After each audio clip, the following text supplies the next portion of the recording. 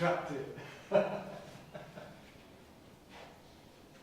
truthfully, when I yeah, this is just not my.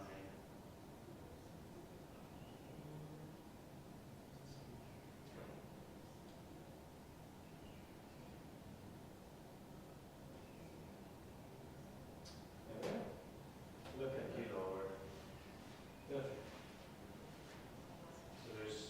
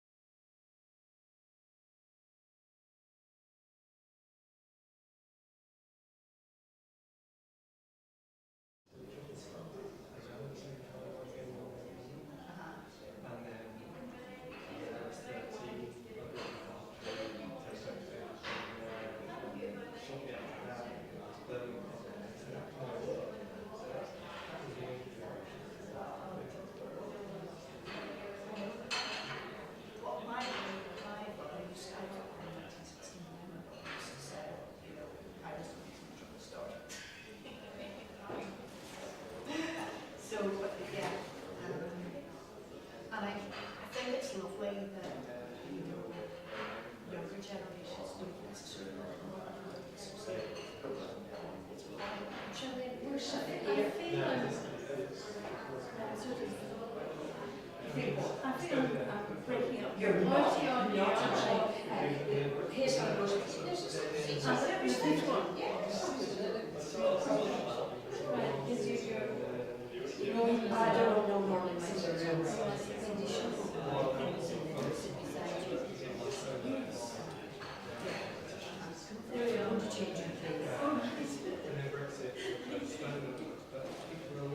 Very glossy actually.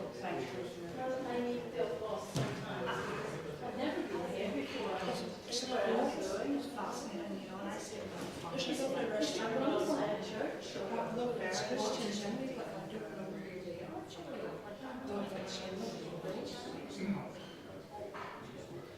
like you say, she comes from an area where my son is then 26, but actually living and working in Scotland. Yes, of course, and so we were over with him at the weekend. He and I both have March birthdays, and Mothering Sunday we always have, wherever we are, we get together on Mothering Sunday. Yes, he takes me out for lunch. So that's the fact.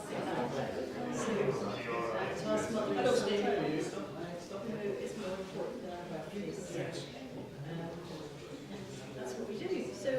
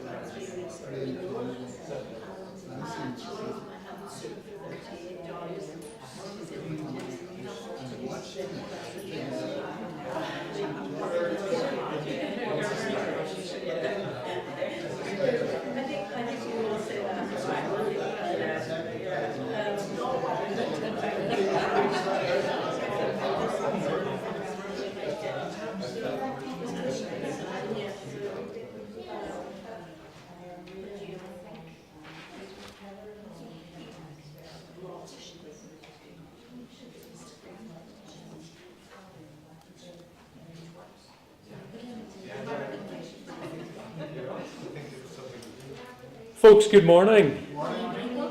Good to see you, and it's just lovely to be here with you all today.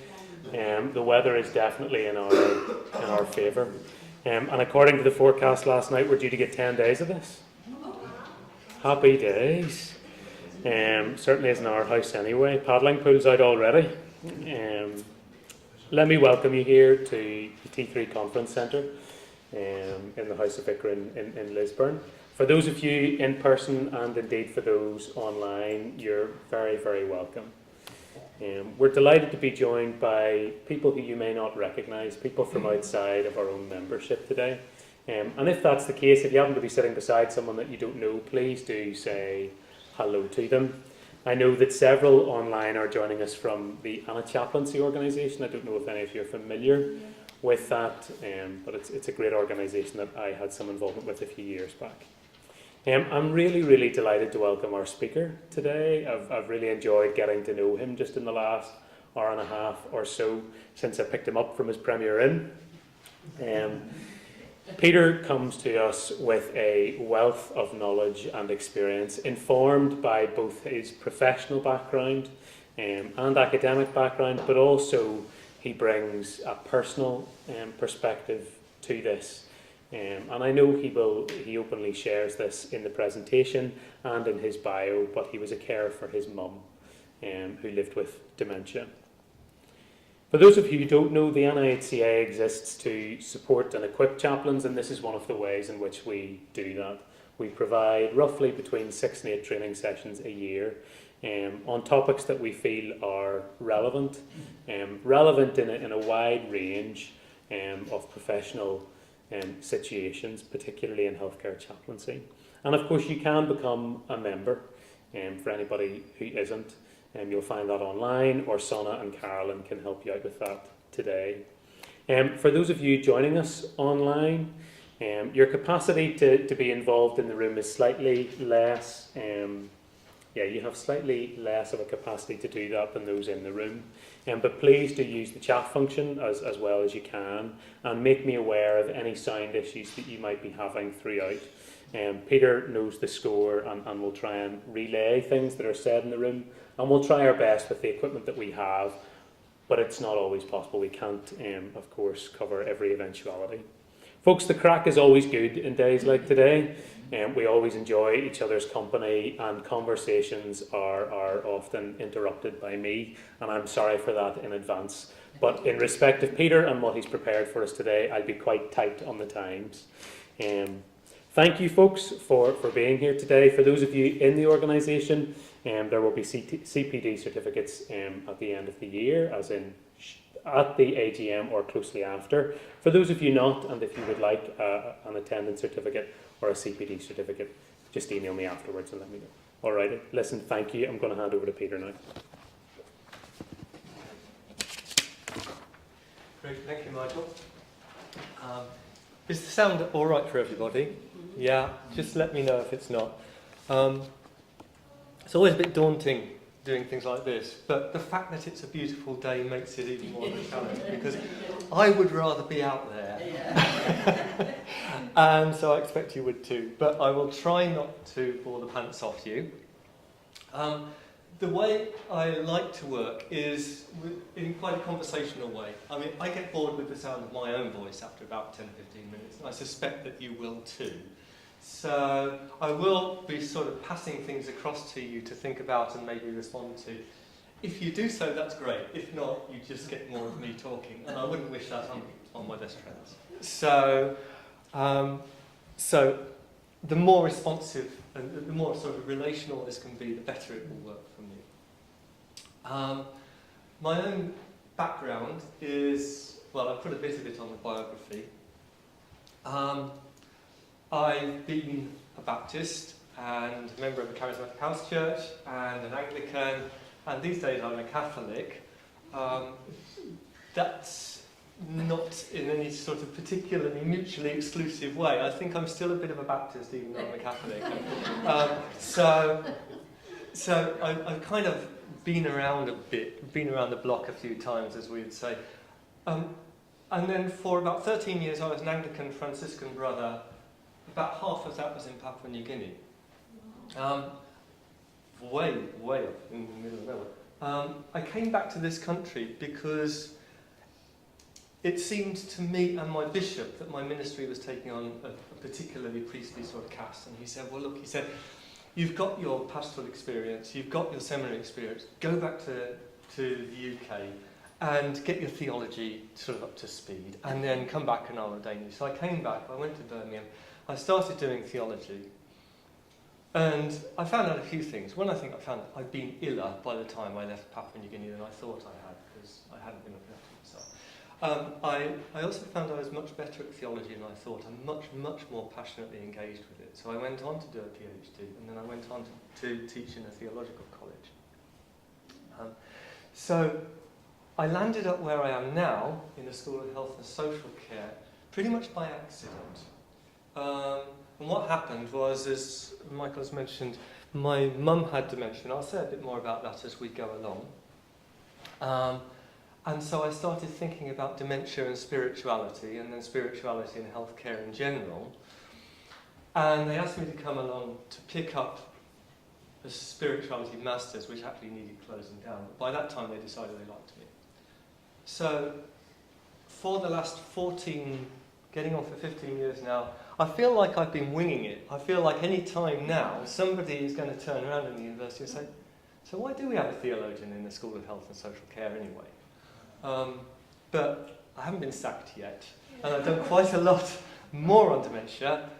And I have a book on the theology of dementia coming out, we now think, early July. So I've got a lot of theology in the background, but I've set this up as pretty well as a secular presentation. So we can do the theology if the feeling in the room is you want to do the theology. But I'm going to keep it for the moment as something that doesn't require a Christian commitment in order to do it.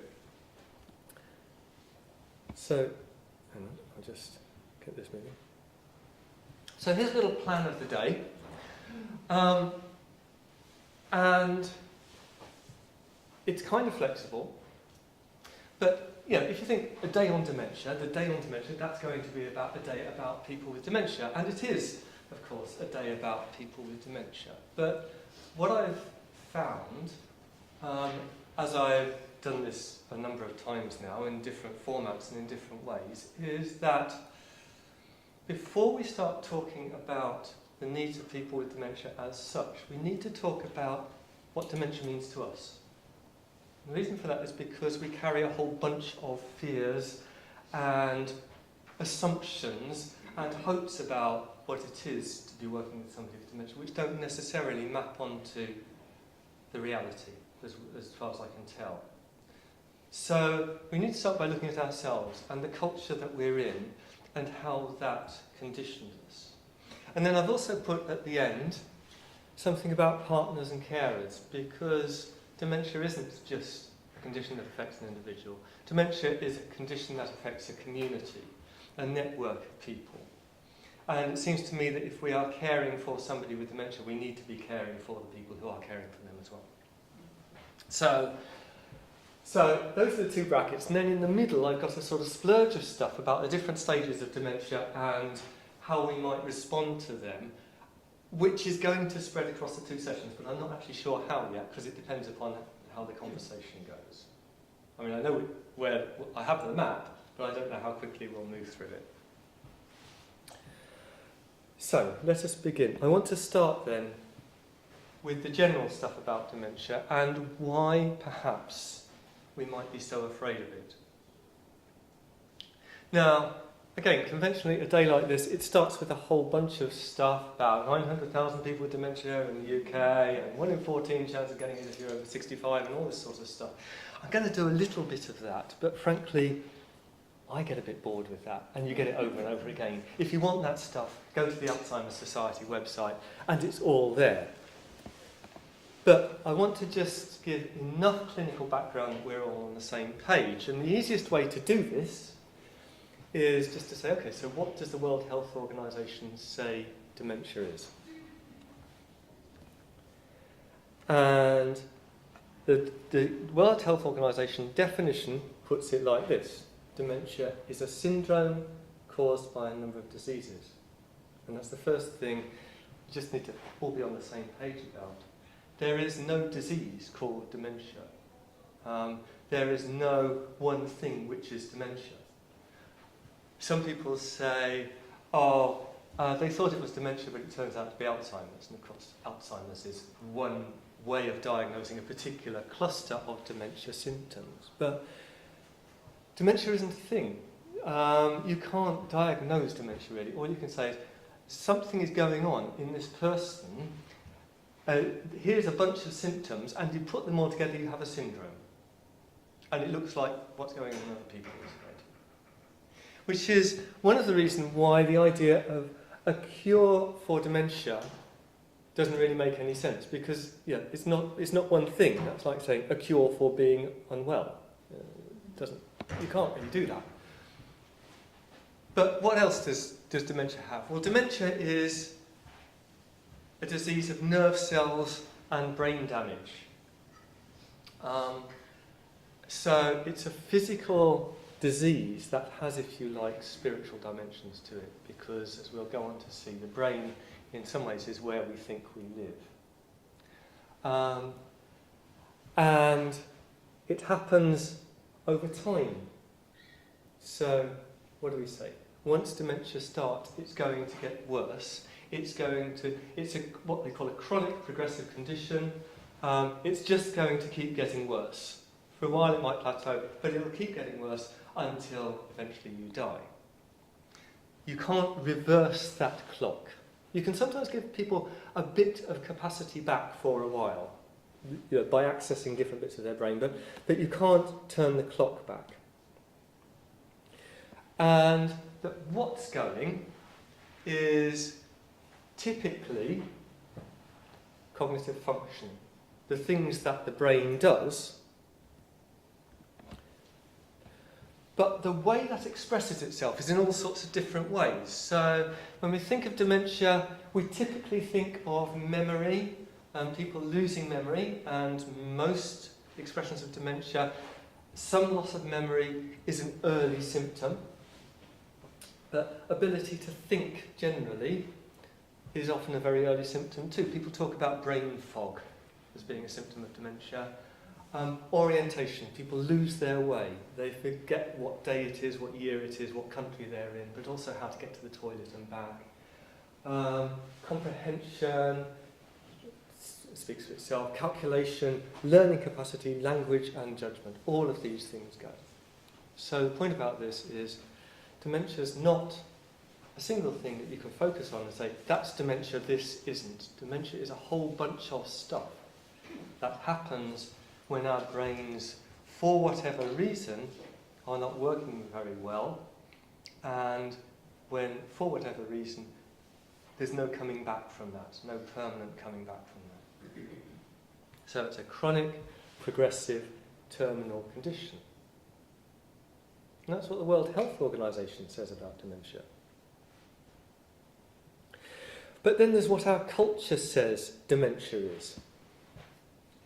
And one of the striking things about that is we were actually talking about this just over a scone, about 15, 20 minutes ago. How you open a newspaper and it's full of dementia, particularly if you go on the Mail health pages. Daily Mail loves dementia. It used to be said sex sells newspapers. Now dementia sells newspapers. That might be saying something about the average age of a newspaper reader. But it's also saying something about what we're concerned about, what worries us as a population. All sorts of stuff about things you can do to avoid dementia. This one simple lifestyle tweak will reduce your dementia risk, all these things. If you tried to do them all, you'd drive yourself completely nutty. But the point I'm making there is dementia is a really, really big issue. Until about 10 years ago, there's a succession of surveys, public attitude surveys, that ask the question, what are you most afraid of in your future? And the answer that used to be given consistently among over 65s, consistently for survey after survey after survey after survey, was cancer. And then about 10 years ago, that changed, and the answer that came out top and has stayed top, and is, the margin is increasing each year, is dementia. Dementia is the thing that those of us who are, I'm going to be 65 in just 3 weeks, those of us who are over 65 fear more than anything else. It's the biggest thing on our horizon. And if that's the case, then I think we need to ask what's driving that fear. What is it that we're so afraid of? I mean, cancer, it's actually pretty easy to see what you're afraid of, because our experience of cancer is that, for a lot of people, it's very painful. the treatments for it are very invasive and they have their own side effects. I have a friend my age at the moment who's going through throat cancer. He's got a tube in and he's on morphine and he's having a horrible time. We can understand easily enough why cancer should be so frightening. But what is it about the idea of literally losing our minds that is even more frightening than the thought of having all that going on in our bodies? What is it that we're doing? Now, I think to do that, we need to access, to a certain extent, our own stories, our own experience of dementia, and what dementia means for us. And what dementia means for me, as Michael mentioned it, was I first started getting interested and concerned about dementia because my mum had dementia. And for her, the symptoms started in the late 90s.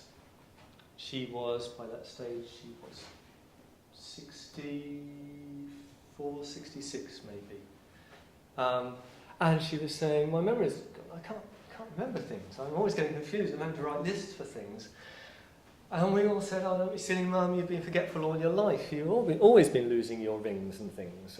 And this is nothing. And then when it seemed to get worse, we say, oh, don't be silly, Mum, it's the menopause, and menopause has that effect on women, you know that.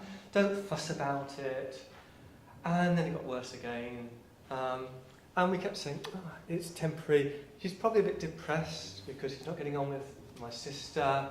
And they're trying to move house and it's not going very well. So we all sort of said, well, it's okay. It's just Mum being Mum. And getting old being getting old. And then she went to stay with my brother one Christmas, and I think it was Christmas 2000. And she broke her ankle. She just stepped wrong on the stair, and she broke her ankle. And she had to be taken to hospital, and she was in hospital overnight while they sort of took her to surgery to put the pins in and things. And when she woke up, she didn't know where she was. She was under anaesthetic. She didn't know who we were. She was under anaesthetic. But it didn't get better.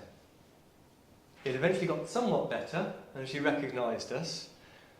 But she'd keep asking where she was and why she was there, and she'd keep wanting to go home and things. And we realised that there was more going on here than just menopause or depression or old age or whatever. And it took that long. Now, from then on, my parents lived about 140 miles away, so my dad was really her sole carer. And back in about 2000, there really wasn't much care for people with dementia and their carers at home. It was still not quite surfacing as a major theme. It took a long time for her to be diagnosed, and once she was diagnosed, there wasn't really any support there. And my dad was heroic. He looked after her until the day she died in 2004. We helped out as best we could. She went through pretty well she did go through the whole sort of progress and trajectory of dementia, and we'll talk about that to some extent. Before she died. And that taught me a lot. But it's also raised a lot of questions for me about where's my mum gone? How do you respond to somebody who no longer responds to you? What's the meaning of her lifelong faith? She was a lifelong Baptist. What's the meaning of that when she no longer knows what those words mean anymore? What resurrection do I hope for my mum? Questions like that. So I started to think about it and write about it. And I haven't really stopped since, and 20 years on. So, why are we so scared of dementia? Well, as I mentioned, we now fear dementia more than cancer or any other disease, and this raises the question of why. Here are some ideas that I want to sort of bounce off you. The first idea is just that, well, we're actually getting more realistic. We didn't used to fear dementia because we didn't really know what it was. We weren't exposed to it so much. As the population has aged, and as people with dementia-like conditions have spent more time living at home, we're seeing dementia up close and personal much more often. It's also being written about more often. So maybe we weren't scared of it before just because we didn't have much experience of it. And now we do. And there's been an interesting study at Stirling University that says women are more scared of dementia than men. If you ask men, they'll say, well, yes, I'm scared of dementia, but I believe there'll be a cure before it comes to me. Women are much more realistic.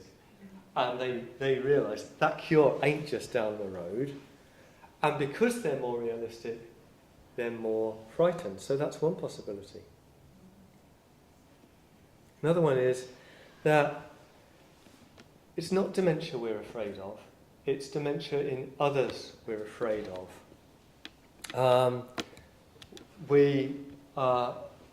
It's the effect of our dementia on others that we're afraid of. It's what it will do to the people around us. And so there have been some surveys that suggest that if you ask Americans, and this happened to be an American study, what it was about dementia that they most feared, it was the inability to care for themselves and therefore burdening others close to them. And then the next thing they were most scared of was losing the memory of who their loved ones were.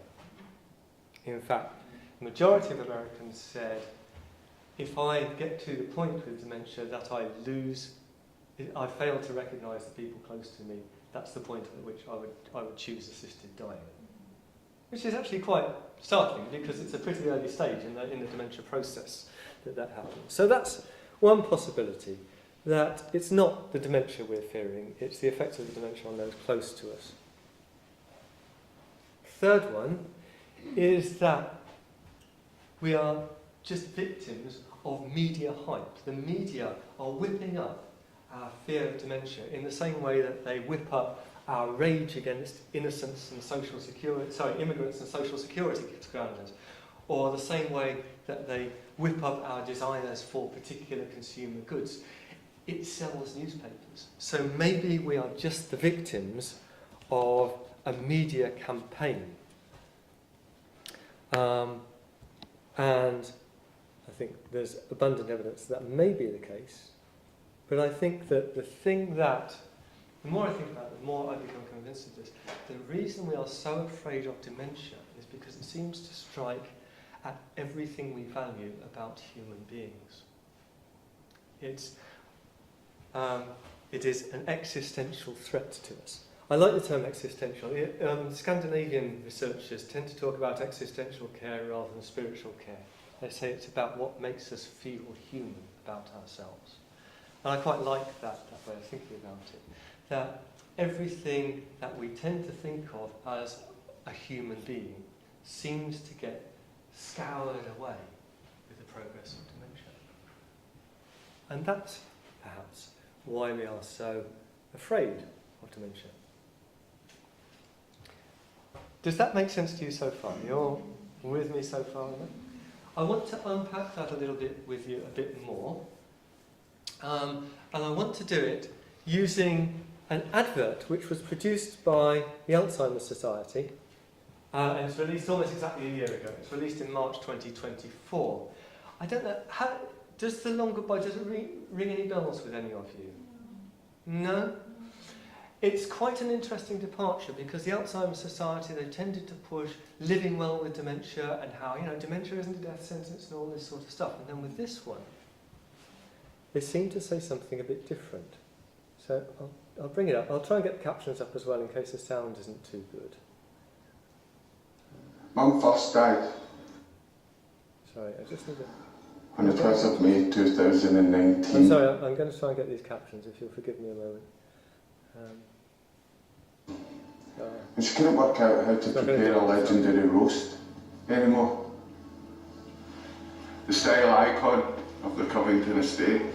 Mum died as a fashionista. The day she couldn't get dressed into a colourful outfit. I'm sorry, I'm trying to get to the... Sorry. Some of the outfit. I'm sorry about this, I'm just going to start again. I was trying to get to the to the settings, and I couldn't get to the settings. To see the back. Oh, come on. Start again.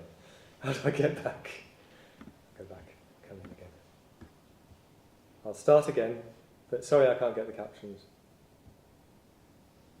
Mum first died on the 12th of May 2019, and she couldn't work out how to prepare a legendary roast anymore. The style icon of the Covington estate. Mum died as a fashionista the day she couldn't get dressed into her colourful outfits. Oh, okay. Some of the outfits we will be glad to see the back of. She died as the Queen of Christmas, when she refused to have dinner with the family. She died again when she asked me, her son, what my name was. She died as Dad's rock after 52 years of marriage, the day she looked straight through him. On the 10th of March 2024, Mum died the final time, surrounded by her family. With dementia, you don't just die once. You die again and again and again. Which is why at Alzheimer's Society, we'll be with you again and again and again. That's quite powerful, isn't it? It's also quite unexpected Mum first died. from the Alzheimer's Society, as I said, because they tended to be very chin up about, don't worry, it's going to be fine. But now they're naming the fears. They're naming the fears that we all have. Yeah. It's often said that with dementia, a lot of carers say this, that they didn't feel any grief when the person finally died because they've been grieving for years. They've done all that. You can see it's getting to me as well. So the Alzheimer's Society decided, and their CEO said, that it's about time we made a shout for attention here because dementia is being overlooked. And they asked carers and former carers of people with dementia, what does it feel like? And they put together this vignette, which was compiled really in consultation with those carers. Now, what was interesting about that, you can get this on YouTube. If you just go on YouTube and type in The Long Goodbye, you'll find it comes up, and underneath it you'll find a whole screed of responses in the comments section by people who've watched it. And they are really interesting because they are utterly polarised. So, on the one hand, you've got people saying, this is exactly right. It just feels so good to have somebody hearing what we've been saying. And others saying, do you not realise people with dementia are going to be watching this? And you're showing them their future. Have you not thought about what it means to release something like this on mass media? And you're getting people saying, no, I have dementia, I have Alzheimer's. I'm not offended by it because it's helping me to come to terms with this. And others saying this is actually dehumanising. This is sort of pointing to something which we don't want to talk about. So the CEO, as I said, sort of defended this and said every time we shy away from talking about it, we give policymakers and decision makers cover to ignore dementia and take action on something else. It's just not good enough. Dementia isn't the priority it should be, and we can't put up with it anymore. So you can see why they released this. But we can also see why naming these losses, these deficits, is a pretty scary thing to do. So why is it? Why do we find this so scary? What do we see? The first thing we see is the first death. Is Mum first died when she couldn't work out how to do something. working out how to do something is one of the things that we think is at the core of being human. Interestingly, we've got to raise the question, why? I mean, we don't think that a 1-year-old that can't do anything is somehow not human. We do think that a 70-year-old person with Alzheimer's who can't do something is dying. Why do we feel that about it? What is it about functionality, somehow, that we associate with being a human being? Well, this is what I think it was Stephen Sabat called a function of the hypercognitive society. We're in a society where what we see when we see somebody is a brain on a stick, effectively. Now, you might say, well, that's not the way I see people, and it's not the whole way we see them, but yeah, head-to-head contact is what we think human beings are. And it goes back a long way. So, classically, we say it goes back to René Descartes. He said, what can I be sure about? What can I be sure about in this universe? I can't believe anything I see. What's the one thing that I can believe? And he said, I can believe that I exist because I can think. I can think this thought, therefore I exist. Which is interesting. Also raises the question about, well, the people who can't think that thought exist. It puts all the responsibility up there somewhere in our cognitive processing. Another profoundly influential person is a guy called John Locke, English thinker, I think, or Scottish thinker.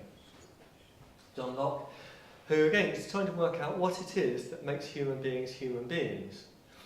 And John Locke's ideas become the basis, really, the philosophical basis for the American Constitution. What makes somebody a free being? And what makes them a citizen? And he says, what makes me me is that I can tell a narrative of how I came to be this person, how I came to be in this place, doing what I'm doing now. In other words, if I can remember what's happened to me along the way, I am a human being. And again, the question is, well, what about people who can't remember how they got here? What can we say about people in that position? Well, a little bit later, Søren Kierkegaard.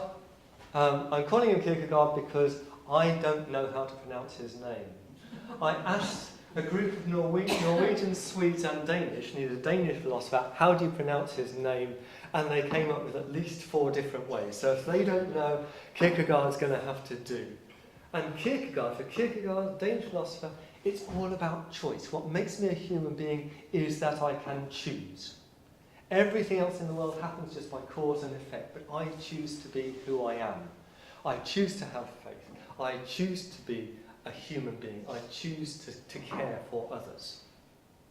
And so choice is what it's all about. And of course, that rhetoric of sort of everybody should have as much choice as possible has kind of dug into our society. But what about people for whom choice has become limited? Well, sorry, that's another choice one really. Hayek, the philosopher, Hungarian philosopher who was behind Margaret Thatcher's political programme and Ronald Reagan's political programme. You take away the dead hand of the state because freedom is the freedom to do whatever you want. Of course, that means do whatever you want if you're rich and powerful, as we found out. But what about when you can't do that because you need help from other people? And finally, this guy, John Bugas. Now, John Bugas is interesting because you don't think of him as a philosopher. He wasn't. He was vice president of Ford Motors. But he's the person who popularised the term consumerism. And he says, Mr. Consumer, the real boss and beneficiary of the American system, is what he was sort of big on.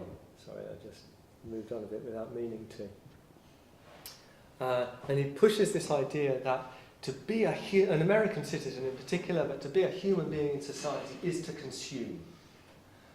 It's to buy things, to eat things, to make those sorts of choices. That is what makes a human being. So if all of those are what it is to be a human being, then where does that leave Mum from the Covington estate?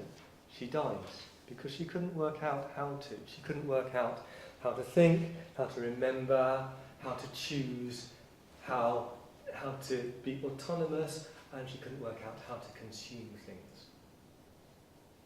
And where does that leave her? Well, this guy is Ronald Dworkin. Ronald Dworkin is a prominent legal ethicist. He's dead now. He was a prominent legal ethicist. He was, for many years, the ethics consultant to the US government. And in his book, Life's Dominion, he said, well, it leaves a person with dementia nowhere as a person. It means that even if they appear to be making choices, we shouldn't listen to their choices because they're no longer the complete person they were. So, if you want to find out the preferences of a person with dementia, go back to what their preferences were before they started developing the symptoms. Because you can't trust what appear to be their preferences now. They are no longer a complete person. And there was a rather stark example of this in 2002 in the Netherlands, and some of you will remember this, possibly from the court case that came out of it, which reported back in 2019. But as you know, the Netherlands has assisted dying, and there was a woman who had been a dementia nurse for a lot of her life, who about 20 years before the case in point had written an advanced care plan in which she said, if I ever get dementia and I get to this stage, I want the physician to give me a lethal injection. And when she actually got there, she did get dementia, and when she actually got there, the relatives said, okay, she said, at this stage, she wanted to be given help to die. And so we think we should initiate this process. But by that stage, she was living in a care home. She no longer had speech, but she was bright, she was happy, she recognised the nurses who came to see her, and she would respond to them with a smile. She was calm. And the question was, well, should we? Well, in the end, they decided they should. The relatives had to hold her down to stop her struggling as the injection was given. But they said, that's because she doesn't understand what it is. She just thinks people are coming to assault her. So they gave her the injection. She did die. And then the doctor himself referred his own practice to the court because he said, I think I'm within the law, but I think perhaps we need to look at this and see whether this is the way we want to go. And the court reported back in 2017 or 19, I can't remember which, and they said, no, you're right. Her expressed wishes at the time she was able to express them override any interpretation you might have of her preferences now. Because that's what she wrote when she was in a position to make the decision, and we don't think that she was in a position to make the decision. But you can see, if you say that a human being is all of those things, what happens when they go away? What's left for us to work with? So, that's enough of me for now. Back to you. What do you think are the essential characteristics of a human being? As I said, this is not a theological one, but I know some of you are going to head in a theological direction on that, and I welcome those responses as well. But what do you think? What makes a person rather than an animated bag of meat? And what, therefore, do you think is worth hanging on to until the person's dead? Don't come in, Martin. Norman? Sorry, Norman. Glad you managed to stay awake. So, Thank you. yeah, congratulations. Yes, and I didn't need gymnastics for that. Just fantastic. I suppose I've been in the ministry for a long time, so some of the things that I've ended up doing are nursing home events and services. I've attended a lot of people who've been in long-term illness. I can well remember back to my days as an assistant minister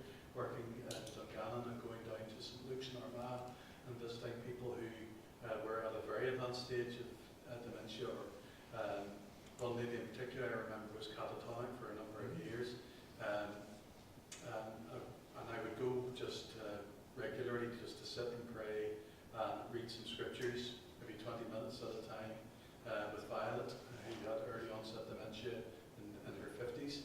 And only one time did she ever emerge from her catatonic state and spoke to me, and she did it once, and in that whole time, about the middle of the 4 years I was there, and said, touched me in the arms, said, "You're a good boy," and then disappeared again into her own self. But it just reminded me that Violet was still there, even though to the contrary, you'd have said all those things that you'd mentioned, like thought, memory, choice, independence, consumption, that all those things might have been, visually absent, but really Violet was still there. And that for me taught me every person is still there. And then lately, things like involved with using arts with people, getting people to colour when they're in it, that brings a calmness, even when they're in advanced dementia. The neurologists in our stroke wards telling us that they use singing as a way to reconnect parts of the brain that couldn't use speech patterns because they've lost it through a stroke. It just tells me that there's more to our humanity than just those basic dimensions. More to our spirituality, of course, as Christian, the soul, which means the soul is still alive and vibrant, no matter where the mind, the broken mind, might be. So all of that, all of the above, leads me to question how you could be so reductionist, or at least philosophers can be so reductionist in relation to just trying to define us as a brain in a stick or whatever. Great, thank you. So just to feedback on a couple of things you said, and tell me if I've got this wrong. But one of the things that I'm hearing from you is actually social response. Response to other people is a sign of humanity, which we can see. Even if we have to wait a long time for it, even if it's only a glimpse every now and again, we know that the person is still human because they can, or they might, eventually, respond to their environment, to us as human beings. Even if they don't know who we are, even if they don't know what's going on. And you drew that out from that story from Holland about this lady who was perfectly adjusted to her situation and happy and then resistant to the steps that were taken to end her life. Yeah, so we can, if we can interact with somebody in any way, that in itself is a sign that we're getting. Thank you, that's really useful. Yeah, thank you for that. Any other thoughts on this? Can I ask, just in that case you were referring to in one of the nurse, Yes. is it not a question in that case as to what stage of the dementia journey she was on? She was obviously still had some cognitive capacity, even if she understood, even if in her brain she was resistant to having it being injected. She had some, obviously, even if she thought she was being like assaulted or something, but I mean she was still processing thought, and I wonder, is it a question of not sort of right or wrong, but degree? So further down, maybe further down that dementia journey, she wouldn't have any concept of what was happening, or being resistant, or even have any capacity at all. That's what I would query about. I suppose one question there would be, is there something purely reflexive? If somebody touches you, you move away from it or something. I mean, it might be as reflexive as that at one extreme, but I agree that I think the idea that you said she was bright, she was still sort of engaged at a certain level. Sure, if that's it, you wouldn't contemplate it. But if because dementia, as we all know, can last for years. So when I think of some people, I know that they're on that journey.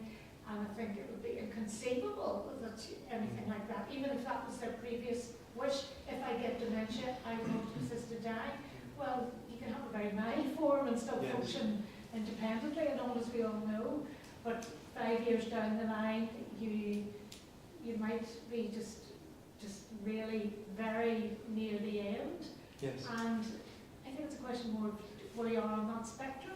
Are we? And what you're drawing out there is that we can't do this by tick boxes. That No. actually, those of us who are not, for the moment, living with dementia, at a certain stage are going to have to impose our interpretation on that situation, which is one of the reasons I think we need to really be aware of our own fears and prejudices, because there will come a point at which that decision is going to have to be made by one of us, probably several of us in this room, about at what point do you withdraw treatment. And it'll be at a point at which the person can't tell us what their preferences are. So, A few years ago, the philosopher in Oxford, lady philosopher. you're talking about Mary Woodlock, and I'm going to come on to her. Yes. Oh, yeah. Yes, I am. She horrified us all. Yes, well, I'm going to come on to Saying that. people are Yeah, not right with yeah. it. I'm going to come on to that. Okay, maybe we should do it. So, With regard to choice, yeah. a cancer patient can choose not to take treatment. I remember sitting in a seminar for everybody within the hospital, and the doctor gave a scenario of a young man, he's 35, and the cancer doesn't look all that good. So I said, well, we can do all of the treatments, and the outcome may still not be good, or you can go home and we'll make it as comfortable. So if the person chooses not to have an invasive treatment, I don't think we'd criticise them for saying, well, you're going to let yourself die. That's No. kind of a choice. No. And say, I think as a cleric and a chaplain, I think we can all think of situations where a person with cancer, if it was me, I would like to be able to take something to get me out of here, because I know what the end's going to be. And with a person with dementia, if it comes down to choice, we wouldn't say to the person with cancer, you're defective for not taking treatment. You've made a choice knowing that making the choice not for treatment is going to end in your death, rather than taking a treatment which could prolong life, but the quality of life, it's fairly different, difficult. It is, isn't it? And, well, Christian ethics has always been very clear, and I think it's been consistent on this through history, that refusing treatment that would prolong your life is legitimate for Christians, whereas taking positive action that would bring about your death, with the intention of bringing about your death, is not. Now, there's that bit in the middle, which is the law of double effect, which is, in the case of cancer patients, there comes a point at which giving them enough morphine to kill the pain is likely to kill the person. But nobody's too fussed about that, because that's the law of double effect. That's different from somebody choosing to have an intervention which is intended solely to kill them. But even there, the question here, of course, is that she doesn't have the capacity, we assume, to make an articulate choice now. And yet, what makes a good choice? Yeah, what makes a proper choice as opposed to an improper choice is a very, very tricky one. And this is, incidentally, one of the problems I have with the assisted dying bill that's going through in the UK at the moment, about what would be a proper choice. But thank you. So yeah, there's that whole sort of area in the middle about how somebody chooses. Any other comments from this? There was a beautiful case in the Causeway recently where a man had dementia, and the first day I was going into him, the nurse said to me, just be careful, don't stand too near, because at times he can be violent. Then the nurses discovered that he was a fan of Jim Reeves. So they used to bring in their own phone, put it on, play it, and he was just so happy, so contented, so peaceful. It was just beautiful, and it was just something. So just being able to enjoy life and finding the things that somebody can enjoy is a humanising process. Michael, is there anything coming through on the feed that I need to pay attention to? No? Good. Then thank you for that. That's a useful and enlightening one, because it's brought out some of the themes that I'm going to pick up on, I think, as we go through the day. So watch this space. The second death in the advert is this one. She died as the Queen of Christmas. And this is what, in the field of dementia studies, we call social death. Social death is when somebody becomes detached from the social networks and connections that actually make us human. And the way I like to think about this is, I think of myself as an individual human being with an individual psyche, an individual way of doing things, and an individual independent pathway through the world that's not dependent on anybody else. But that's only part of the story. In fact, it's a very temporary part of the story. Because I'm only that human being because when I was born, and before I was born for that matter, there was a whole community of other human beings who came around me and taught me how to see, how to talk, how to respond to people, how to interpret my world. And if that hadn't happened, I'd never have become an independent person at all. And we know this because there are so-called feral children, children who've been starved of social interaction for the first 3 years of their lives, never develop the capacity for speech, and they never develop the capacity to interact with other human beings as a human being. Almost never. So that independent person I've been given, it's not my property. It's not something that grew up within me. It's something that has been lent to me by the community. And when I think about it like that, I can think, okay, and towards the end of my life, when I become less and less able to be that independent person without assistance, when I forget the story that I tell myself about myself, and when I forget where I live and how to live, that community is going to gather around me again, and they're going to take back responsibility for some of that. So this Peter Karen that you see in front of you, this is on loan from the community. This is on loan from the wider culture that I'm in. And maybe, as I get older, that community will take it back from me, or take that responsibility from me. So, in that sense, there's no shame in entrusting maintenance of our personhood to those who love us. And there's no shame in saying, well, she forgot she was the Queen of Christmas. But you have all those times she was Queen of Christmas. They're still in you. The man who's speaking, I think his name is Karen. And so does it matter that she doesn't remember how to do that if you remember how she used to remember how to do it? You're holding that for her. You're holding that aspect of her personhood. So is it true that she died as Queen of Christmas? Well, perhaps only if the people around her consider that she's died as Queen of Christmas. She could still be Queen Emeritus, Honorary Queen, however you put it. Dowager Queen of Christmas or something. So, if the social context is right, then maybe social death doesn't need to happen. But of course, the social context isn't always right, and this is one of the reasons why we need to be careful about it. If I said Tom Kitwood to you, how familiar is that name? Give me a not very. Tom Kitwood, interesting guy. He's a former Anglican priest who became, I think, a clinical social worker and specialised in dementia. And he wrote in 1999, I think, a book called Dementia Reconsidered, The Person Comes First. It became a model, actually, for a whole sort of discipline of disability studies, because he said, okay, so dementia, at one level, dementia is a loss of individual capacity. But at another level, dementia can be amplified, worsened quite a lot by the activities of the social network around us, often the very well-meaning activities of the social network around us.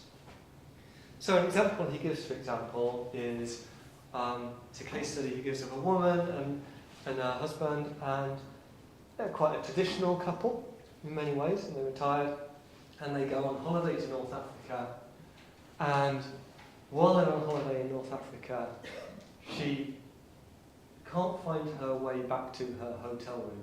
She gets lost for a little while. It's very alarming for him. And he says to her, okay, I don't know what's going on, but from now on, you are not allowed to go out on your own. And so he protects her like that. Protects her, but also confines her.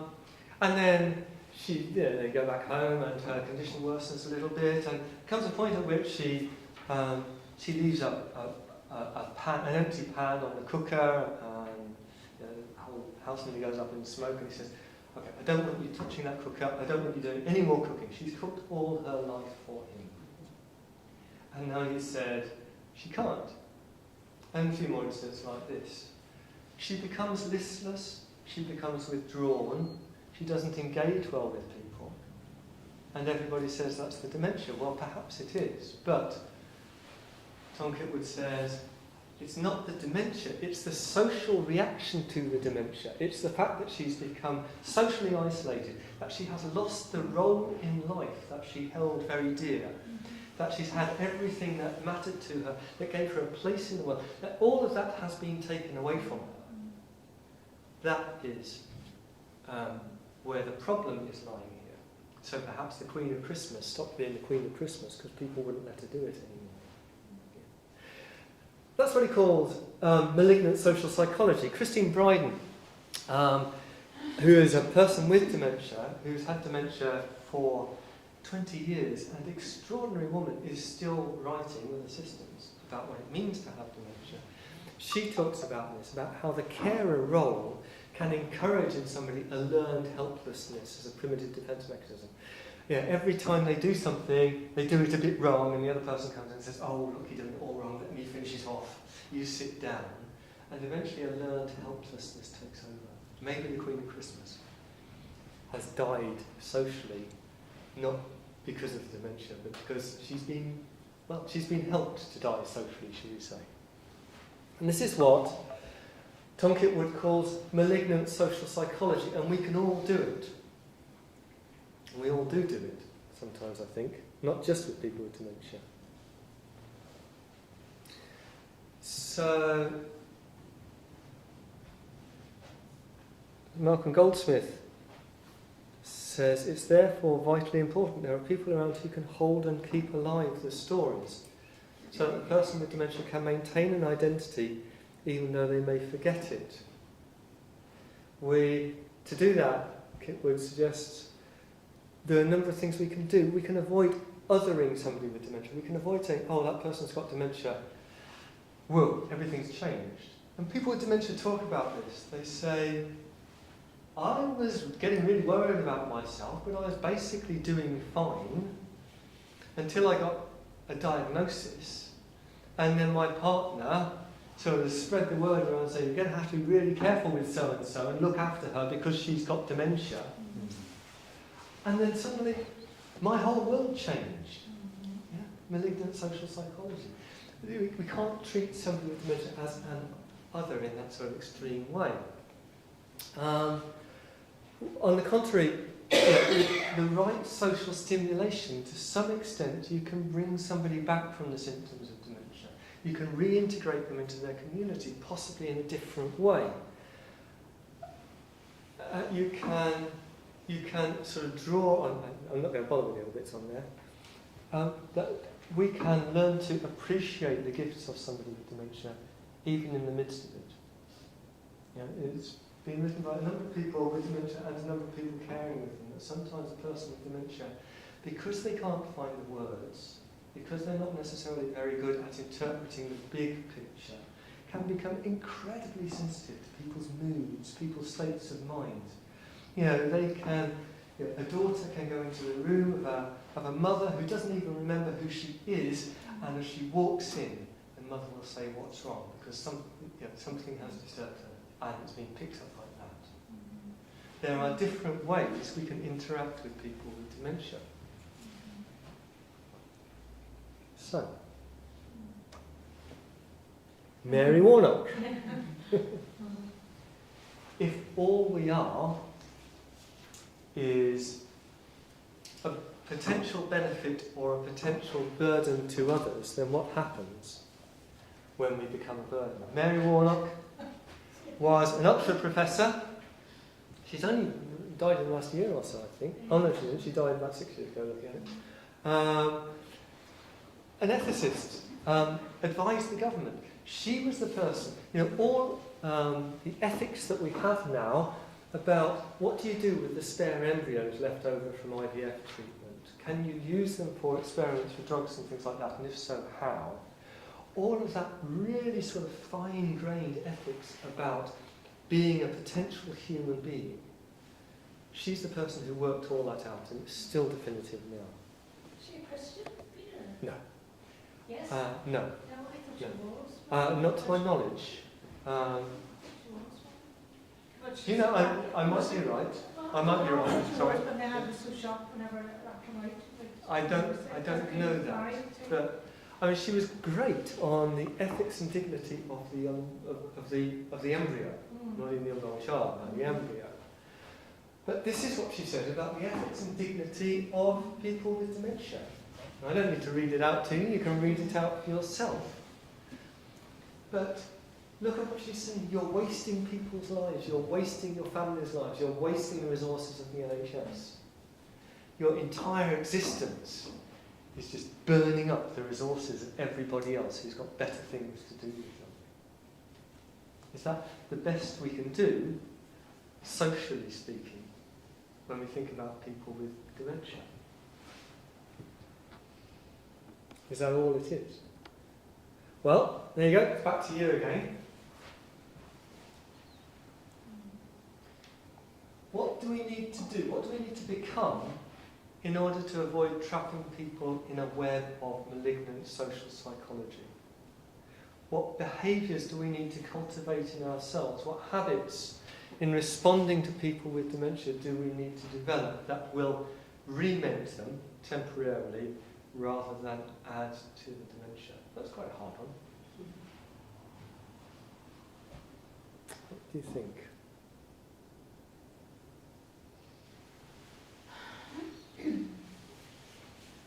It's a bit trickier, isn't it? If I can, I think for me, and I must admit, I have a very strong response to Mary Warnock's comments, because I think perhaps informed and well-intentioned as they were, and no doubt there are lots of people who think like her, I think the moment we start thinking about someone in that context, as in, very often people would say things like, oh, well, my mum died 3 years ago, what remains is just a shell of my mum. Yeah, a walking bag of meat is a phrase that I've heard. I must admit I really struggle with that, because I think then if you no longer see that individual as a person, then that will inform the care that you give or offer to them. It will mean that incidents in nursing and residential homes or in hospitals where individuals are treated badly will increase, because you're not caring for an individual, a person. You're not caring for my granny. You're caring for a shell, and I really struggle with that. I think in hospitals they're doing an awful lot to maintain that sense of personhood. One of the ways, and it doesn't happen all the time, but if a person is either experiencing delirium or has a diagnosis of dementia, very often beside their name would be like a purple butterfly or some form of symbol. But also there's much more emphasis now on memory boxes, on things up behind them on the wall. These are the things that are important to Michael. He has 4 children. He's married to Sophie. He worked as that type of thing. Saying that, I know that it's different professionally than personally. I think it's harder to apply that personally, because you're also grieving. You're seeing a loss in the person that you've known and loved, and it's hurting. And there's probably anger and all of that as well. So I think it's different.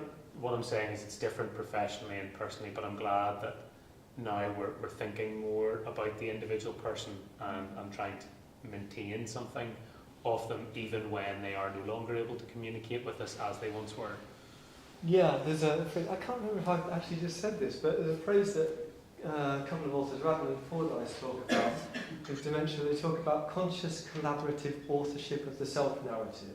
That we have our own story of who we are, but as bits of that drop out for us, the people close to us can be helping us to re-narrate ourselves, you know, to tell that story again of who we are. And the memory boxes thing, the purple butterfly thing, is a great example of that, of taking somebody not just as they are now, but as all the things that we have known them to be in the past, and seeing those as well.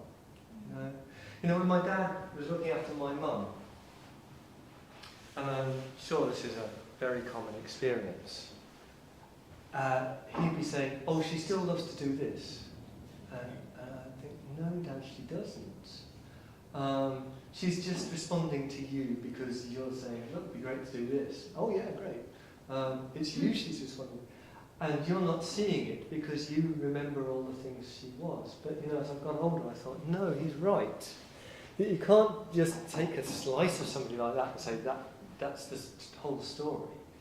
You know, she might be responding just to his enthusiasm, but she might actually be just remembering a feeling from the past that's associated with that word, or, you know, a scent that's just has just attached itself to a memory somehow that you can't quite articulate. You know, there's all sorts of stuff. We don't lose all at once. We might lose it. It might become inaccessible. It might be inexpressible. But you know, all of that sort of trajectory is still there. And when we forget that, then she's no longer the Queen of Christmas. She has died for us. So yeah, good point. Thank you for that. Any other thoughts around? Yeah, I was just struck by the material way in which sometimes people are just looked at. You talked about a bag of meat, or you made that reference, against the spiritual, and thinking about how society might say it has lent you your identity for a while, and yet in the middle of that life someone might be full of nobility and want to defend their rights and look after the vulnerable and care for the innocent and ensure that those who can't take care of themselves are looked after. But somehow all of that was in that person, when they get to a stage of vulnerability where they can no longer express the person that they actually were at that earlier stage in their journey, all of a sudden they are not worthy of that same consideration. And it struck me as the same question arises not just for the older person, but then also for the infant, for the bag of cells that we sometimes speculate with, that can become a human being, and that the same attitude is a material one to the physical body, and we see that coming out in, say, how parents who might have a difficult pregnancy, or who might be told that this pregnancy may not be viable, are encouraged to terminate. You know, that they get rid of that bag of cells and make ready for a more viable bag of cells. That material response to a situation is on the rise, I think, as opposed to, well, actually, you know, if you want to give this child time to see what can come of that child, that's the spiritual, that's against the material. And I do see this whole descent of man into this idea of this bag of cells, this bag of meat, at one end or other end of our humanity, as part of this departure from the spiritual understanding of who we are in God. I think that my sympathy is with you on that in general. So we've got sort of various theologies of the image of God, and they don't all map on, but this idea that being in the image of God means that human beings have an innate worth, which is not to do with any particular passages. So it provides us with something. But the other thing I'm getting out of what you're saying is that there's always been a sort of social contract, which is, while you can, you look after other people, and when you can't, they look after you. And that might be, you know, you look after your children, and then they look after you at the other end of life, or somebody else's children look after you. It's also used to be true in the workplace. You know, in the workplace that I entered in the early 80s was a workplace where there was still a sort of social contract which said, okay, we've employed a person here, And we expect them to give of their best, but there might be a couple of years, there might be 3 years, 4 years, there might be more years where they're actually a bit of a liability. But we'll keep them on because they look after us and we look after them. And there's that sort of social contract in human relations which we've lost in a sort of neoliberal functionalist society, which says you're not being valued as a person, you're being valued for a certain functionality which you are giving, a certain added value you're giving. When you stop giving that, you're no longer of concern to us. I work in the university sector and I've watched it happen there in the last 2 or 3 years. That suddenly we're in a position where we're all interchangeable. We're all like Deliveroo drivers, basically. We're all interchangeable.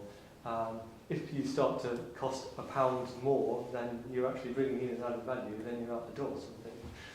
That's the sort of society in which somebody with dementia has no place, I think. I just think it's a gig economy Yeah. in all sectors.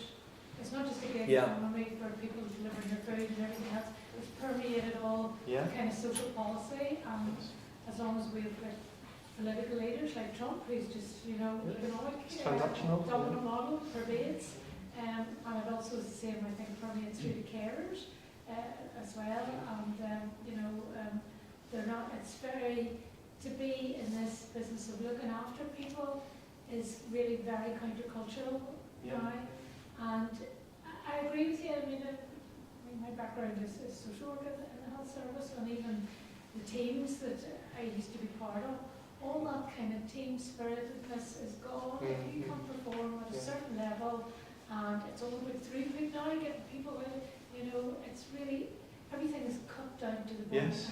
That's my experience. And what Norman's brought out, which I'd never really thought about until you did bring it out, was in effect now, if we live in a world of 0 hours contracts, then our very humanity is given to us as a 0 hours contract. If tomorrow I wake up and I'm no longer functional, then it's a 0 hours contract.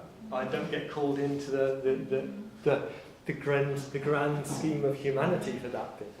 I know there's good reason for this, but I'm just wondering, does our system of healthcare also act as a catalyst? If someone is in early stages of dementia particularly, but they're at home and they have a routine, they still know where the toilet is. Yes. They still know where to go to the kitchen. And they have a fall. They go to hospital. They're woke on at a different time of the day than they usually were. They're eating at a different time. The bathroom is somewhere totally different. They're being given things that they previously weren't being given, and withheld things that they previously had. And we do see many people in hospital. They never go back. Yeah. Well, my mother was a sort of example of that in a way. Yeah. And I'm a big fan of the schemes to keep people with dementia in their homes for as long as possible for that very reason, that people can be much more functional if they're in a space that they've been in for the last decade. They're not making new memories, but they've got all the old memories that keep them going, I can get up in the morning, I can make a cup of tea for me and my wife and take it upstairs without actually waking up to it. That's a muscle memory, which I'd still have that if I moved into a different context, but it wouldn't be any use to me, and if I had dementia, I wouldn't be able to relearn it. So there's a huge sort of social value to keeping people in their own home. So. Yeah, just to be a bit vocal about that too. I totally agree with you there, Derek, but I was part of involved in co-producing a document for carers, or they were wanting carers to be involved in the care of patients with dementia in hospital. So carers, or whoever's closest to the patient, they're not limited to specific nursing times or visiting times rather, that they're actually considered more part of the multidisciplinary team. That's a really powerful. That's actually happened. Yeah, here in the hospital. That's a benign social conditioning, isn't it? Very recent, so we have it the last year. That's a really benign way to use the social element. Now, we're going to overrun slightly, but I don't think it's going to be very much. But I just want to get on to the last thing that the advert says. About with dementia, you don't just die once, you die again and again and again. And that whole idea once you start introducing the idea that people die before they're dead, then you introduce a whole bunch of other stuff as well. So here are some headlines that I've pulled out from various books. They're all a little bit dated now because I haven't done this, redone this exercise recently. But look at the language. Yeah, the language of living death, the language of a plague, the language of a thief who comes in and robs us of things, of an invader, of something for which the only response is to be shot like a racehorse. And look at that language and how those metaphors might actually be conditioning the way we understand dementia and the way we understand what it's like to be a person living with dementia. I mean, the one that really stands out for me is the zombie metaphor. Sorry, just check my so there's a writer called Bohuniak who talks about the way the metaphor of the zombie, of somebody whose personhood has departed, leaving just behind an animated body of decaying flesh that refuses to die, how that's being used in the popular media discourse around dementia, along with a similar bunch of stuff. And she did a sort of media survey of how all these images start out. This one's rather remarkable, actually. This is not the brain of a human being, it's the brain of a fish which has been invaded with parasites. It's just a remarkably good one. The invasion of the body snatchers. I don't know if you do you remember the invasion of the body snatchers, the 1970s film, I think, 1972 film or something that was very popular, which in itself, I think, was a remake of a 1950s film, which was almost a metaphor for the Red Menace that was invading America. It was this idea, something comes and snatches you, it takes you away, and you're walking around and it all looks normal, but you're actually being invaded by something else. And this imagery is pervasive of dementia as a thief, as an invader, as a parasite, as a shapeshifter that turns the person you thought you knew into something else. And what does that do for us?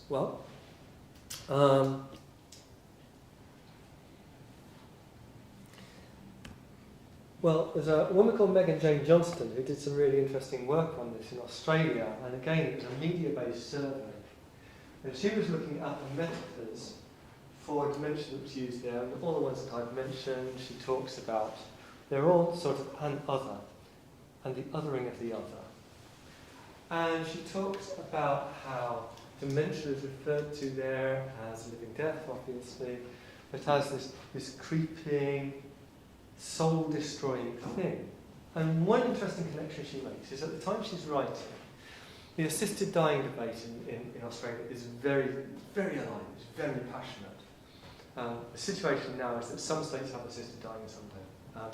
But it's very passionate, it's being very passionately argued, and she said, if you look at the assisted dying stuff, what the proponents of assisted dying keep coming back to is, well, if you had dementia, you'd want to have the option of assisted dying. This is kind of their go-to, this is their trope. This is the fate worse than death, that would make you want to die. And she points out how, in that particular context, the Australian media and the Australian debate on assisted dying are sort of feeding each other. They both have an interest, as it were, in making dementia into this dreadful, dreadful thing, which she says it doesn't need to be, but the internal economy of this discourse has turned it into that. And if that's all true about a person, then we're with Peter Singer. Peter Singer says, he's an ethicist, he's an Australian ethicist, and he, for years, has said that it's all about utilitarianism. If one person's death will cause a net reduction on the suffering of the world, then that person should be killed. Yeah, even if it's involuntary euthanasia. That's how the ethics that he uses works. And he says, actually, when you look at dementia, a person with dementia might have no more humanity. If you understand humanity in terms of consciousness, a person with dementia, in the late stages, will have no more humanity than my Labrador. And I wouldn't think twice about having my Labrador put down, even if it was just becoming severe inconvenience. Why should I think twice about putting down somebody with dementia? So he internalises this language of decay and zombification, and he says this is basically a reason why somebody with dementia should, not just may, but should be put down for the good of the community. Interestingly, when his mother had dementia, he had no longer recognised him or his sister, then he didn't have a put down. He spent a fortune on making sure he had the best possible care. And when challenged on it, he said, yep. He said, ethics is one thing and human responses are another thing. And in this case, I've got no excuse, but it's what I'm going to do anyway. You probably also had the money to pay for it. And he had the money to pay for it, because he got very rich writing books about how other people had dementia. So yes. So it's interesting that he said that, because that's where the logic goes. If these people are just zombies, if they've been hollowed out inside, where do you go? And yes, it's also interesting that he didn't follow through on his own logic when it came to it. So where do we find this? We find it in an evolution of language, and the evolution of language, as far as I'm concerned, has been entirely right. When my mum had dementia, when she was first diagnosed with dementia, it was normal, and in some of my early writing actually, it's normal to refer to the demented, which is rather like the zombies, isn't it? It's that sort of, it's complete othering. The person has completely disappeared behind a set of symptoms. Yeah? And then we started talking, somebody said, no, this is stupid, we can't just erase the person like this. And so we started talking about demented people, which was a bit better, because at least you are aware that there's a human being somewhere in that, and yet still it's big picture demented, little picture people behind it. So again, the conversation moved on, and people said, you can't define somebody entirely by the fact that they have the symptoms of dementia. Well, surely what we want to define them by is the fact that they're a person. So they turned it around. They said, people with dementia. And then the conversation moved on a little bit further. This is all in the last 20 years, really. And there's a sense around that didn't deal with the fact that although a person has dementia, that's not the only thing about them. They've got other things as well. You know, you might be a person with dementia. You might also be a person with children. You might be a person with an interest in trains. You know, there's all sorts of things. So people living with dementia. And then somebody said, and we want to counter the idea that you just suffer. You're just passive in this process. We want to say there are things that people can do to improve the life that they have with dementia, or the life that somebody else has with dementia. And so we want to talk about people living well with dementia. And that's how the language has moved in an attempt to reflect and to challenge the deep values and assumptions that we have. And some people would say that's just woke. That's just this obsession with language that we have. It's just an example of woke ideology sort of stopping us from saying what we really mean. And I can see the force of the charge in some cases, but I think in this case we've moved in the right direction. I'm not so sure about people living well with dementia. I think that can be used to gloss over the fact that a lot of people aren't living well with dementia at all. They're living really, really badly with dementia, and it's horrible for them, and there's nothing we can do about it. So I'm still getting used to that idea, but if the alternative is language of zombies and robbers and invasions, then I think we're probably heading in the right direction. So just briefly to recap. These are the things I've tried to be talking about so far in this session. And the first thing is that, like it or not, we have inherited a deep-seated cultural fear of dementia. It goes right back into the philosophical roots of our culture, with the basic assumptions that we have about how people exist and live together. And that It influences the way we perceive and engage and speak about people living with dementia, which is why we have to be reflective, and it's why I had this session as a first session today. And it also shapes public attitudes at a really deep level, deeper than we know. Which means that in order to see people living with dementia clearly, we have to be very reflective about what our own prejudices and fears are. And it's, you can never just bracket them off and pretend they're not there, but we need to be aware of how they influence the way we talk about and with people with dementia. So that's brought us neatly to the next break. I wonder if there's more scones. Is there anything people would like to say at this stage before we break up? Any comments?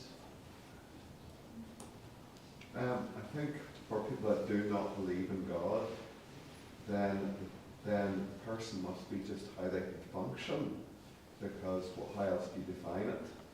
Whereas for Christians, from the point of conception to the point of physical death, it's a person, a human being, whether they can function or not. They might have no functionality, but they're still a human being from that point of view. But if you don't believe in God, like Peter Singer, then how can you define human beings in any other way than how they function? Although if you go down that road, then it's like the philosopher Nietzsche, who influenced Adolf Hitler. Your value is only in what you can do, really. So if you're less capable than somebody else, you're less valuable than somebody else.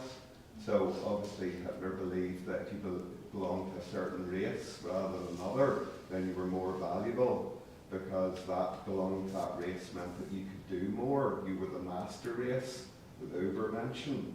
So I think that really is the difference.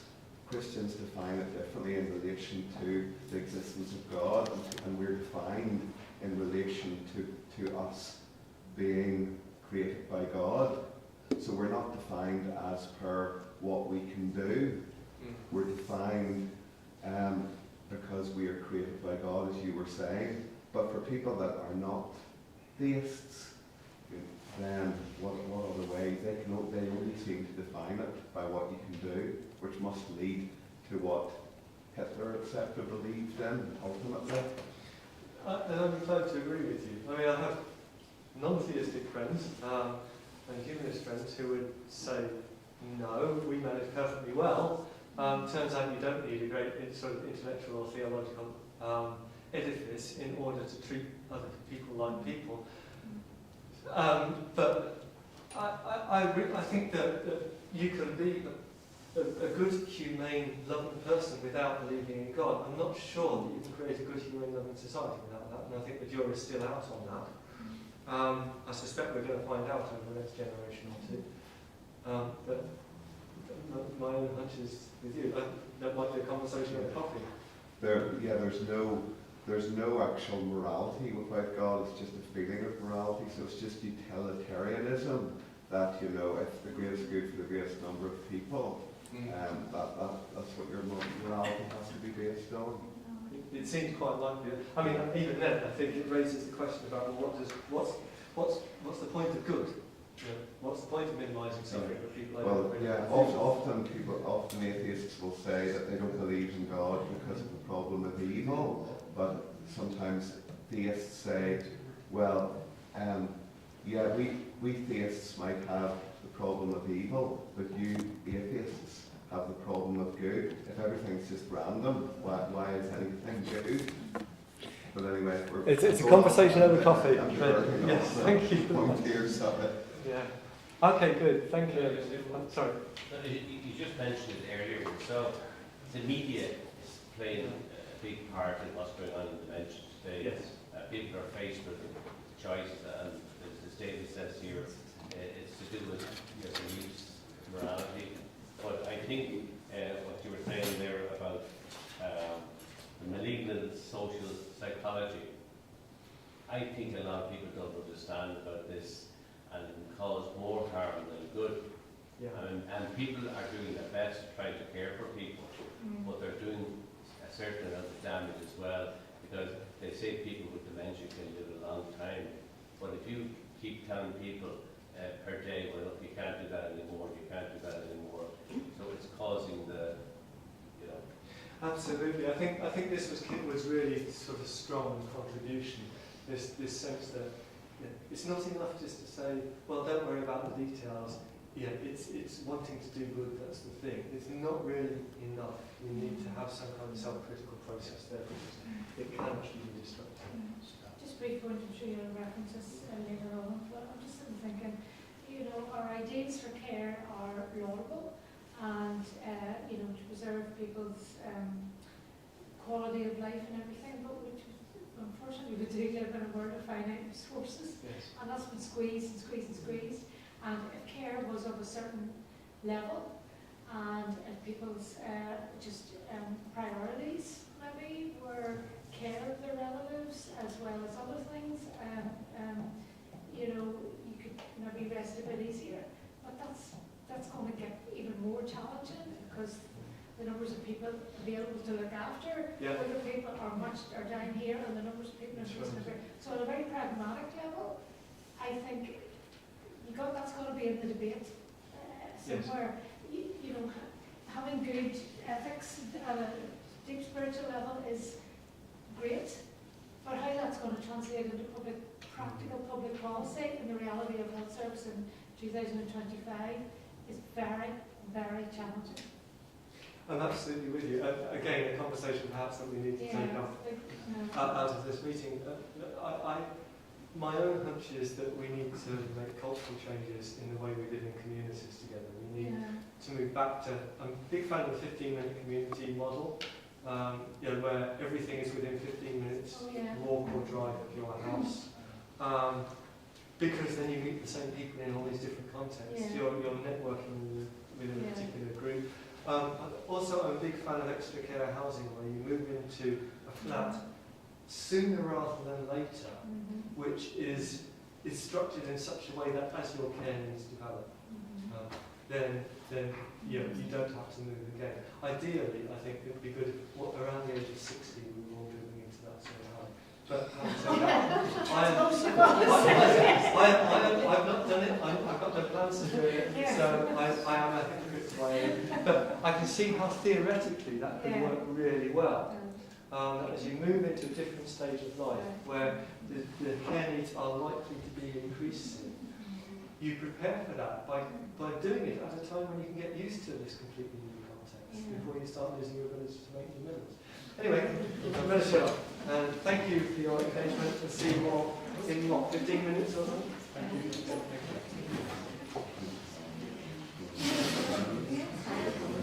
First one is always the hardest to go.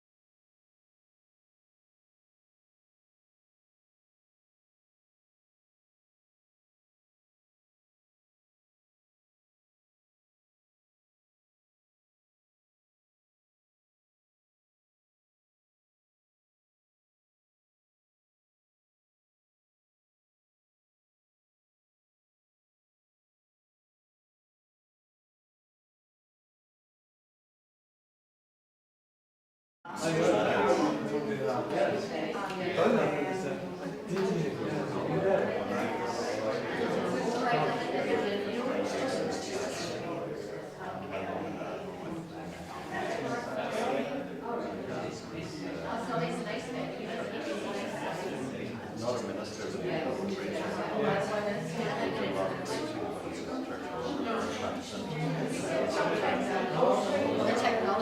Where are you? Do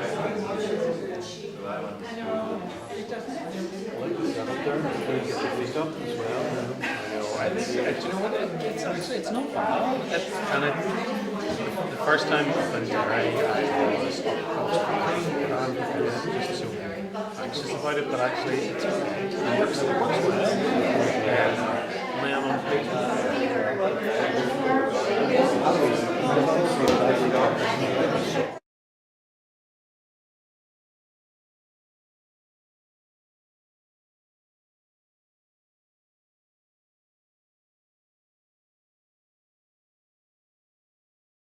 Yeah, I was asking them to get one of these Moog things that you can play all the different songs. Oh, yes, you know, set your shoe into that sort of thing.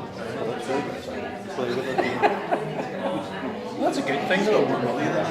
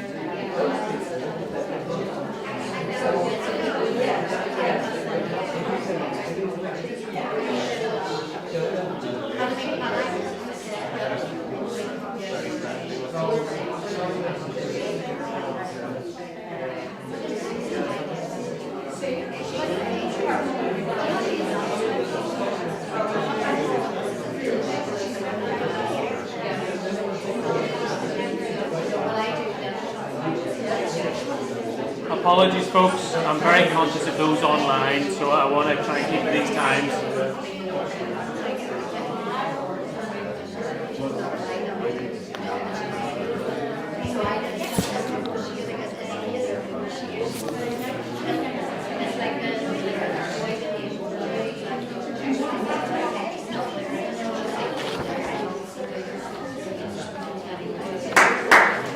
Right here, come on now, take a seat. What's going on? I need to be stricter. That's maybe my lesson for today. Crack the whip a bit more here.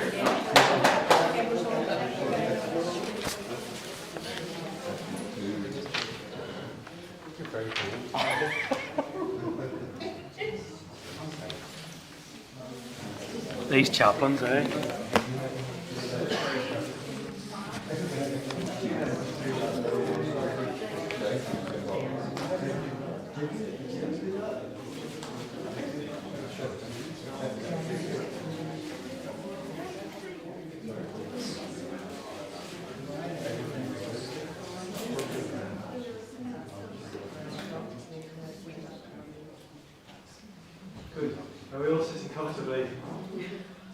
All good on the screen? Excellent. In that case, let us proceed. I've had a bit of feedback that the sound has been a bit quiet for some of the people at the back. I can't adjust the sound, I can adjust the microphone. So if it's better, I hope it's better. If it's still too quiet, then you'll have to wave at me or something. Yeah, and I'll do something about it. Sorry? Yeah, well, yeah. I'm far too polite to say that to my elders and betters. Yes. Okay, so spiritual care. I think that the gentleman over here, who I don't know, sort of really brought out the question that if we can't sort of see people as humans, then we may as well treat them as disposable functional objects. So this is where spiritual care, as far as I'm concerned, really does come in. Julian Hughes, I consider one of my mentors in this. He was a psychiatrist and a Christian who talks about spirituality with dementia in these terms. He says, look, if spirituality is part and parcel of what it is to be a human being, then our models of what dementia is have to be big enough to encompass spirituality.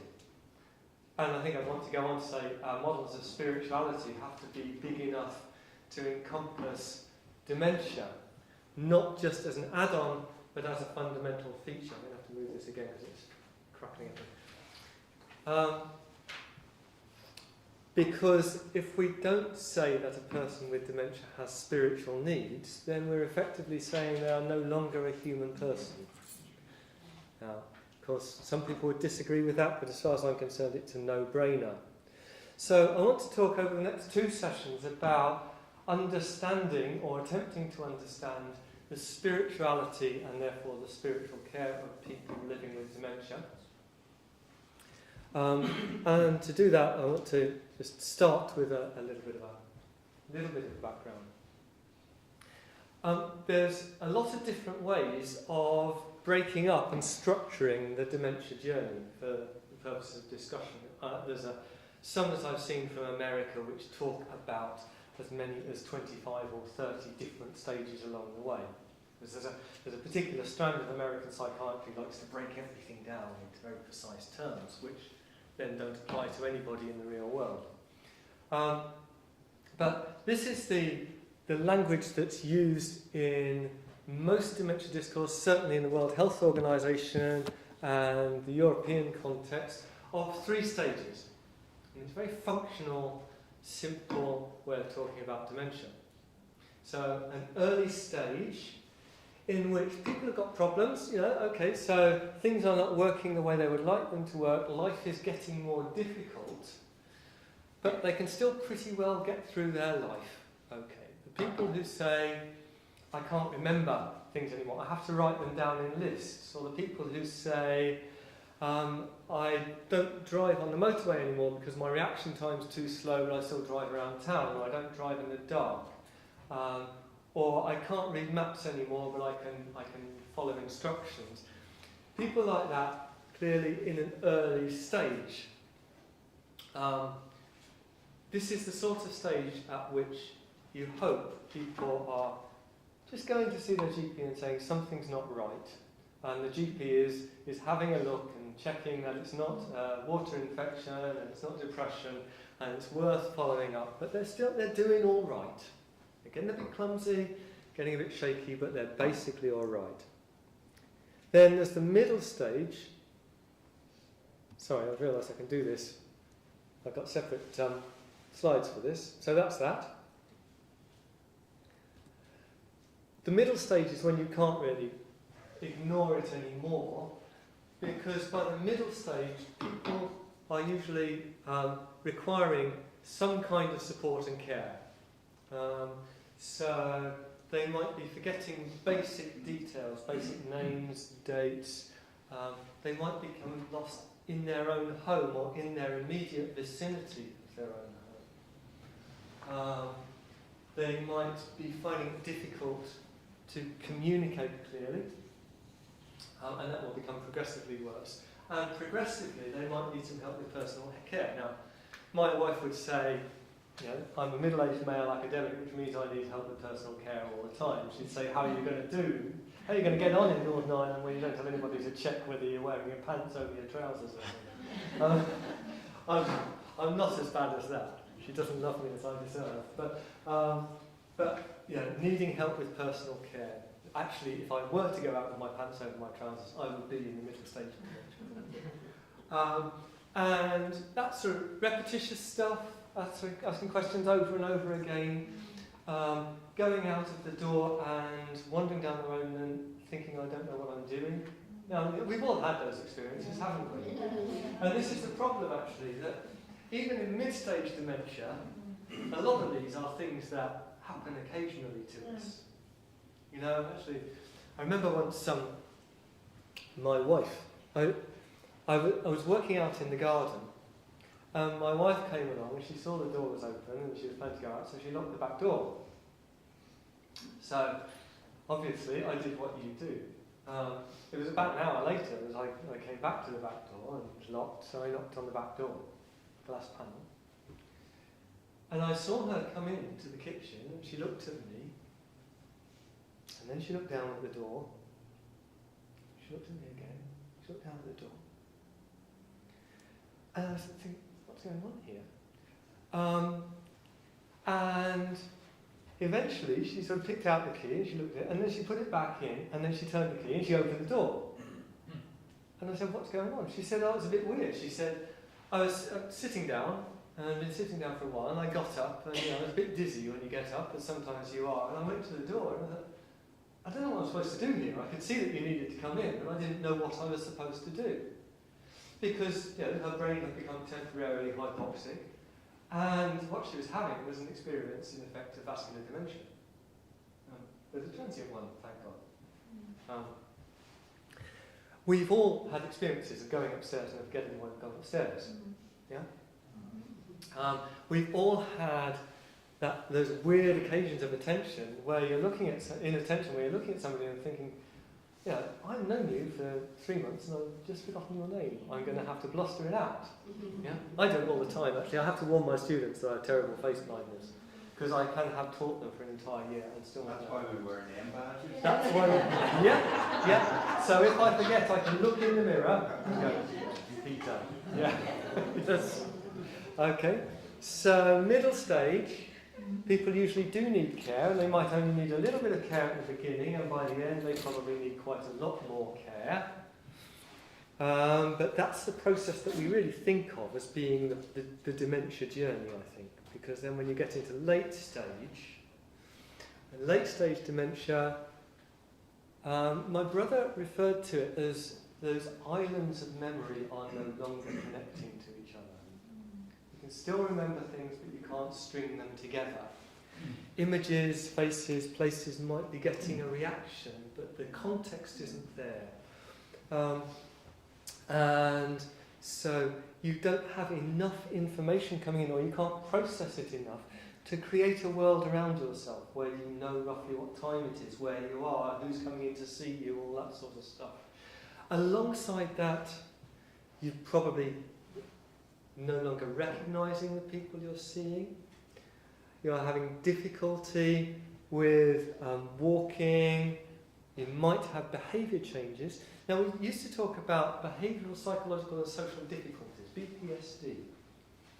And the old wisdom used to be that when people get to a certain stage in dementia, their psychology changes.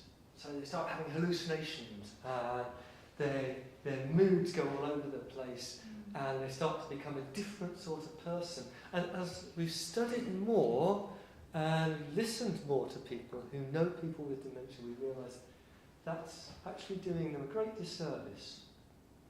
And that what's usually going on is a person with dementia is behaving in an entirely rational and reasonable way, given the information that they have and the way they can interpret it.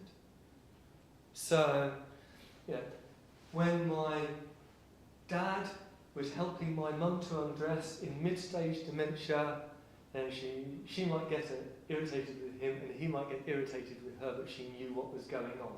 When my dad tried to help my mum address a late-stage dementia, she would fight him, and I watched her bite him.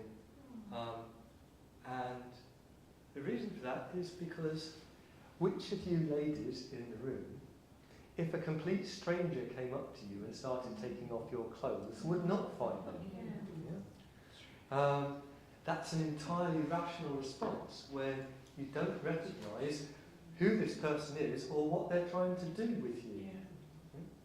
And that's true for things like wandering. You know, they used to say people become very restless with dementia.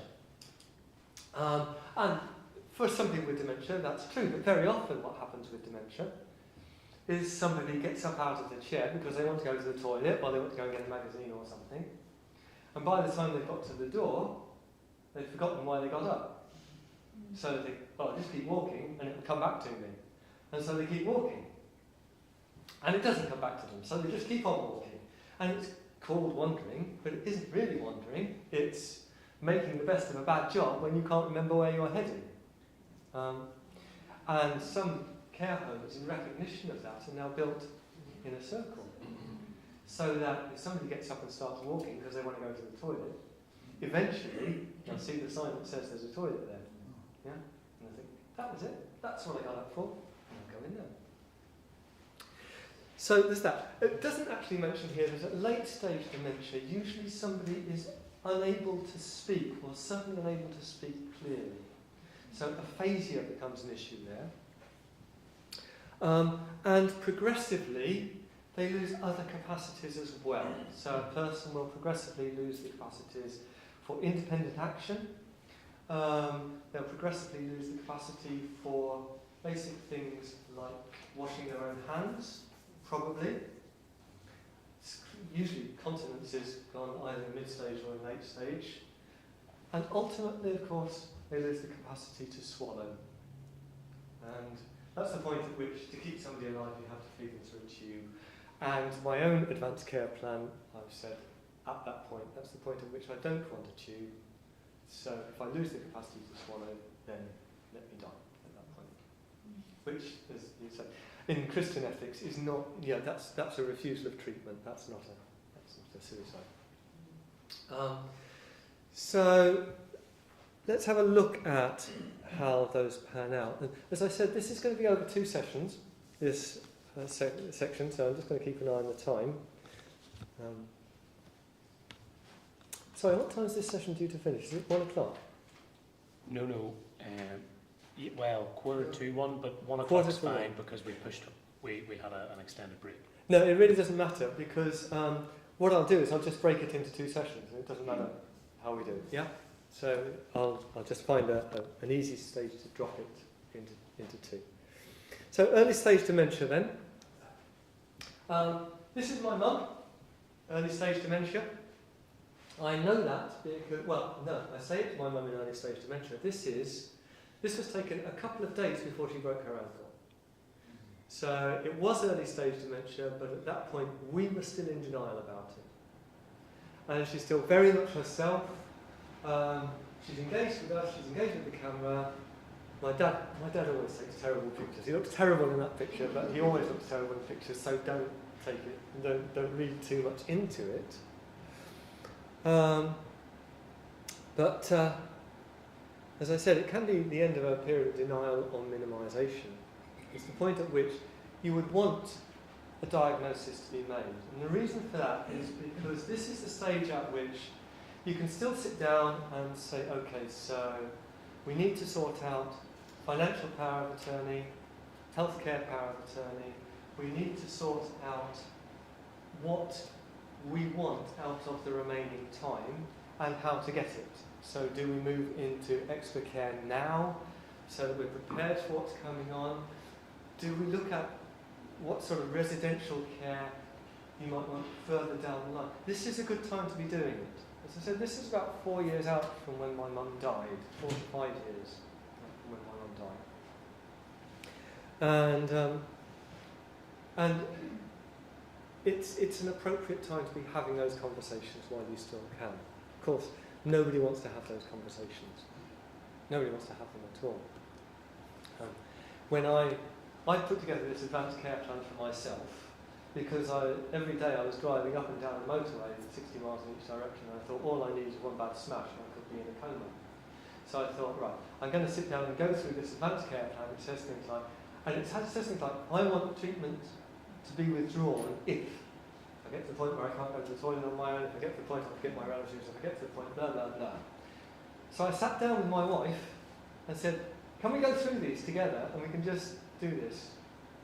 Because we've got some time now, and it's a convenient day to do it. Tip for you, don't do it on Boxing Day. It didn't go down at all well.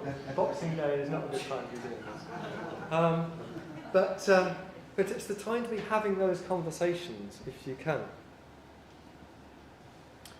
So as I said, we can all have these experiences. We can all have the word on the tip of our tongue. We can all have that moment of confusion when you're on holiday and you wake up and you think, I have no idea where I am. Where's that picture come from? What room is this? We all forget under pressure how to do something that we've done all our lives. Can't remember where the forks go. Can't remember how to tie my shoes.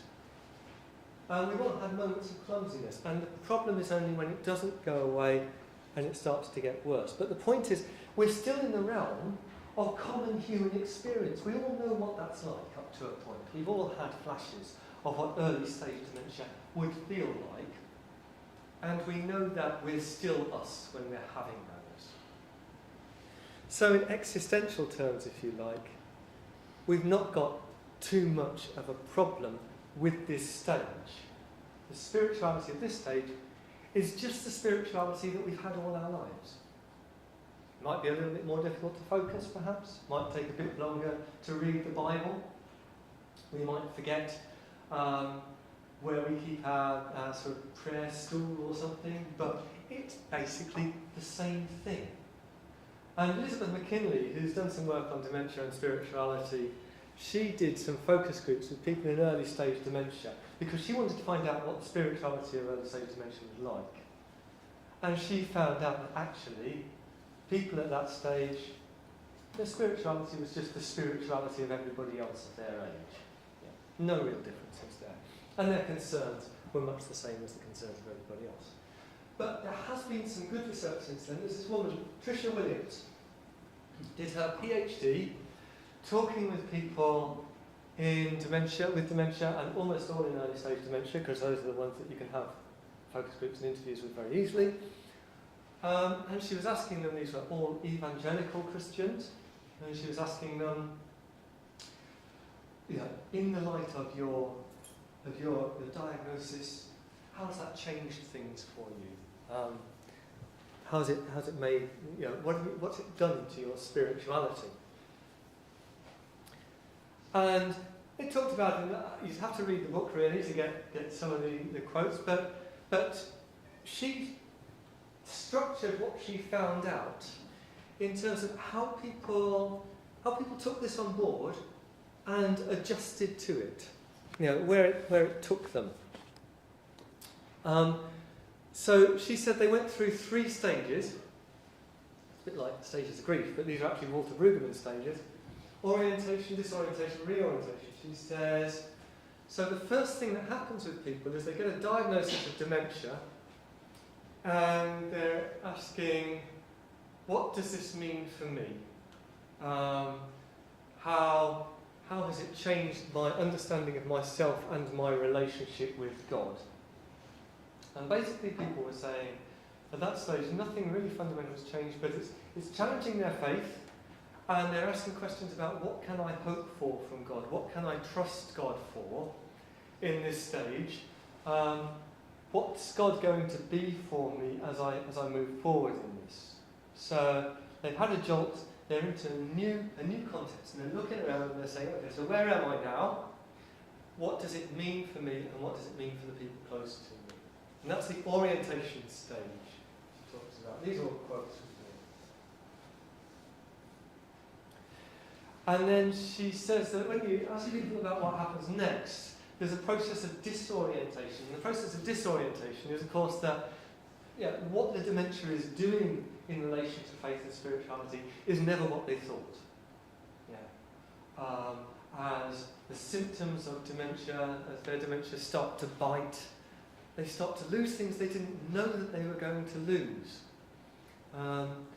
So there's a guy called Robert Davis, who I think I'll come back to in a later stage in this, who talks about... Robert Davis was a Baptist minister in what we would call a mega church in Texas, a church of about 5,000 people. I think for them it's quite a small church. And he, with the help of his wife, talks about his own faith journey through dementia in really moving ways. And he talks about how one of the things that happens to him is reading the Bible just doesn't have an emotional resonance for him anymore.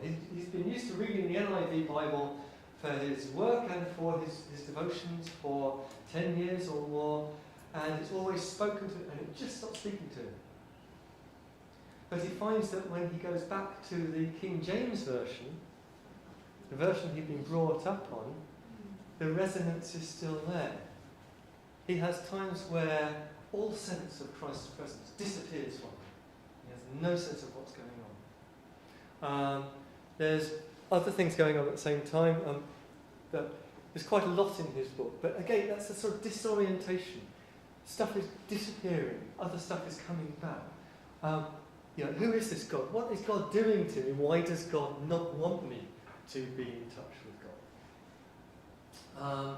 So a lot of anger in that stage, a lot of rage comes out, a lot of protest and lament comes out. And then she says there's a sort of reorientation which happens later, in which somebody says, okay, so the spirituality I used to have, that's gone now. My sense of God is not coming through in the way that it used to, and yet I'm finding God in other ways. The fact is, I am still a Christian. I am a Christian now with dementia. I'm in a radically different place, and yet God is still the same. And so there's a reorientation, a sort of patience that says, this is what you've given me to deal with, and so I'm going to patiently deal with it. There's a woman called Alison Butte, who's a GP. Does she ring a bell with you? Yeah, who speaks in this way. She's a GP, she develops dementia, and she calls it God's marvellous gift of dementia to her, which I really find counterintuitive. But she says, God's given me dementia, so my mission now is to work with people with dementia from the inside. And she develops therapeutic groups for other people with dementia.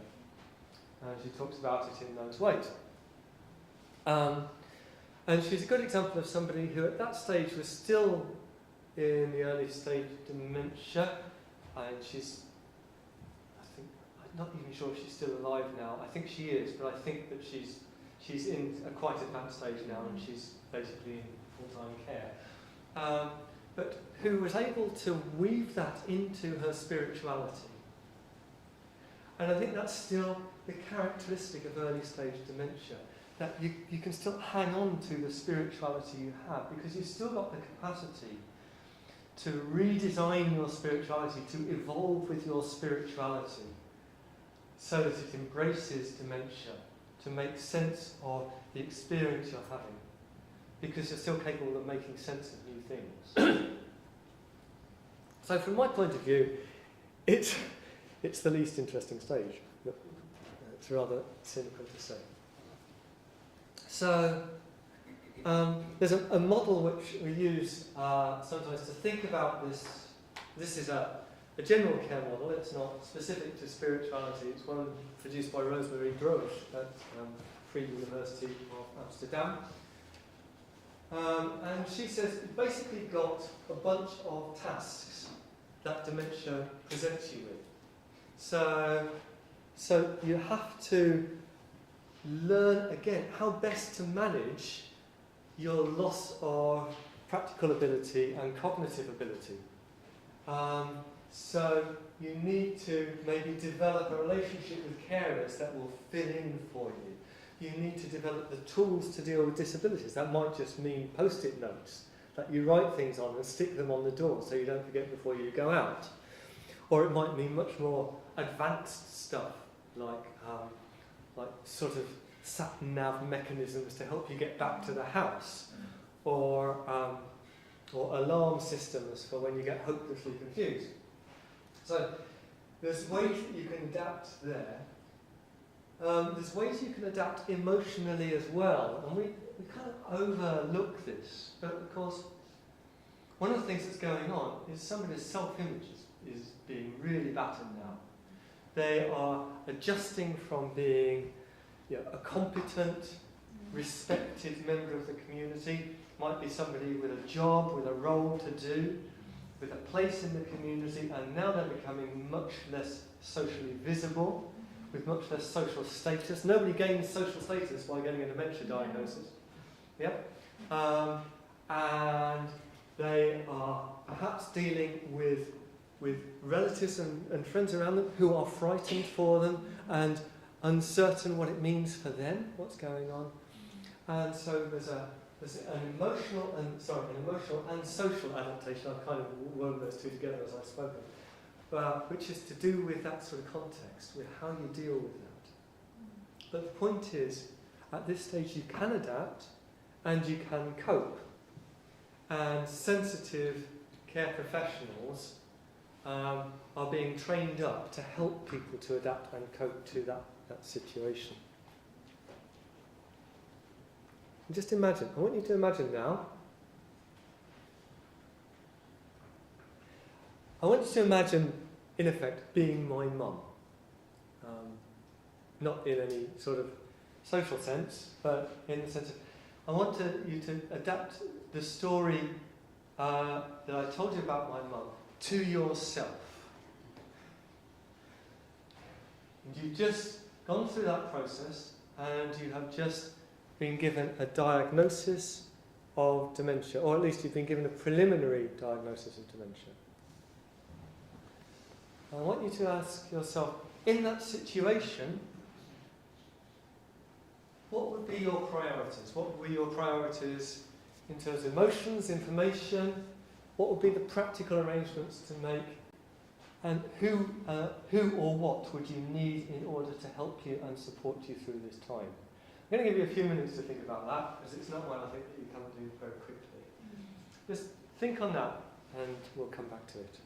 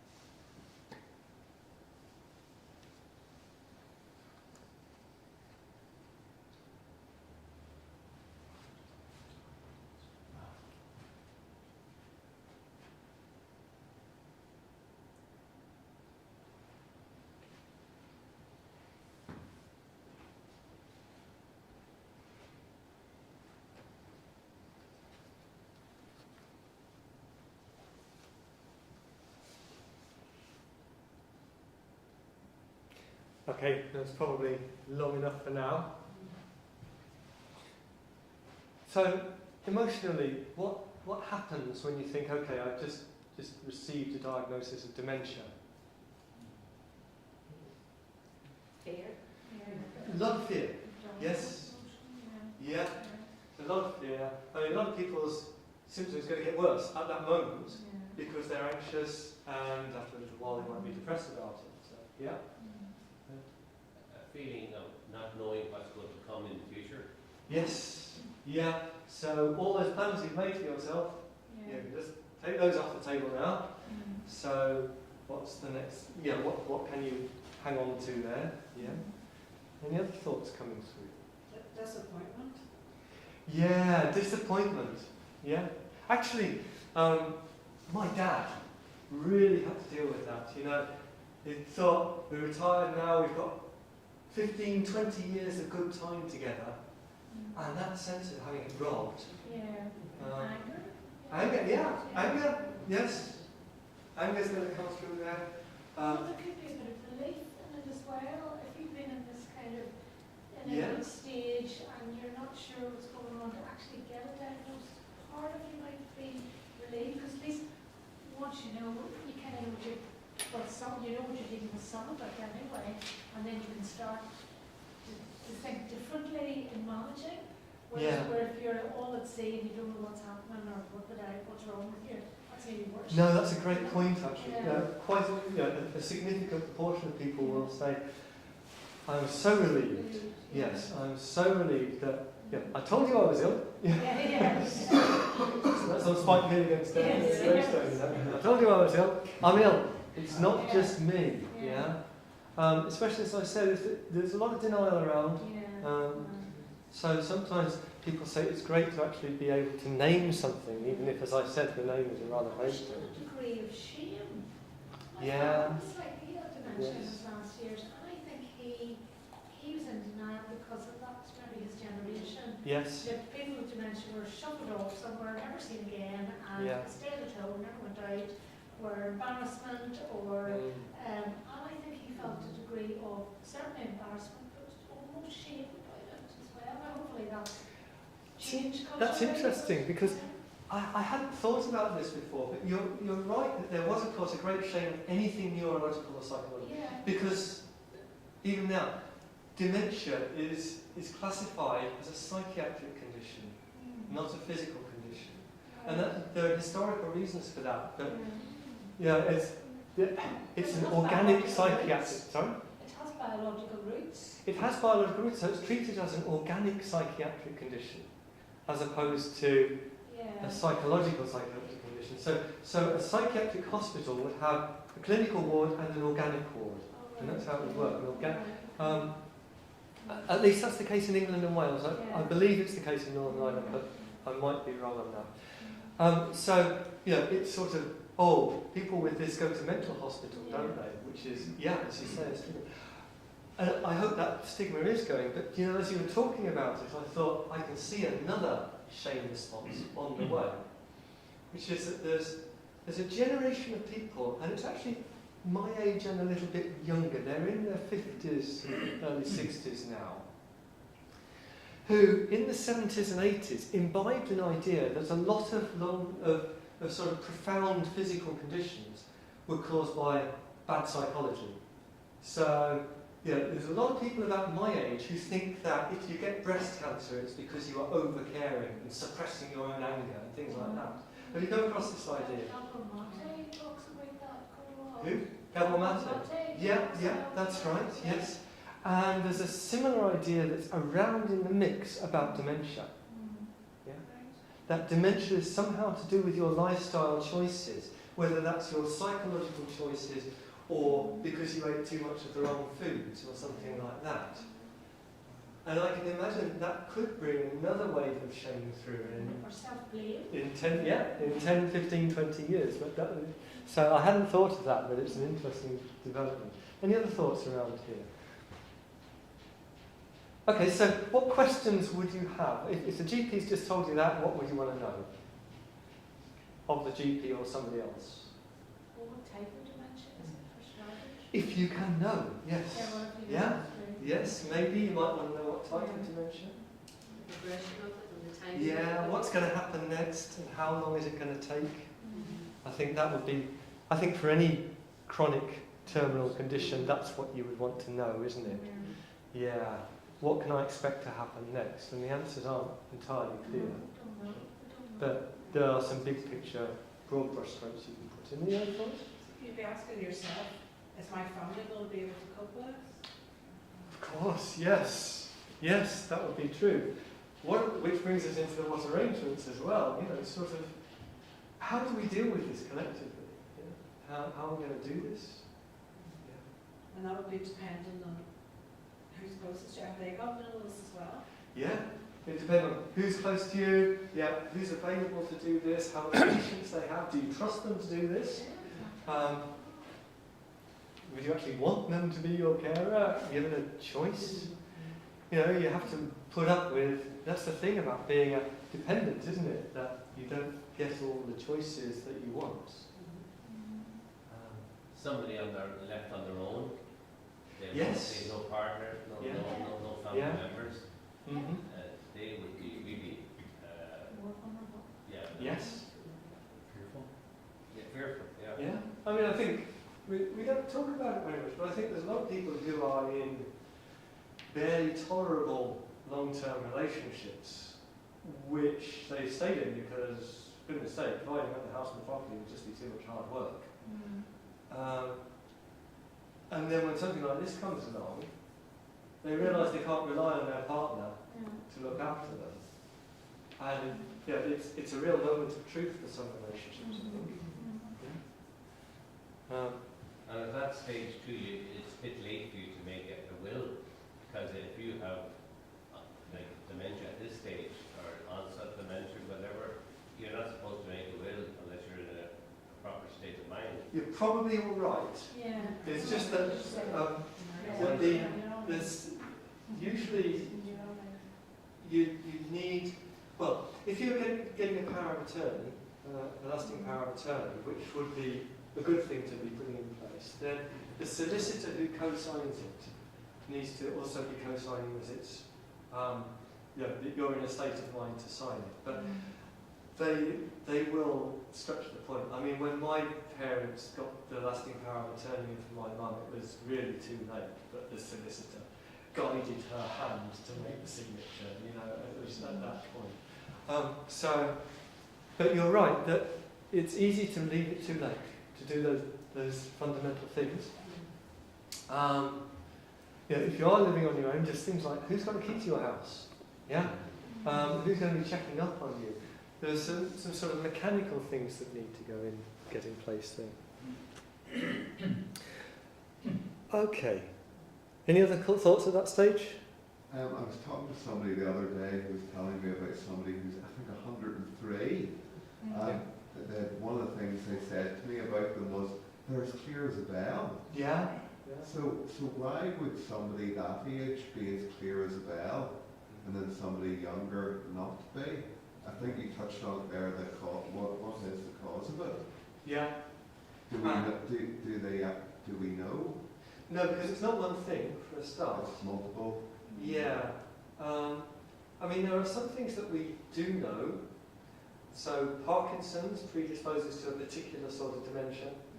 Very heavy drinking produces Korsakoff syndrome, which is very precisely related to alcohol poisoning. One of the things that didn't exist until quite recently is Down syndrome related dementia, and it didn't exist because when I was a kid, nobody with Down syndrome lived past about 25 anyway. These days they get physiotherapy and the heart surgery, which means that they can live much longer. But Down syndrome does predispose to dementia in the 50s for a lot of people. So we know some things that bring it down, but yeah, you're right. It's a lottery. There are outliers at either end. There are some people who develop dementia very early. There are some people who never develop dementia at all, which is why there's this idea that it's not normal aging. Because normal aging, you can be sure things like your joints are going to deteriorate, your skin is going to get wrinkly, but actually you can get to the end of a very long life without any real cognitive impairment. Yeah. It's rare, happens. Are we ready to move on to mid-stage then? Shall we start on mid-stage? And we won't get through this before the end of the session, but we can start. So this is my mum in mid-stage. You know which one's my mum now, so I don't need to make that clear to you. The other one's my wife. We don't. So I'm going to shut up before I get myself into trouble. And there's me in the middle. Me in the middle when my hair was not this fetching shade of ash blonde. And it's about 2002, and it's Christmas. By this time, my dad is caring for my mum. And you can see signs that she's not, if you know what you're looking for, you can see signs that she's not quite looking after herself. You can see that she's got these things on her face where she used to just pick at something sometimes a little bit absent-mindedly. I mean, she would have had much more body awareness than that when she did. At this stage, I don't think she knows who I am. I can't remember. I think she probably knows who I am if she's told who I am and reminded, but she doesn't spontaneously know that I'm her son, Peter.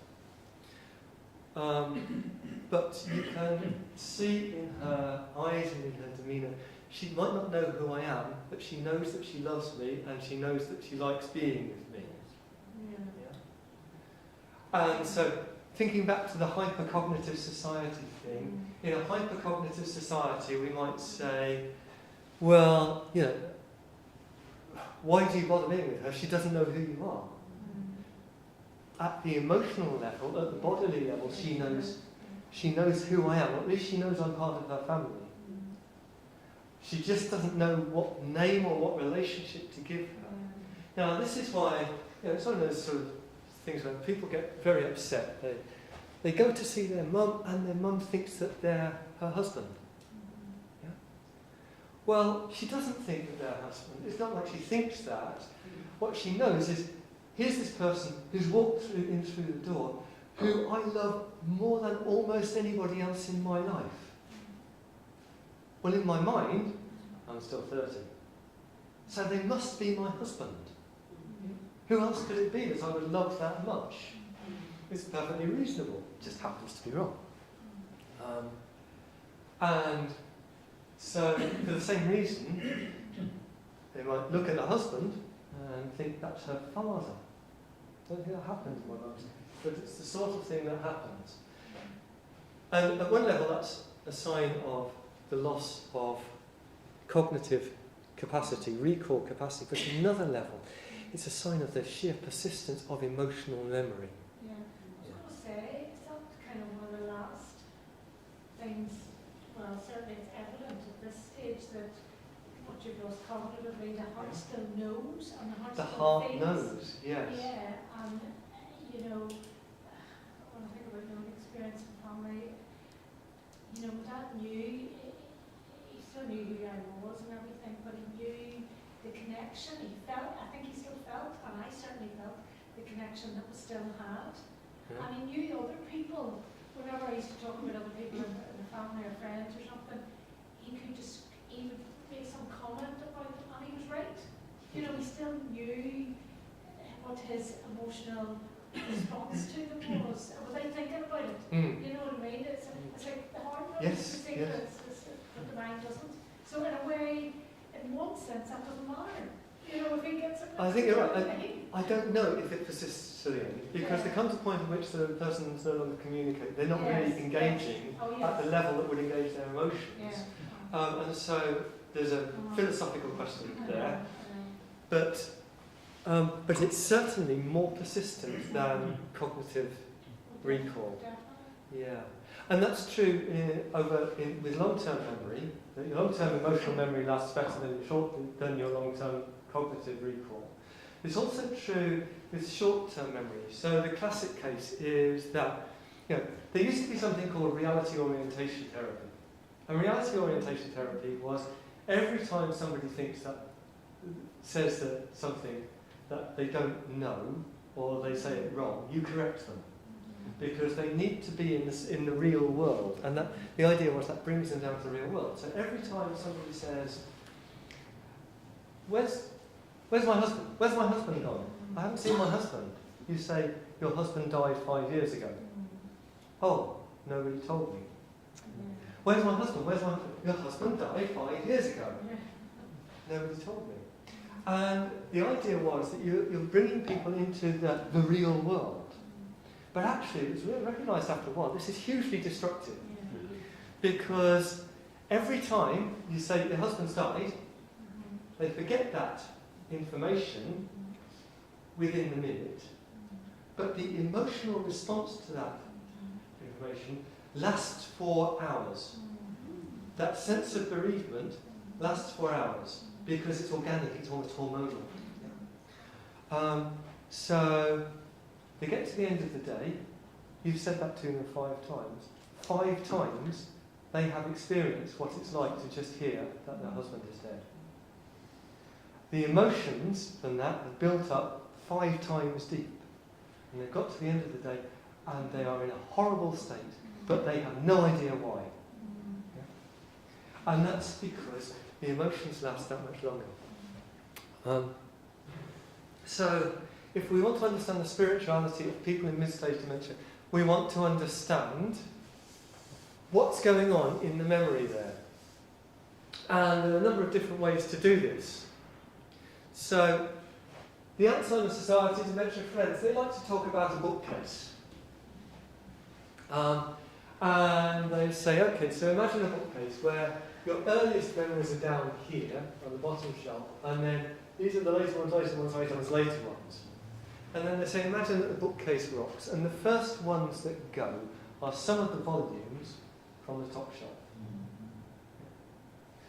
So in dementia, what happens is that bits of memory drop out from the most recent memories that you've got.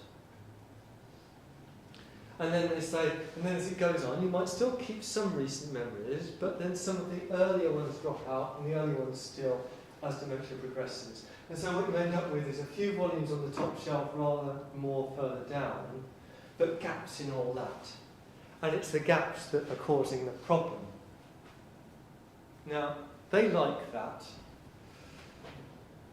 I like bits of it. I like that way of talking about losing memories. I don't like the idea of memories as books. I don't like the idea that your memory is written in a book like that, in a fixed form that's always the same. For the same reason I don't like it when people talk about memory rather like computer memory, as in files, that are in folders.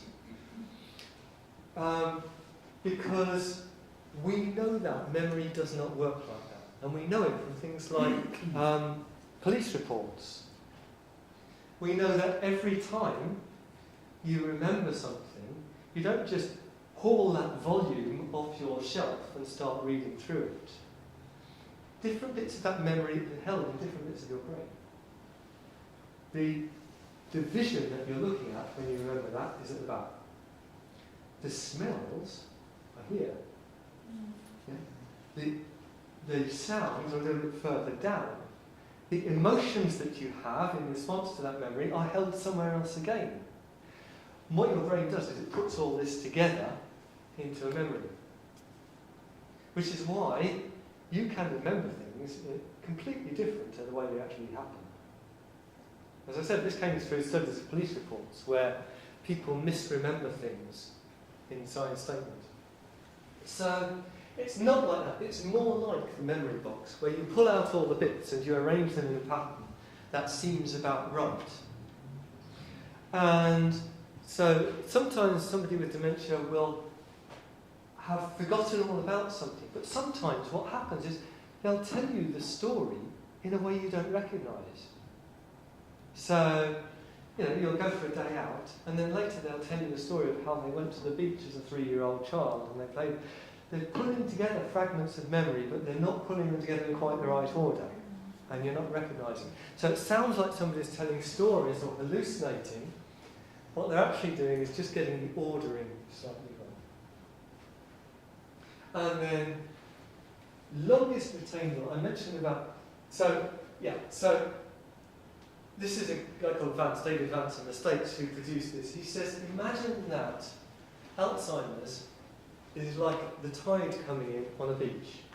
And he says, and it's laying there, different layers of memory, different layers getting covered. So he says the first thing that gets covered is the explicit memory.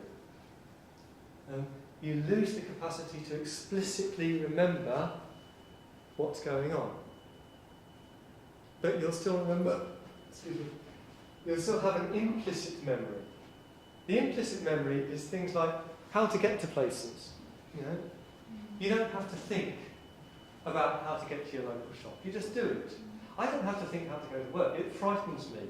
I can get in the car and I can drive 60 miles and I will not remember a minute of that journey. Yeah. It's really worrying. I have I'm responding to everything around me, but I'm not consciously remembering it. I'm not consciously responding to it. It's all happening at an implicit level. It's almost muscle memory, but not quite. And beyond that, as I said, there is the emotional memory, which gets covered up later. The emotional memory is still there. And I would say, beneath all of that, there is another sort of memory, which is, in effect, it's a sort of muscle memory. And the way that I talk about this is these are what I call the ephemera, which is the early acquired, frequently repeated, emotionally memorable, ritualized activities. And the example I use of that is one of the last things that I will remember is how to tie my shoelaces. I will remember this because I remember the day at school where I was taught how to tie my shoelaces. I remember where I was. And I remember that because I went back home and I said to my dad, I learned how to tie my shoelaces today. Look, this is the way I do it. And he said, that teacher's taught you all wrong. Do it this way. It shocked me at the time that a teacher could do something wrong. But he was quite right. She taught me how to do a granny one. So I acquired it early. I have done it every day of my life since, bar a few. Actually, in Papua New Guinea I didn't wear any shoes. But generally speaking, I've done it almost every day of my life. It's emotionally memorable, because this is my dad. And there's an emotional tag to that. And it's a ritualised activity. You know, when do you tie your shoelaces? You tie your shoelaces as you're going on the interface between your home life and your outside life. You untie them, in our house anyway, when you come back in. So there's a ritual that is associated with shoelace tying. And as I said, that's going to stay there with me. I am going to know how to do that long after I forget how to speak, I suspect. So when you know that, that can give you a sense of what's going on for somebody in mid-stage dementia. What's going on is, I mentioned Christine Bryden before. Christine Bryden, who still has dementia and is still writing about it. And she talks about this. She says, I think what's happening, I'll just see if I've got it written down. I don't think I have. I think what's happening, she says, is that people with dementia are going on a journey from cognition through emotion into spirit. And she says, what's taken away from us on that journey is the stuff that is not important to us, and what remains is what is truly important. And I think we can see this going on in mid-stage dementia. We can see that there is a journey going on from cognition into emotion. And in emotion, spirituality takes on a different form and a different shape. So, is that not true, just as a kind of general theme in human aging, really? People at the end of their life, or maybe in the last 5 decades, maybe? perhaps. You know, just distilling of all sort of, the cognitive practically becomes less important in their mind, because they know that, if they're cognitively well, they know that maybe 5 years' time they might be there, even statistically, even if they're well. Yeah. So Perhaps so. I think it might depend on the person. Yeah. Right. Yeah.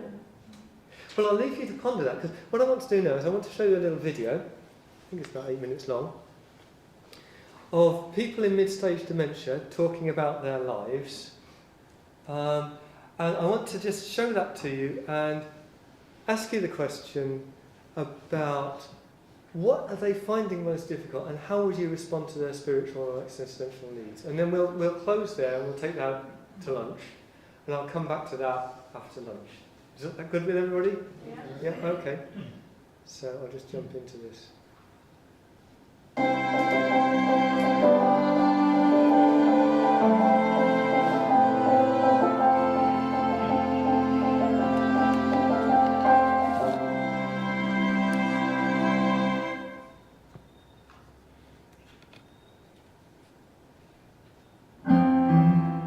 What does it feel like to live with dementia? The experience of living with dementia is often a challenging one. The more people's emotions and perspectives are understood, the better they can be supported. This film introduces 4 people who are able to share their insights on living with advancing dementia, insights that were filmed over time and which were not always easily communicated. I wake up and I feel afraid to get out. What am I going to face today? What's going to go wrong? Because I've always got this thing in my mind, often get this thing in my mind to say, you've done something, you've broken something, you've lost something, you aren't any good to anybody, why are you here? And I get that a lot. Oh, it's awful. You get to the stage where you don't want to talk to people in case you repeat yourself.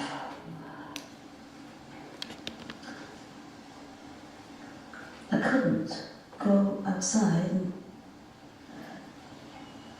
and go to a shop or something, and I died. Well, I couldn't do it. I used to do all right all the time.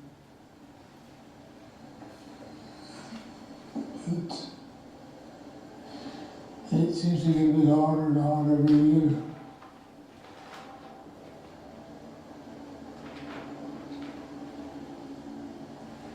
You end up with things like this.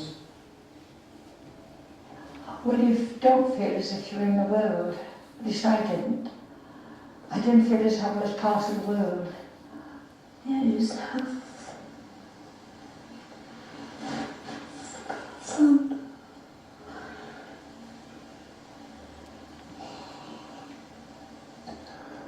Makes you feel defeated. What good am I in this world? I'm doing nothing. I want to sit down here and be fed, and sleep, wash, and like an animal. Let me live. Barry has lived with dementia for more than 15 years. He's aware of the changes within his life and is still both able to articulate this and, importantly, express how he feels about it. Well, when I came home last night and I went there and she said she wanted to cook that, so I'll make that 1 minute.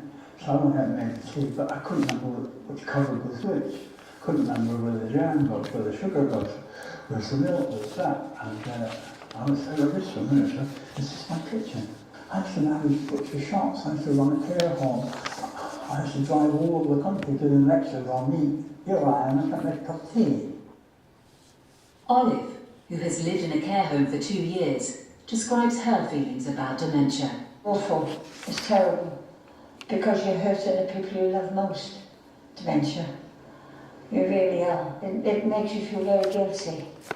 Bob has received full-time care for 2 years. He talks about how dementia has changed his life. In a word, concentration.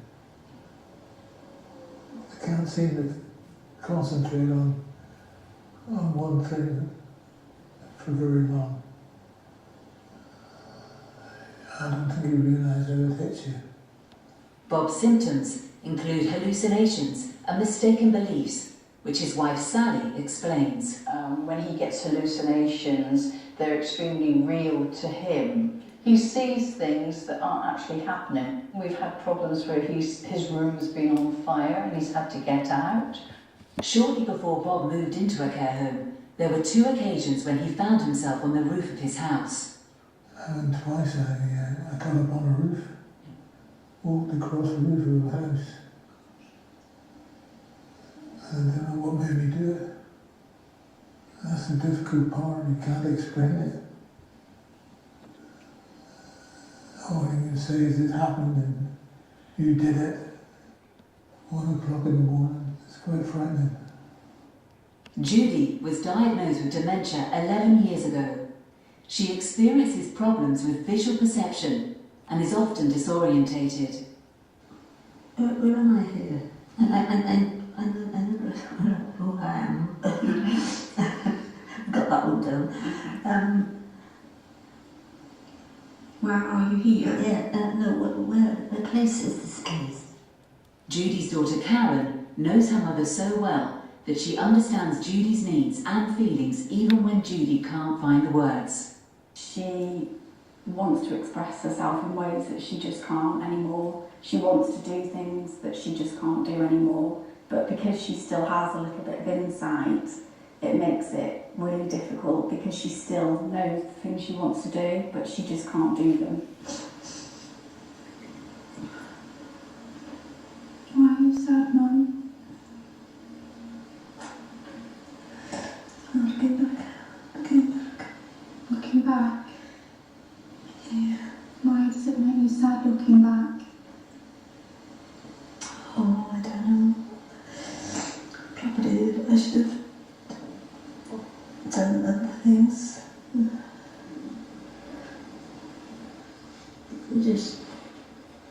You can't do anything about it. That's the thing. People can feel powerless in the face of dementia. Well, it's like a silent illness, isn't it? It's the sort of thing that creeps up on you. Yeah, there is a feeling of loneliness. But dementia slowly, I had no understanding that there was coming this thing that was going to attack my mind. I had no idea that anything could attack my mind, if you know what I mean. Other people, yes, but not me. It didn't occur that it happened to me. And it's just like a persistent spy, almost. Someone who is not recognizable. But his effects are, what he leaves behind him and what he's implanted are noticeable. Dementia is sometimes portrayed as taking away a person's identity. Judy was asked if she feels this is true for her. Oh, it doesn't. You are what you are, and that's what will be. I'll be the same, exactly the same. No, I'm sorry, it's still me. It's still me. It's horrible because she was so young, being diagnosed with Alzheimer's, but then, you know, that bits of her do still shine through, and she still is my mum. Barry is also clear on this point. Yeah, I'm a man, it's me, and I am me. I'm my wife's husband, I'm my son's dad. And it seems to me that most people, oh, she got dementia. That's sort of like a full stop. End the sentence, end the discussion. She's got dementia, or he's senile. Supportive relationships with families, friends and professional carers play a key role in helping people with dementia live well. They're very caring. And I get big hugs from my husband and my children, and that's all right, Mum, you forgot something, that's all. Doesn't matter. Here we are, and then it's all sorted out again. If you just to stay here and help me, and just to be. Always been friends as well. Yeah, well, friends before the romance, so I think then you do stay in a loving relationship because the depth is there, isn't it? But he's still the boy I fell in love with, and I still love. You know, he's still that person underneath everything. For people with dementia, as with any individuals, empathy and support can help to retain their sense of identity, as well as enhance their well-being and quality of life.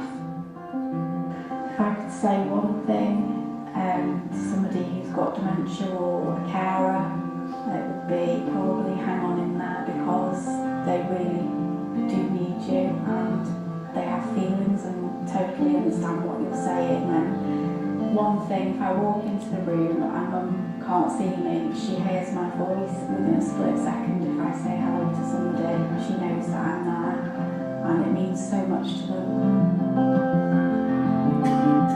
Hi.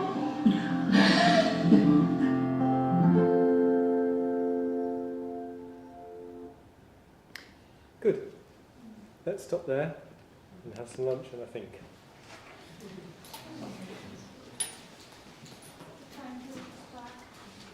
Good question. What time should we come back? I think 1:45. 1:45. I think just to keep us on time and make Sure, sure everybody yeah. gets home on time as well.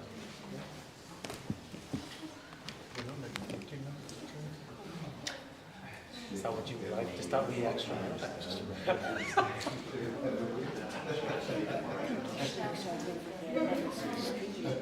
Oh. Sometime.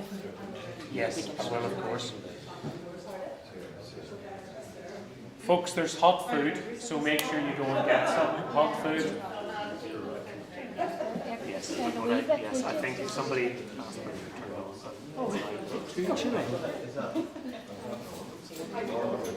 Norman, is that yours? Yours? You draw it, didn't you? Oh, looks like one of your drawings. Very nice. Smell of prayer. Very nice. Did you do A-level arts, did you? Did very badly. Yeah. But really, it didn't really start to does it this way. So you got an A-level art qualification then? That's more than most people have. More than most people have. You used to do an awful lot of work for A-level art, don't you? Yeah,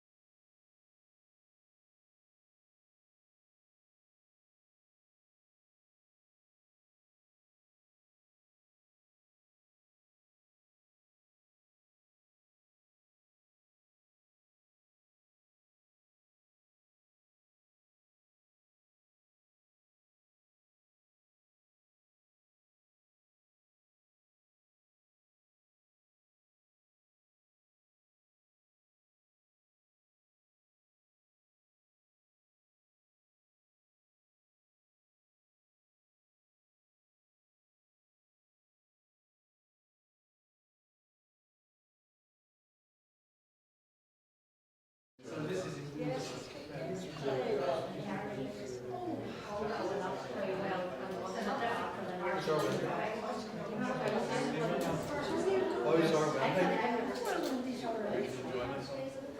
Okay. So, I mean, pretty good. They're always the same.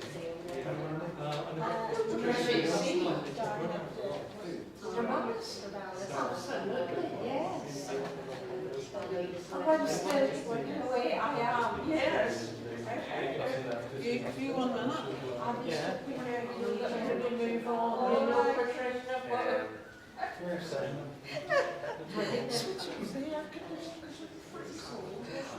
I asked my maybe to Might just. Is it off or is it? It's very cold. Is it off now? No, I can feel it blowing, Michael. Put in your trust. I'd go and ask to turn it on. Could you put a wee bit of heat on? Oh, it's blowing away. Where's Stephen now? Is he still in Moore? Or is he... Seems comfortable and big and rough. So we drive. Well, do you know each other too or not? I'm afraid so. From way back when. Goodness, We really? had a Bible study together in... No, he was in my church. Oh, really? Okay, very good. That's for work. Oh, really? Wow, didn't realise that at all. No, Dylan and Stephen. Keep all the way. We're in Alan and Tracy Johnson's house. Right, so that's my name, Dot Patterson at Belfast. So that's my password for my computer. Alan and Tracy and that's where I was assistant minister. And so knowing his parents, his parents were his father was Did you sign up process? and then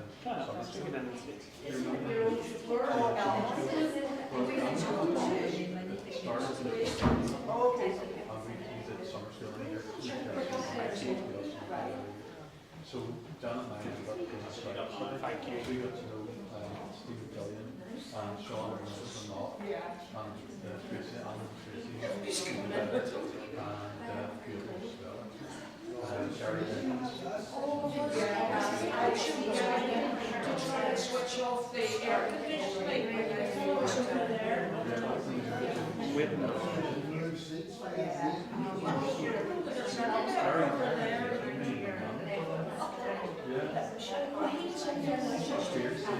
You don't remember the wedding?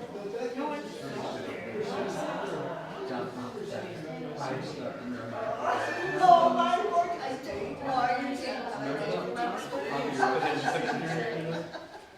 Yeah, put in your trust password and say. All good. Yeah, just checking it out. Thank you.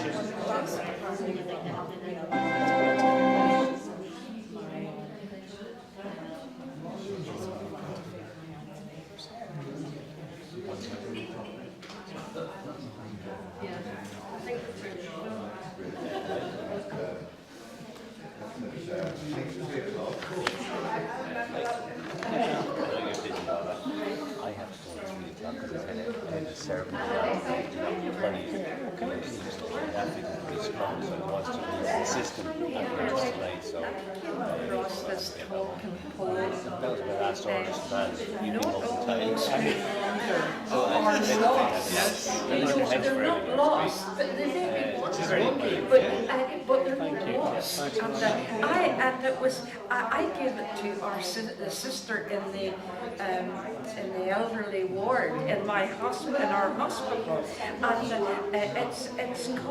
it's a line from a poem, Riddle of Strider. So I thought that was interesting, wondering, but not really. It's lovely, isn't it? Yes, excellent.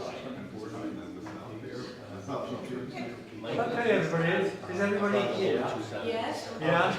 It's always stupid, isn't it, asking me who isn't here? Nobody's going to have a clue about that. And can you hear all right at the back? Yeah, good. Good. Okay, just to pick up from where we were then, if you can remember, really the last session was all about sort of the diagnostics really, of learning to hear the spiritual needs of people with mid-stage dementia. So what did you pick up there? What were the needs that were coming through for you? What were you hearing from that? The need for patience. Patience, oh, that's an interesting one, yes. Yeah. For people to give them time to reach back and find what and have time to express. Yeah, so people needing to be heard and what it takes to that, yes. Respect. Respect for the... Yes. Yeah. I think it's really important if you know how that there's a model for what happens to reassure, listen, you will get there again. I think it's really helpful as well. That actually this is a process, but it will be okay because you will be fine. There will be a different route. A different route to... Well, do you remember whenever you said in the earlier session that there was a stage where there's like a reorientation? Oh yes. Yeah. Yes. So to reassure that the process that you're on, it's okay. You may be feeling lost, but... Yeah.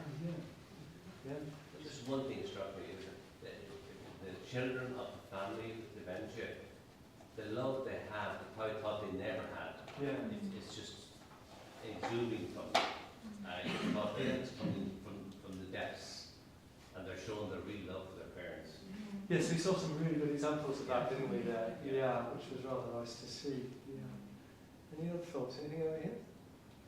We don't need to spend more time on this than... I was just going to say, it was just really concerning. The lady said she was scared to talk because she was afraid of repeating herself, Yes. So it's just that idea of that fears a bit, and if there's something to really encourage them just to keep talking, not afraid of repeating themselves, Yes, somebody talked about being frightened by their own behaviour, and that sort of,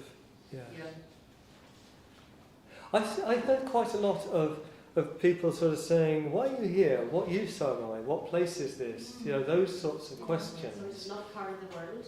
Yeah. But also, towards the end in particular, there were a couple of people who were really saying, I'm still me, I am me. Yeah. And they didn't have any doubt about that, even though so much seemed to have gone from the let me live, those sorts of things. And burden, yes, that was coming through, wasn't it? Yes. Yeah. Yeah. Yeah, I think one of my people. Yeah, yes, that's right. Yes, lovely when the daughter smiled, or when the mother smiled, when the daughter said hello. Oh yeah, that's right, yes. Yes, so I mean there's no sort of simple answers there, is there? But there's just some food for thought about how, therefore, to respond to that. I want to start this afternoon session by returning to this line I mentioned earlier, from cognition through emotion into spirit, because that seems to be what this stage is about. And the actual quote from Christine Bryden that I was misquoted from memory before goes like this. My journey with dementia has been a journey of self-discovery about who I really am. Dementia is often thought of as death by small steps, but we must ask ourselves, what is really dying? Hasn't the person with dementia reached that place of now, of existing actively in the present? I believe that people with dementia are making an important journey from cognition through emotion into spirit. I've begun to realise what really remains throughout this journey is what is really important, and what disappears is what is not important. I think that if society could appreciate this, then people with dementia would be respected and treasured. Now, I think if that was coming from anybody else, I think that would seem glib and facile and really rather annoying. But it's coming from somebody who's lived through this reality and therefore is in a position to say. And I think we can therefore take that with some seriousness as a process that we want to accompany along the way. And one of the things she's saying there is that, actually it's Chris Cook, who you had a couple of years ago for this session, I think, who said this, that one of the things that's going on in dementia is, he talks about loss of transcendence, but faith is becoming imminent. It's becoming right there.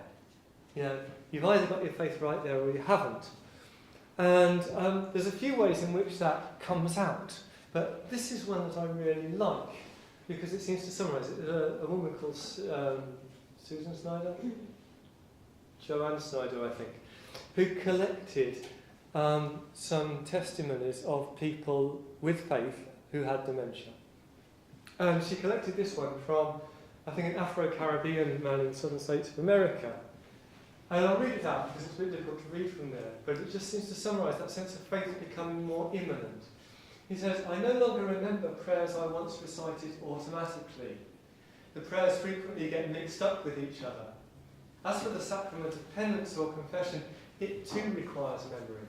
I do not recall when I last went to confession, or how many sins I have committed, or what in fact sin is, especially if it's non-physical. I don't know if I know all manner of right and wrong. It is more a feeling of what is right and wrong. I'm less Catholic now. I didn't mean or want it to happen, it just did. However, God is in my heart. Somehow he connects to me physically. I think this feeling is called spirituality. There is a sixth sense at work that feels his presence. I talk to God because I do not remember prayer. I don't understand how one could become less religious and possibly more spiritual. Yet this appears to be happening." I think that's rather lovely. And it ties in with what I was saying about how procedural memory, recall memory is going, and yet that emotional memory, the tide of the spirit, is still there, it's still responsive. And then as you go on from his stage through, as it progresses, and even as language starts to disappear, well, what is then being allowed to reappear? And I've got a few thoughts for you. John Killick. John Killick he's still alive, but I'm not sure if he's still doing this work. He is a poet who was based at Stirling University. And he wrote some of his own poems, and they were okay, I suppose. He's quite dismissive of them now. But then he started working with people with dementia. And what he did was he would sit with a person with dementia, and he would sit there all day, possibly over several days, and he would record what they said. And these were people who were on the edge of losing speech altogether. But they could still say things, but they just weren't necessarily in sentences as we recognise them. And he would record all those, and then he would go home and he would craft them, or some of them, into a poem that he thought expressed what that person was all about. And he says himself, obviously, this is you try to be empathetic, but there's no clear boundary about where their creation stops and my creation begins. There's no clear way for me to be sure that I'm not simply, in effect, putting words into their mouth. He says, that is a problem, but all I can say is that I've done my spade work. I have spent that time with them. I have shown them the respect of listening intently. And so, here's an example, which I rather like, called Boopsies. To hear what is beautiful. They don't know what is beautiful. All these young people, good men, nice boys, fine chaps, they're too busy to see. It'll be a good bit longer before you see what you want to see. But they don't want to see what in some queer way they're anxious to see. We see it very rarely, but the difference is we are trying to see. And you can't really deconstruct that into some lines of sense, but there's something there about seeing something, nearly seeing something, reaching for something, which, for me at least, resonates with something that I'm doing when I'm trying to pray. trying to see, or at least trying to want to see. And what he says about his poems is, a significant characteristic of the speech of many people with dementia is the direct expression of emotion. The disease has a disinhibiting effect, and so the barrier to speaking directly of one's feelings has been swept away. At the same time, intellectual capacities are diminished and rational language proves elusive. Suddenly, talk blooms with metaphor, allusion. The currents of feeling are reflected in rhythm and cadence. I have no doubt that the natural language of those with dementia is poetry. And in another work he says, people with dementia very often seem to see more than we do, to see through things, round things, past things. Their senses appears at times to be differently deployed so that they hear smells, see voices, taste pictures. They use metaphor as we might use observation. Their linguistic range, which to us without dementia may appear very strangely configured, is also fluid, generously, even lavishly overlaid with imagery, freed from grammatical or chronological rules. It is already poetic in essence. I think, okay, so what would a spirituality that taps into that look like?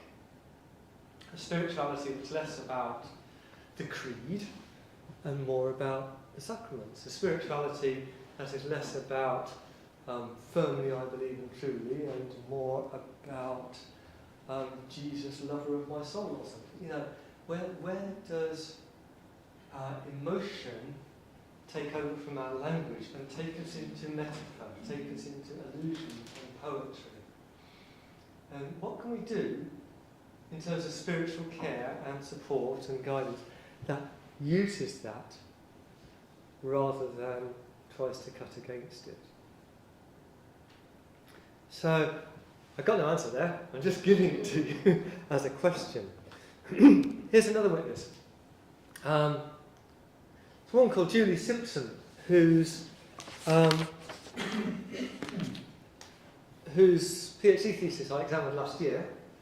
And Julie Simpson spent time working with she's a social worker, I think. She's working on the spirituality and the spiritual needs of people with dementia.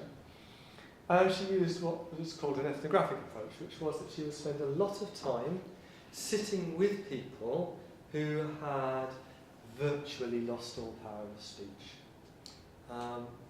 But she would also spend a lot of time with their relatives, with their carers, picking up, so she's building up a picture not just of what they're saying, but of the history, of the network of people around them, of the people who on a daily basis have learned what they love and what they don't like, about what brings them alive, what closes them down. And so she uses all of these, she weaves them together in order to build up a rich, thick description of this person's spirituality. And I have to say that she convinced me, because I wasn't sure when people are just on the edge of losing speech whether it even makes sense to talk of spirituality, but she convinced me that it did make sense. And this little quote here, which isn't a poem, although it's laid out as a poem, it's just some of the last words of somebody for whom speech is just disappearing, but who still has wonder, still has something that she's opening to. This isn't a picture of her, actually, it's a picture of her, but you get the idea. And I'm not going to try and read this out, because I don't think it's really readable. You know, I don't know what the sounds were when they were originally said. But again, there's this sense that even as the words die away, there's a yearning that reaches out towards God. And Julie Simpson writes, rather than coming to a place of narrative foreclosure, defined as the person having no further possibilities for meaningful engagement, nothing to look forward to, nothing to add to one's storied life, the person discovers fresh opportunities to express and enact their voice. In being together with others and or enjoying one's solitude and connecting with meaningful activities and relationships, the spiritual dimension of each person with advanced dementia continues to be nurtured. The person continues to find meaning, purpose, and self-worth in the present. And so if that is the case, then my own instinct to say, well, that person, they're not really aware I'm here. As soon as I walk out the door, they're not going to notice. Why should we be talking about the spirituality of that person? But she's right. There's no question that the spirituality remains and flourishes. The only problem is it's not very visible to me. And so is that their problem or is that my problem? It's my problem because how am I going to respond to that? So just to sum up where I think we are, and this comes really from Julie Simpson's work, although I cast it in my own way. I like to talk about a three-dimensional response to the spiritual care of somebody with late mid-stage dementia, which raises these questions. What have they done in the past to hold themselves together, to orientate themselves towards God? What's worked so far? What is ingrained in them? What are the ephemera, the early acquired, frequently repeated, emotionally non-verbal ritualised activities that, for them, feed their spirituality? What is it that they do, that they have always done, that feeds them along their life? And then in the present, who else is in their world? Where else are they getting their spiritual support from? If we are members of the body of Christ, who are the members of their body of Christ that collectively hold the narrative of their group? Who collectively writes the faith story of them and the people around them? How do we engage with them? And then the future. What are they being called to? And I think this is an interesting one. We accept, those of us who are Christians, accept that we are on a journey. We're on a pilgrimage which has challenges to it. There are things we are called to do. There are sins we are called to resist. There are people we are called to respond to. There are ways in which we are called to serve God.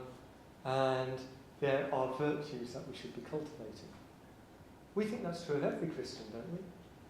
So why do we stop thinking that's true when somebody has dementia? Because, I mean no disrespect to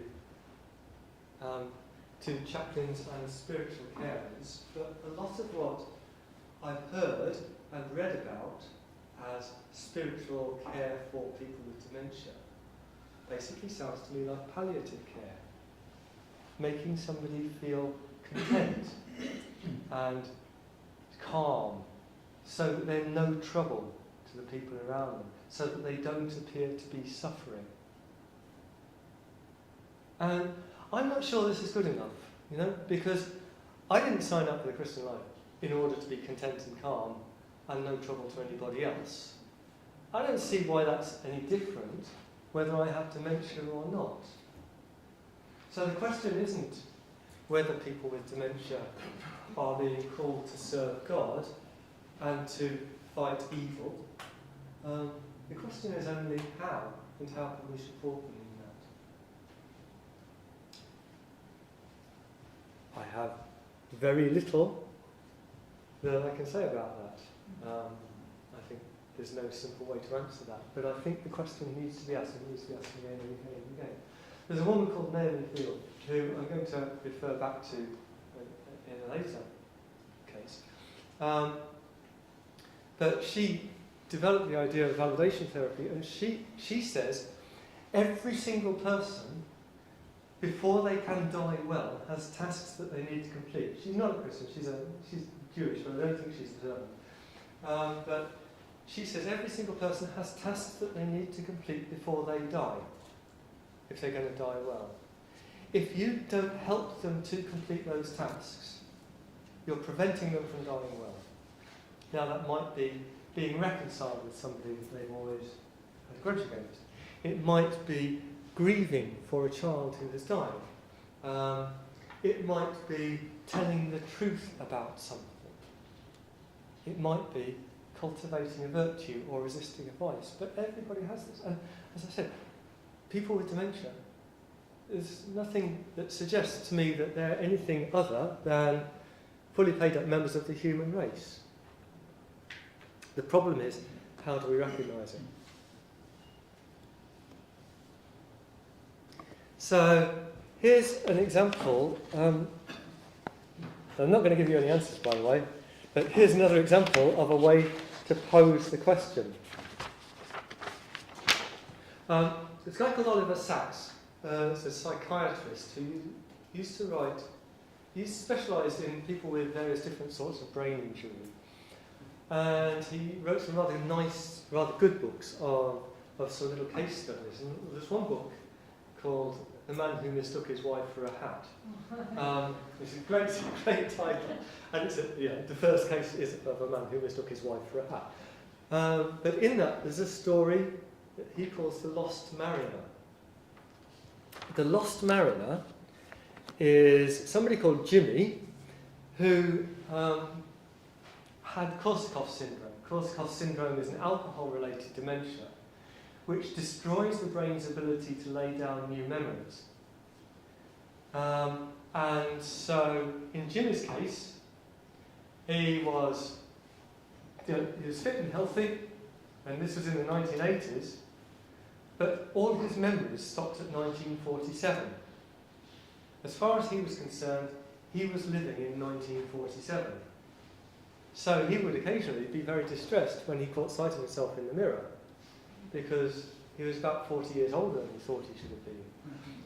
He would be distressed when his brother came to see him, because he'd think, well, what happened to you? What's this dreadful thing? And why are you so old? Every day, Jimmy would respond to people well, sensitively, who might have a great time. The next day, he would have no memory of this. The next hour, he would have no memory. And so Oliver Sacks says this. I shall just read out this section for you. He says, one tended to speak of him, that's Jimmy, instinctively as a spiritual casualty, a lost soul. Was it possible that he had really been de-souled by the disease? Do you think he has a soul? I once asked the sisters. These were the sisters who kept the home. They were outraged by my question, but they could see why I asked it. Watch Jimmy in chapel, they said, and judge for yourself. I did. And I saw there an intensity and steadiness of attention and concentration that I had never seen before in him, or conceived him capable of.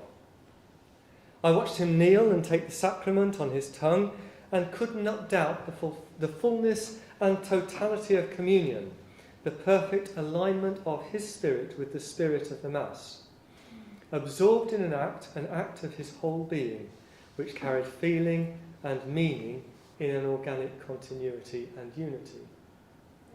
Now, for Oliver Sacks, who is again, he was a non-observant Jew, for Oliver Sacks, this is an aesthetic experience. He says this is an example of how aesthetics can all come together and pull together an integrated response. I don't want to argue with him on that, because I think he's right as far as he goes, and it is an example of that. It's an example of how an early acquired practice can still be relevant. It can still hold together across a gap in his memory of 40 years. He might have thought that he was receiving the sacrament in 1947, but he was still receiving the sacrament with the whole of his being, with the whole of his spirituality. It's a fantastic story.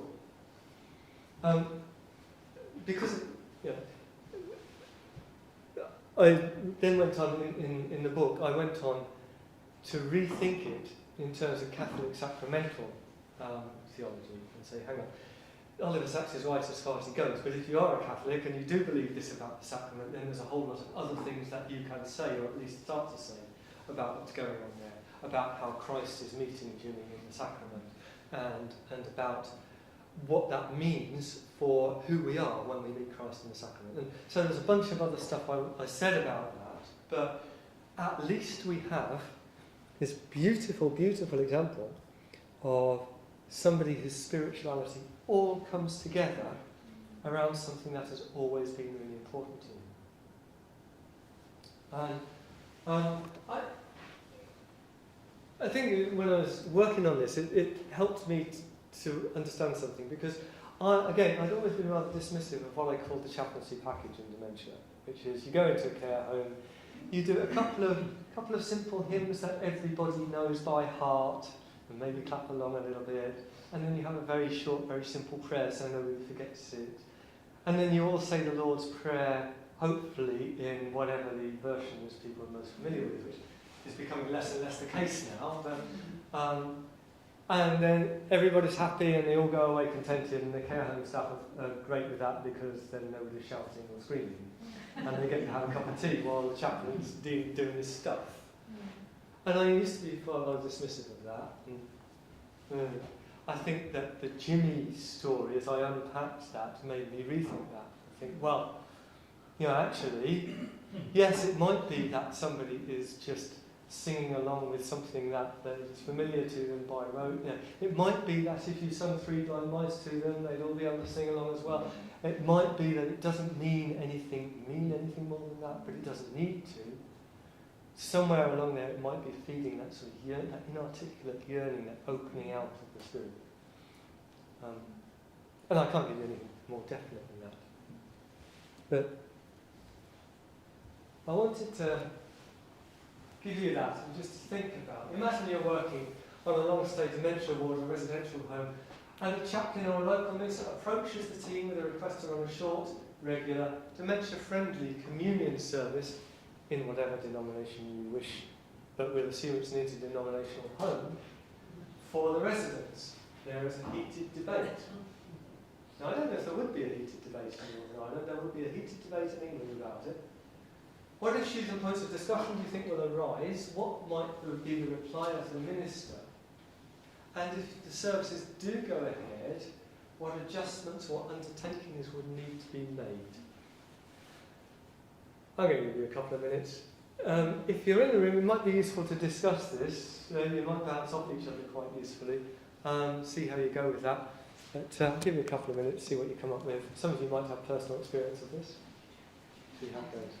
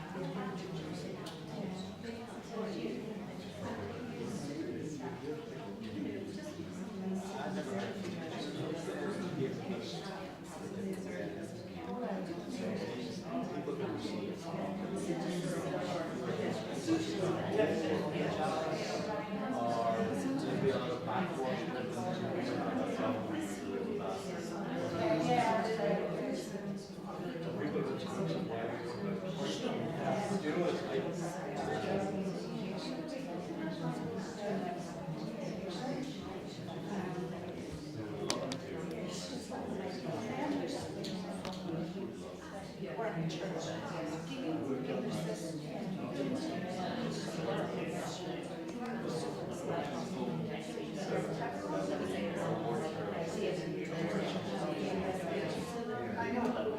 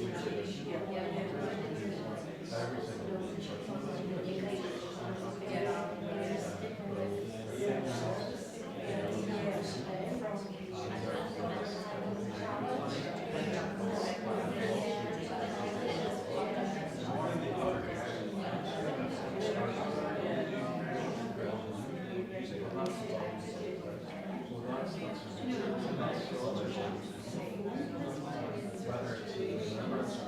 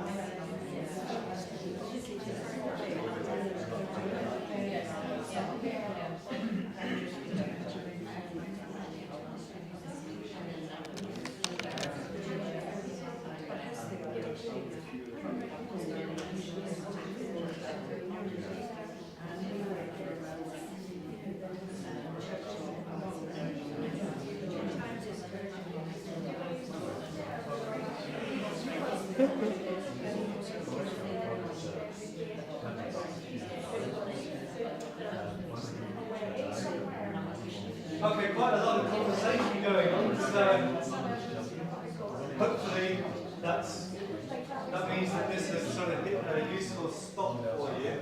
Yes. Shall we put it together? Yeah. Yeah. What have you got for me then? What issues and points of discussion? How might the reply, how might the conversation go? What changes might need to happen? What have you got? I think there's an issue with consent. So if you have somebody in that ward who is not a person of faith, then how do you manage consent for that? Yes, how do you wheel people in on that? Yeah, I agree. I think there is an issue with consent, and I'm not sure how you deal with it. I think it's fairly easy to say, well, you can put everybody together, and if somebody shows that they don't want to be there, just take them out again. I suppose that might be one way to do it. How do other people do it? I'm chaplain in a particular ward like that, and I mean the logistics. Trying to do that. The ward this particular ward at 9 o'clock, they have hymns. So if I'm going in, I will go to that ward at 9 o'clock. But to say to the staff who know really well, I wouldn't ask them the question. First of all, consent, and secondly, where people are wandering. Continuously, people coming in and out. And it would just be so difficult. It really would. It would be a logistical. What it might achieve could be outweighed by the staff. Probably don't want to say no to you as the chaplain, but to ask them that question, could we do that? I just know I would have put them in a very awkward. If there was somebody who had a very strong sacramental faith, you could maybe do that. I've done it with arranging with their family to be there. Yes. But to do it for the whole ward, how many, not, in the Protestant traditions, the sacramental side maybe is not as strong as the Catholic tradition. So are you trying to create something that might not, whereas on an individual basis, if you say next week at 2:30, your wife, your daughter, they can come, would that not be maybe more effective?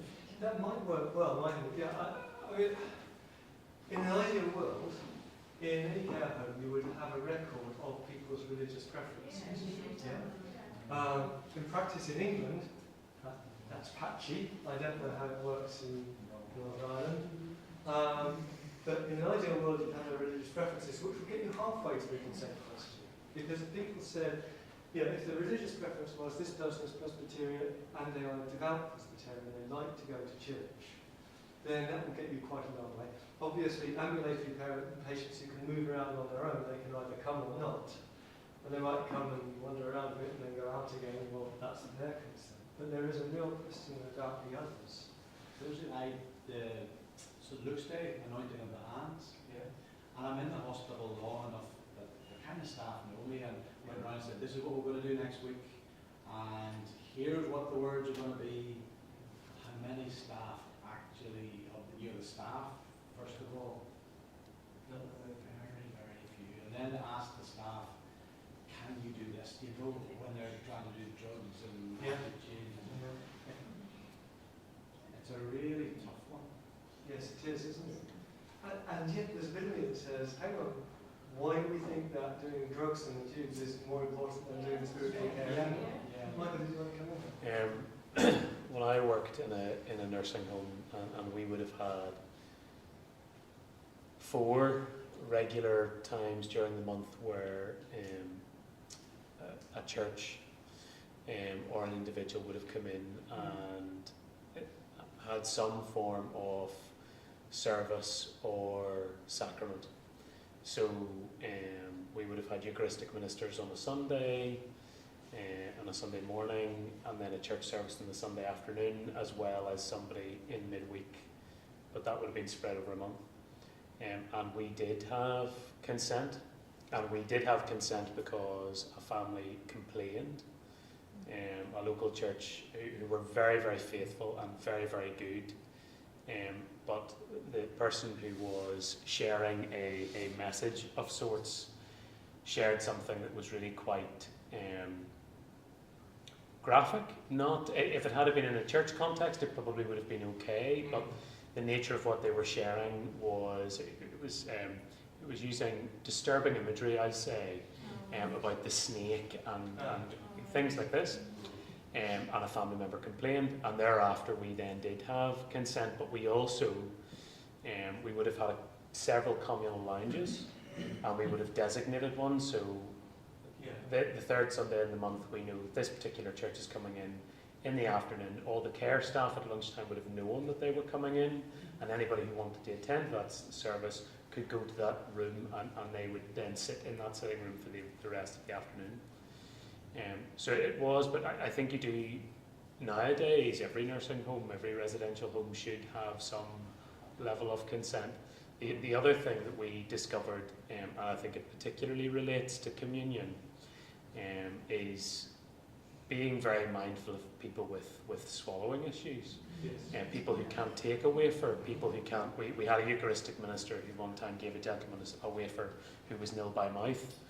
And this was a man who'd been attending the home for years and had built up such a wonderful reputation, was such a lovely man, and he was frightened to come back because he felt he had endangered the individual.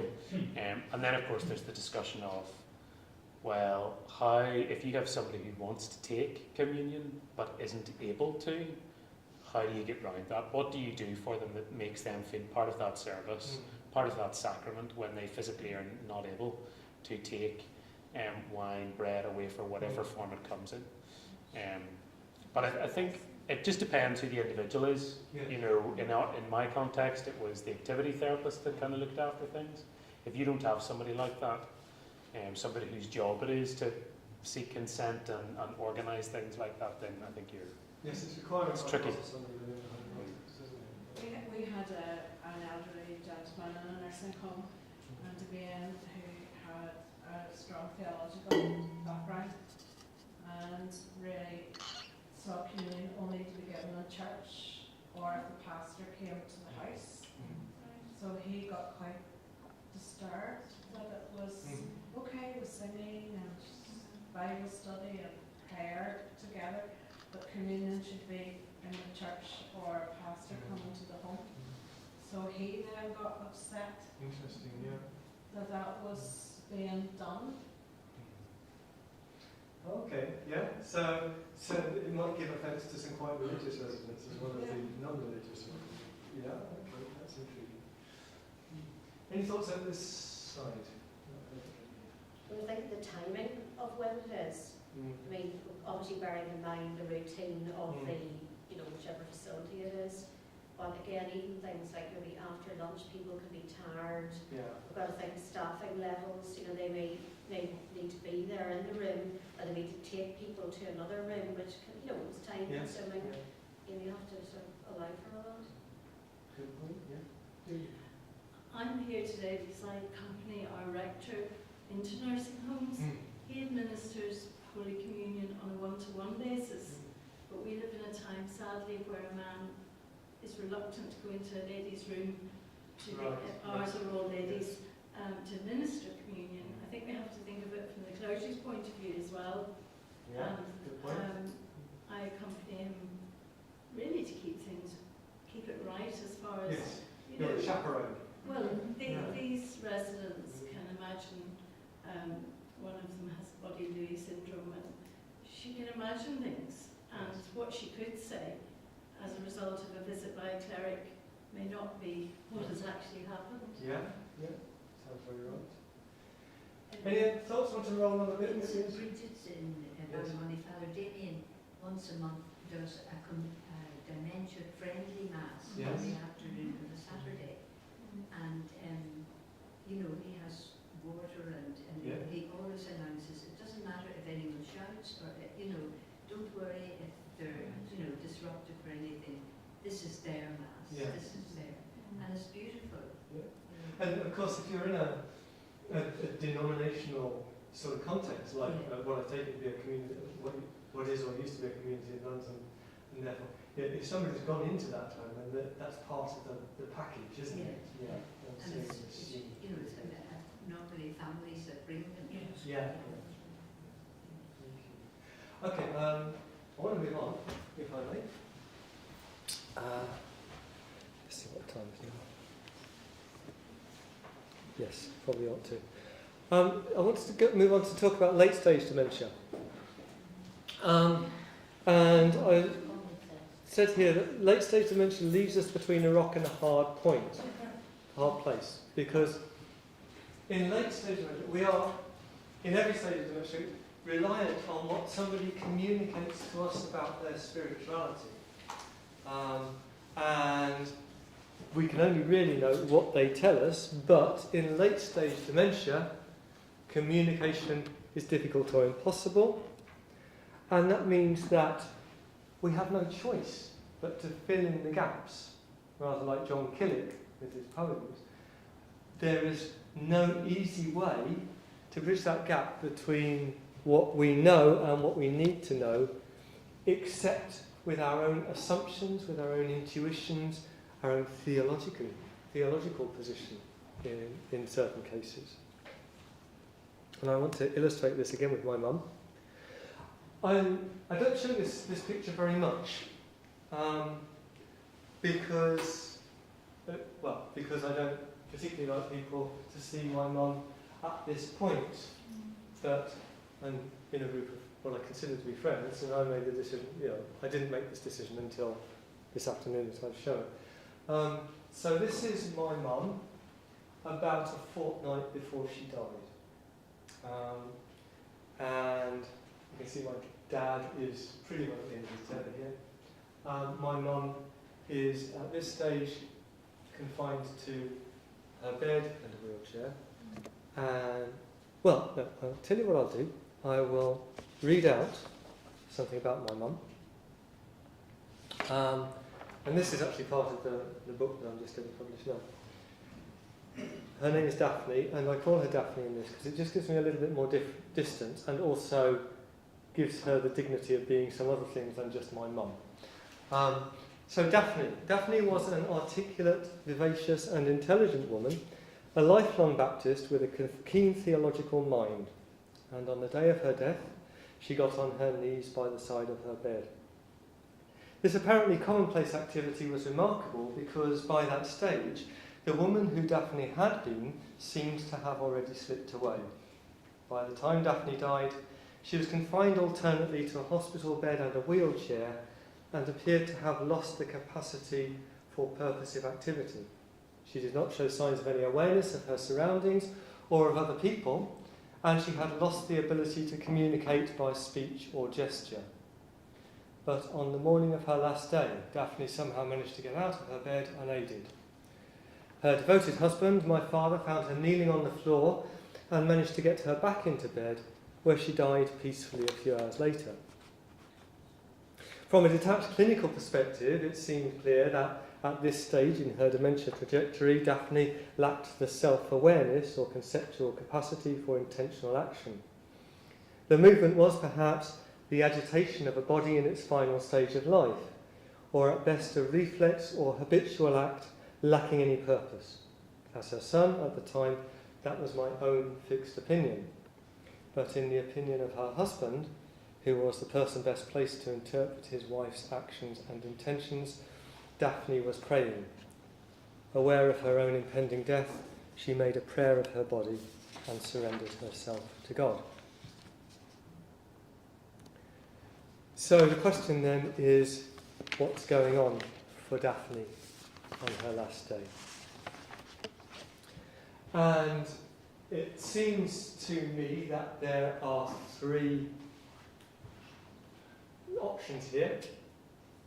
The first one, which is the clinical option, is to say she's already gone. What we're witnessing is reflex activity in effect. It's the activity of a body in distress.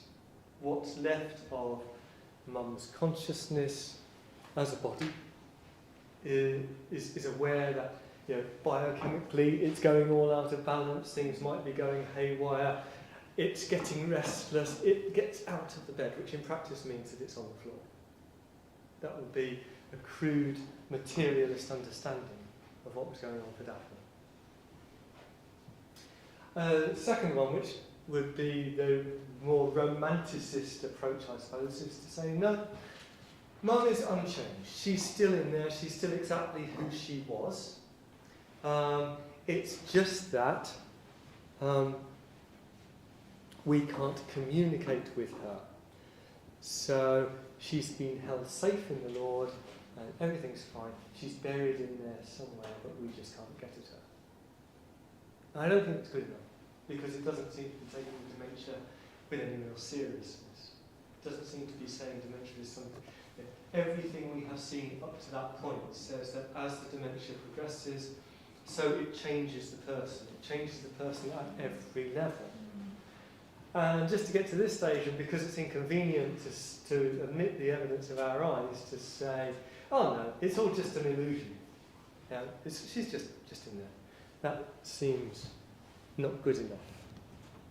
So what else can we say? Well, can we say that there's something in Mum's intentions and performance that is... Sorry, can we say that there's something in there which is a habit, but not just an automatic habit, not just reflexes, but there is a person that has been built up over time by repeated action, by repeated strivings for God, which is more than just the here and now. It's more than just what can be held in her brain at this moment. And if so, how do we make sense of that?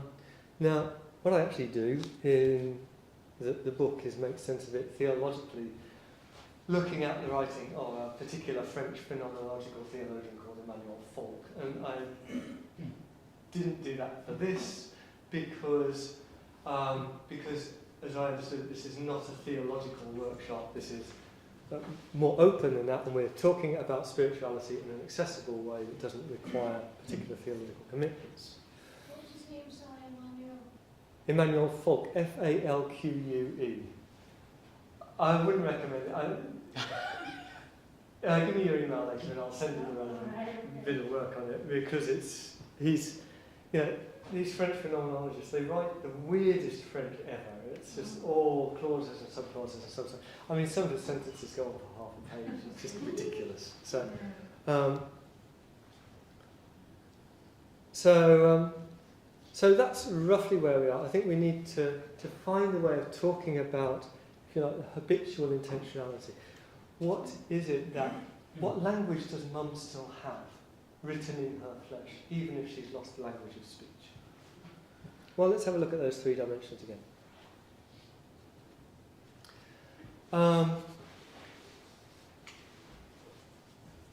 One of the things that comes through in the study of linguistics, and actually in the study of biblical languages, is that a lot of what we call spiritual concepts, or for that matter abstract concepts, start off as words for the body.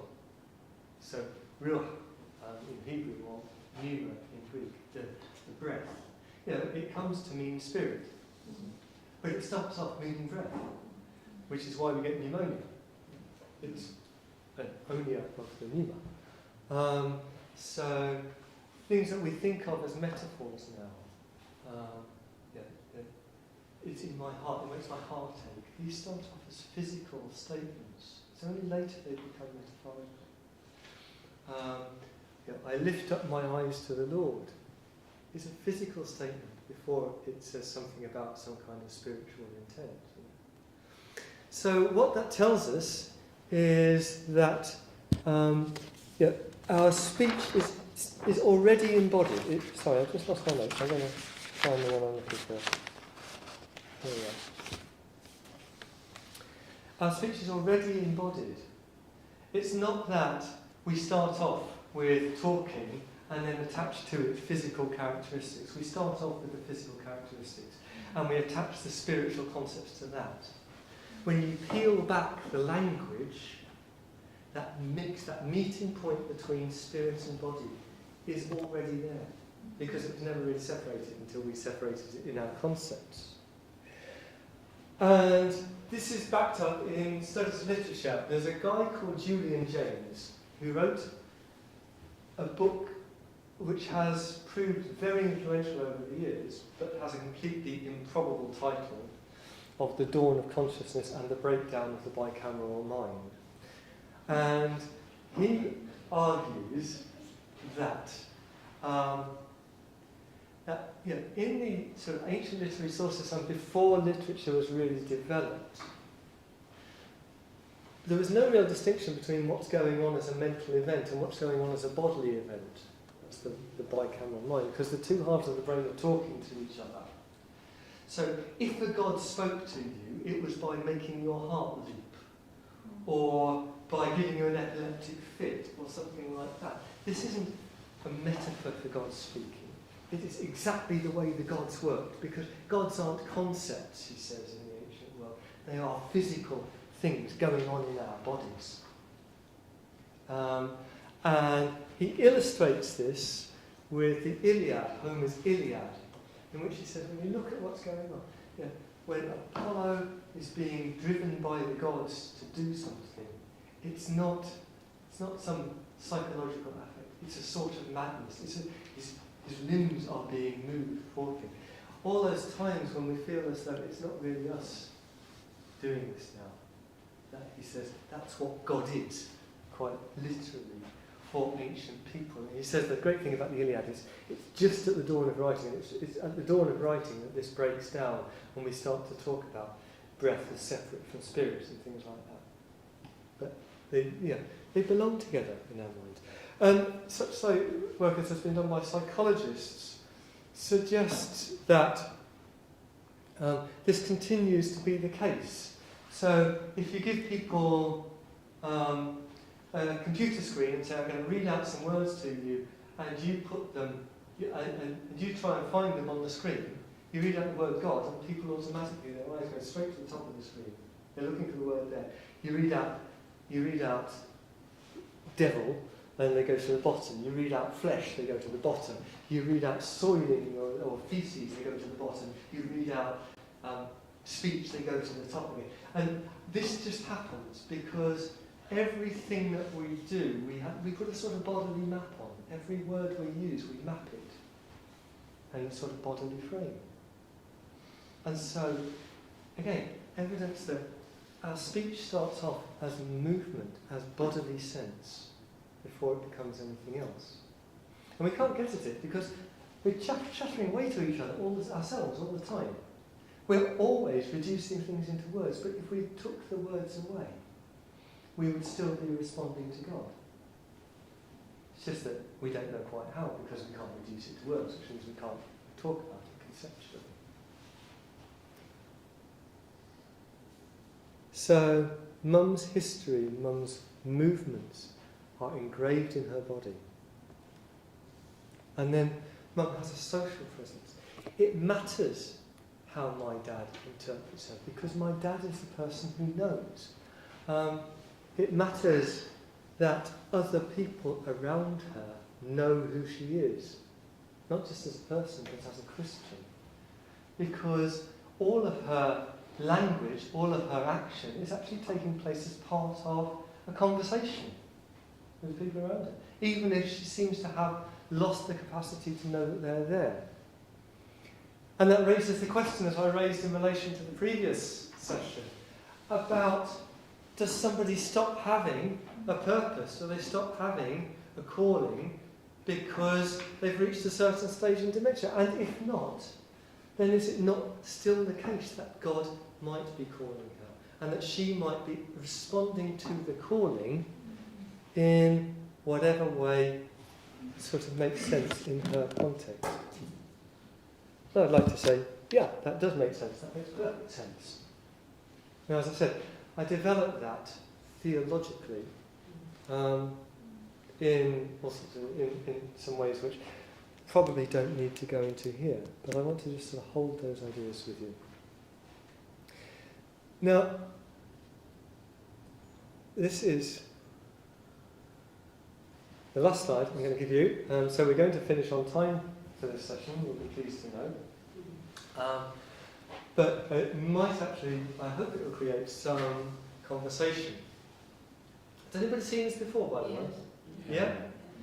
If you've seen it before, watch it closely again. Because I want to tell you about this. Naomi Veal, I've mentioned before, with validation therapy, she has a hugely empathic presence with people with dementia. She's written some fantastic stuff on it. I've got a huge amount of respect for her. And at one level, I think that this clip illustrates some of the points I've been making. But the more I've looked at it again and again and again, the more questions and reservations have come up in my mind. And I think at another level, it also illustrates the dangers of thinking along the lines I've been thinking.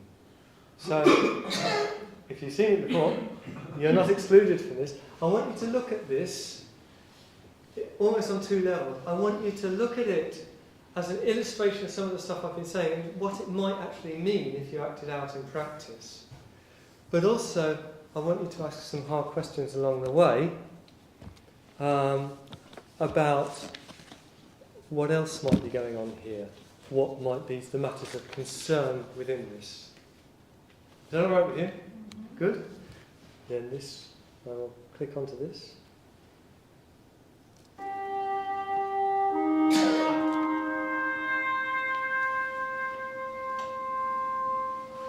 When people are very old and deteriorated and no one enters their world and they're just sitting there, they will withdraw inward more and more. And their desperate need for connection is all now inside.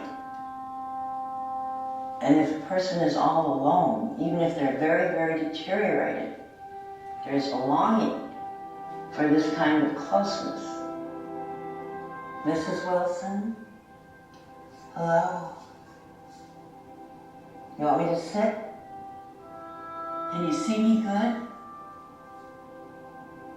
Gladys Wilson is a wonderful example of a person who is in the phase of repetitive motion, where people use movements, repetitive movements, because they don't have any more speech or very little speech, but they have human needs that need to be expressed. You're crying. You're crying. You have a tear right here in your face. You have a little pain. You don't want me to touch you. You're very sad. Can you see me? Is it scary? Are you afraid? And if this person sits with their eyes closed, rocking back and forth, and maybe there's a tear coming down, there's a need there. There's a little tear that's coming up. Do you feel it? You feel a little tear? If you gently use touch, and I touched Gladys Wilson for the fingertips right here on the cheek, is where the mother usually touches a child. If you touch an infant there, it looks up. And every cell remembers where it was touched by the mother. And often that person knows, even if they can't say a word at that moment, they won't talk, or they don't want to talk. But there's a communication. And that person is no longer alone. Can you let me in a little bit? You think? Just a little? You think I could be with you and Jesus for a minute? Jesus loves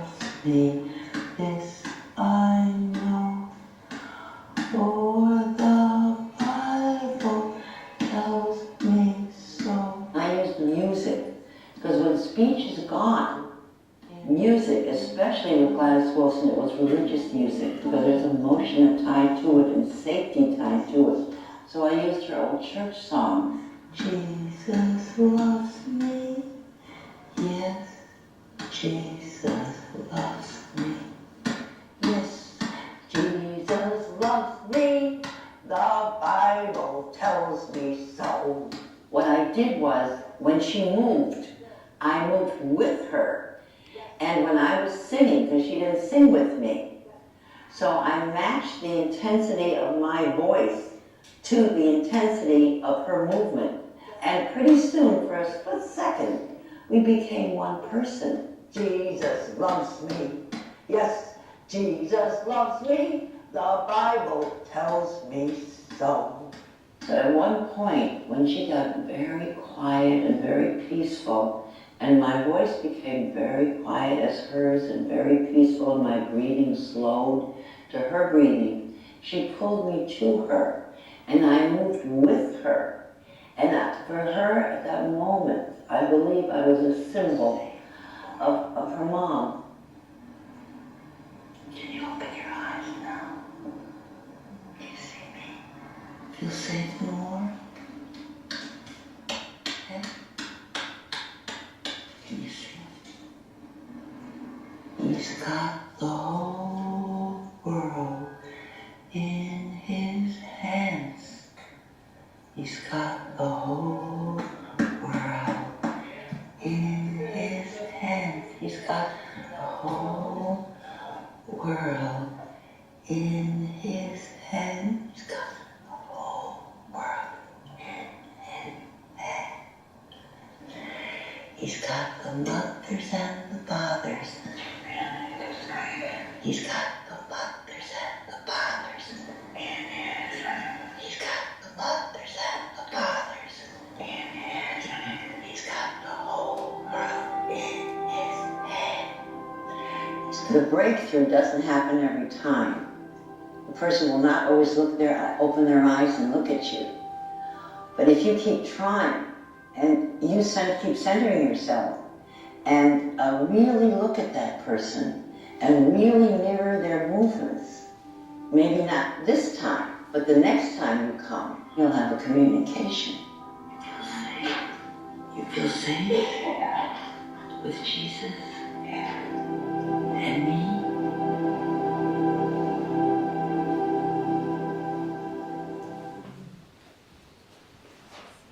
Lovely, isn't it? Yeah. And also, I don't want to take away from that. This is lovely, and it's the way we would like spiritual care to be in late stage dementia, and I think that's right. Did you see though why I said I'm not entirely sure about this as well? Did you see anything there you weren't comfortable with? No. I don't really want to rain on your parade then, sorry. Maybe it's like a lawyer trying to be a witness sometimes. Yeah, exactly. I think that's the thing that I keep coming back to. How do we know what's going on for Gladys? The only answer is because Naomi Field is telling us all the way through. Do you have a bit of pain? Is that a tear in your eye? Are you sad? Well, might not be. Old people's eyes water. Mine eyes water. Yeah. You know, there's this narrative that is being told, which is not Gladys's narrative. It's Naomi's narrative. And so, are we seeing Gladys's story, or are we seeing something that Naomi wants us to see? Now, as I said, I have a lot of respect for that. But isn't this the problem that we have? You know, when we're relating to somebody deep in the later stages of dementia, and we see a movement, we see a twitch, we see my mum on her knees on the floor, how much of that is us? Yeah. One thing would just come back on that comment about leading the witness. Yeah. What I don't know is how much about Gladys Naomi knows, how much background she has, and not knowing that on the surface, it makes me feel a bit uncomfortable. Yes. But if I knew more about how close her knowledge was of Gladys, then I might feel more comfortable with it. Yeah, But okay, certainly the so she evidence- might have good reasons for saying those things. Yeah, and then the evidence that Yes. was Gladys's reaction. Yes. She obviously knew enough to know that that song would connect. to Yeah. Gladys. So You that see, I there's- want to deconstruct that a little bit as well and say, you think you're looking at one incident, one meeting between Gladys and Naomi, don't you? It's presented as one. It's in at least 3 different places. It's stitched together as a continuous narrative from at least 3 distinct stories going on there. And then you add to that the fact that in at least one of those places, she had at least 3 cameras around her. So this is not a meeting between an experienced care worker and a resident out of the blue in one place where things happen as you go along. This is something which Naomi Neal must have been pretty sure was going to happen. Sure enough to set up all the cameras, to have all that going on, and in which she stitched together, as I said, several narratives. Now this is where I start to get a little bit more concerned. I think, hang on, what are we seeing here? Sorry. I'm not derailing any parade. Yeah. But has she any evidence? I was wonderful, it's always small. Is there any evidence of this with anybody else? You would think if she had evidence of this with other people, she would also. I mean, maybe there is. I don't know, but I've seen it before, and I was really moved. Yeah. But you were because otherwise she would all be doing that. Yeah. And it was quite intimate as well for a Yeah. man to do that with a woman. If I went into the nursing home. She was getting very close, wasn't she? I mean, when she's hitting when she's hitting Naomi, she might be saying, "Get the fuck out of my space! Get your face out of mine!" Yeah, we don't know. We only know that because Naomi says it. You notice though, it's a Sunday school, that's what I would call a Sunday school chorus. Yes, From yes. years from her childhood. Yeah. I had a similar experience in hospital about 3 years ago, and I came to bed, and there's, get much response out of this later, and her son was sitting up. She hasn't smoked just for ages and years. And I looked at where her denomination was and so forth, and I said hello to her, and she was just looking and staring. And I said, "Oh, my children," I says, "go to a Monday night children's club in one of your gospel halls," and her eyes lit up. Yeah. And then I says, "So you know all the Sunday school choruses, do you?" And I started, and she mentioned one, and I thought, I know it. I started to sing to her. Next thing she's doing the actions, grabbed my hand. The son sat there with his mouth open. Yeah, that's great, isn't it? No response. There was about 6 nurses around. One of them was joining me singing. and then she kept saying, and then 5 minutes later she sang the same one and the same one. Then I said another different one, and we were doing the actions. Deep ones, white, deep white. She was getting her hands deep white, deep white. And some of the nurses will know how to get a connection with her. And that was spontaneous. I didn't know this person at all. And I just happened to connect. Gospel Hall, my kids went there on a Monday night, tried it, something, and they were saying, ever since then, they knew some of the nurses knew songs, and that was getting her lit up a bit. That's great, isn't it? And the extra stuff it also works in with that. If we're moving to something, then we are more likely to retain it, and it's more likely to embed within us, and because it embeds in our muscle memory as well as our sort of cognitive memory. So, I was going to make a similar point of just trying to find some point of contact with the person, and it's hard if you just have a one-off encounter.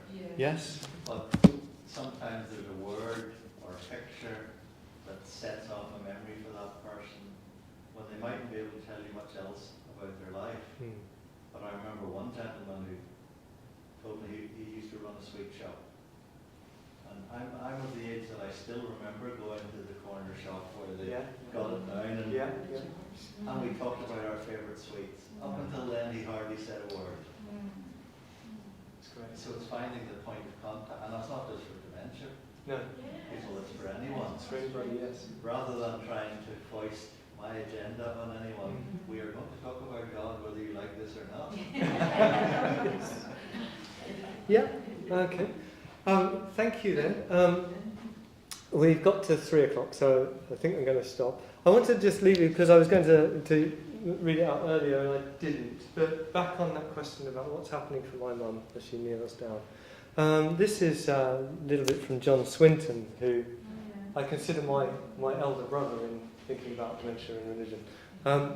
And he says, "If I believed the story which tells me that such incidents are nothing more than remnants that manifest the continuing presence of procedural memory, I could rationalise these moments as just part of the person's condition. But I don't believe in that story. In the story I choose to believe in, something actually happens, something that transcends and resists reduction to procedural memory. What goes on in our bodies is not epiphenomenal, so irrelevant to who and what we are. Our bodies cannot be separated from our minds, even when our memories and intellectual abilities appear to be abandoning us. Our bodies remember things, and that memory is not without meaning." So that maybe is where we're left with late-stage dementia and thinking about how to respond to it spiritually. Thank you, everybody. See you in a bit. Folks, we're just going to break for 10-15 minutes. There's fresh tea and coffee for anybody who would like some.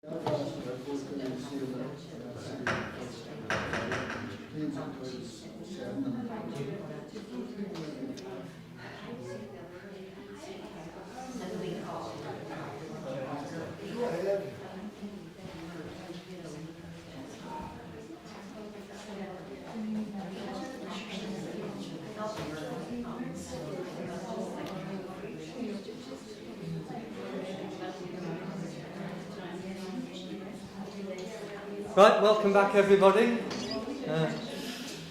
Gratified that most people haven't sort of buggered off by now. Always helpful. So we've spent some time talking about we talked about ourselves and we talked about people with dementia themselves, but I wanted to set aside a session just to talk about the carers, the wider social network, who are also affected by dementia, who also have spiritual needs. And some of this is actually quite cynical, which is that as the number of people with dementia in this country continues to rise, if we don't look after the carers, we're not going to be able to afford to look after the people with dementia. And that's true spiritually as much as it is physically and socially. So, some twists and turns. You might recognise this as the slice from the picture I showed you at the beginning of the previous session, and this is my dad with, frankly, as I said, he doesn't take very good pictures at the best of times, but by this stage I think that 1,000-yard stare is about right. Yeah. He had been exhausted for a lot of years by then. Exhausted emotionally and physically. And his whole life had become a life of looking after my mum in a way which he never envisaged, without really any support, because in 2004 dementia care teams didn't really exist, at least they didn't really exist around where he was. And when she died, I figure it took him about 5 years to get back from where he'd gone, from the hole he was in. So this is a story about people like my dad as well. Because the carers of people living with dementia, if they care through to the end as my dad did, are casualties of the condition as well. So let's have a look at what's going on for my dad then. Well, from the self-reports of carers generally, we know there's some recurring themes that come up. We know about fatigue. Some of that is compassion fatigue, just the business of having to care. I mean, I'm rubbish at caring for people. I could do about 15 minutes, I reckon, and then I'd be done. After that, compassion fatigue sets in. But also just physical fatigue. The years of scant sleep. The business of often physically carrying somebody. Yeah? But physically carrying their burdens in all sorts of ways. Social isolation kicks in very early on. And social isolation also leads to mental illness, in effect. Things that go on. Carers rapidly become isolated unless active efforts are made to reach out to them. And that seems to be across the piece. Anger. My dad felt cheated, as I've said, of many good years with my mum. He didn't have anywhere to take that anger. He didn't have anywhere to take the anger he sometimes felt with her. And so, being a good and gentleman, he swallowed it. But swallowing it was not good for him. Guilt and remorse. I've not yet met somebody, or I've not talked in depth to anybody who's cared for somebody with dementia who doesn't carry at least a portion of guilt and remorse, of things they feel they could have done better, responses they could have made more creatively, or things that they wish hadn't happened. Because by definition, everybody thinks they've failed. When you're dealing with somebody with a chronic or progressive illness, whatever you do, life is going to get worse for them, probably, and it's also going to get worse for you. And it's very difficult not to internalise that as a form of failure. Grief and bereavements. I'm going to talk a bit more about the successive bereavements that go on, but as I've mentioned already, it's a cliche that if you're caring for somebody close to you with dementia, in many ways you do your grieving before they die.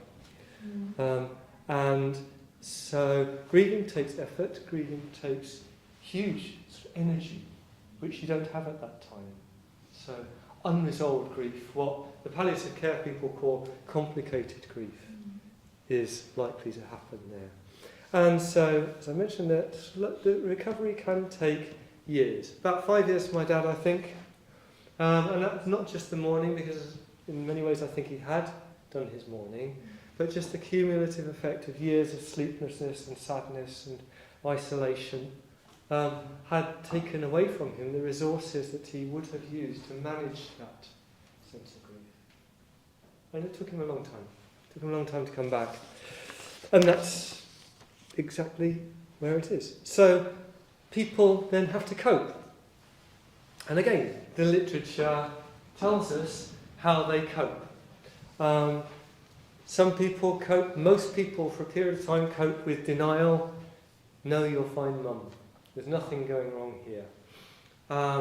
So you can deny it to the individual, and you can deny it to the family as well. There was a survey we did, wrote a small paper on it, me with a student of mine at the time, who wanted to look at clergy responses to people with dementia in the community and what they knew about that and how to respond to it. And there are a few things that we turned up, but one of the ones that was interesting was she asked the question in her questionnaire, what do you hate most about pastoral care for somebody with dementia in the community? And the most common answer was dealing with the families. Because the families are often angry, they're resentful, they're suspicious of you, they might not be religiously aligned with you, but families are trying to hold it together themselves, and when you're there, you're a sign that there's something wrong. It's so wrong that the vicar needs to come visiting. That's wrong. That's bad. Yeah? So denial becomes a big issue there. And I've got a quote here from some of the research literature on it, which is, denial acts to protect an individual against information that is too traumatic to be assimilated into conscious awareness. It prevents the individual being overwhelmed by the emotional consequences of the losses they have suffered or the threat that the dementing process, rather odd phraseology, represents. Indeed, there is some evidence that amongst dementia sufferers, the use of denial is inversely related to depression. In other words, your choice is deny what's going on, la la la la la, or get depressed when you look at it realistically. In which case, maybe denial is not such a bad way to cope. Then there is the shame and the protectiveness. A lot of people, I think this might be particularly true for men, when wives are showing signs of dementia, will want to insulate them. They'll want to cut them off. And they're doing that because they've always protected this woman and they're protecting her against humiliating herself in public. Now, as we've seen, that can be a way in which malignant social psychology can make the situation worse. But one of the things that's going on there is people dealing with it by saying, okay, let's just organise our lives such that the deficits aren't visible, such that nobody can be seen. And that is not a helpful response, as I've said, but it has a sort of integrity to it, a sort of charm to it. Cross-culturally, there might be more going on. I've got a PhD student, Nisha Babu, who's working on South Asian people with dementia in the UK and what their needs are and how that culture is working out. And she says to me, one of the things that's going on there is, this idea of sort of, we look after our own, we always look after our own people. Well, in the case of people with dementia, that often means hiding them away. And that's partly to protect them from humiliation, but often there's the reason behind that is because dementia is seen as an inherited condition, bad blood. If you've got if your mum has got dementia, your chances of making a good marriage drop right through the floor. Really? Yes.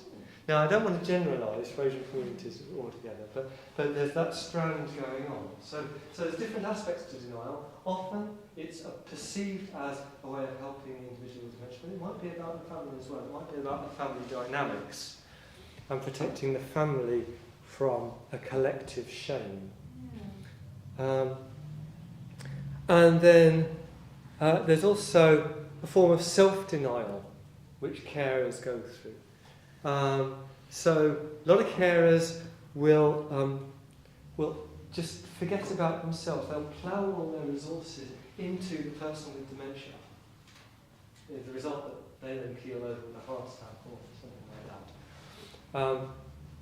There's been some research on this, on how care, obviously if you're talking about the same generation, you're often talking about somebody who's quite old themselves, who might have a number of pre-existing health conditions which need management. And the health of carers with long-term conditions, the measurable health in terms of the long-term condition, goes down quite significantly often when they're caring for somebody with dementia, because they're ploughing their resources into somebody else. They're not thinking about themselves. So those are all, in a sense, negative coping strategies. They're ways in which people try to contain this rather scary, amorphous situation, and it goes wrong. So, just a little question for you for now. So social care agencies, they've woken up to this, the need to support carers if we're going to be able to afford to look after people with dementia. But that care typically ends quite abruptly when the person living with dementia dies. So the care package lasts until the person dies. And in a few cases it lasts about a month before, but that's a relatively recent thing. In most cases it pretty well stops on the day they die, or the day they go into long-term residential care possibly. So think about a carer of somebody with dementia at that point. And thinking about my dad and the 5 years it took really to recover from that. What do you think the carer / former carer needs in that situation? And how can we, to the extent that we're ministers in the community, be sensitive to and supply some of that? Okay, little question. Talk among yourselves if you wish. Give you a minute or two. No, I'll just ask you straight. Just tell me now, what do you think? Doesn't take that much thinking about it.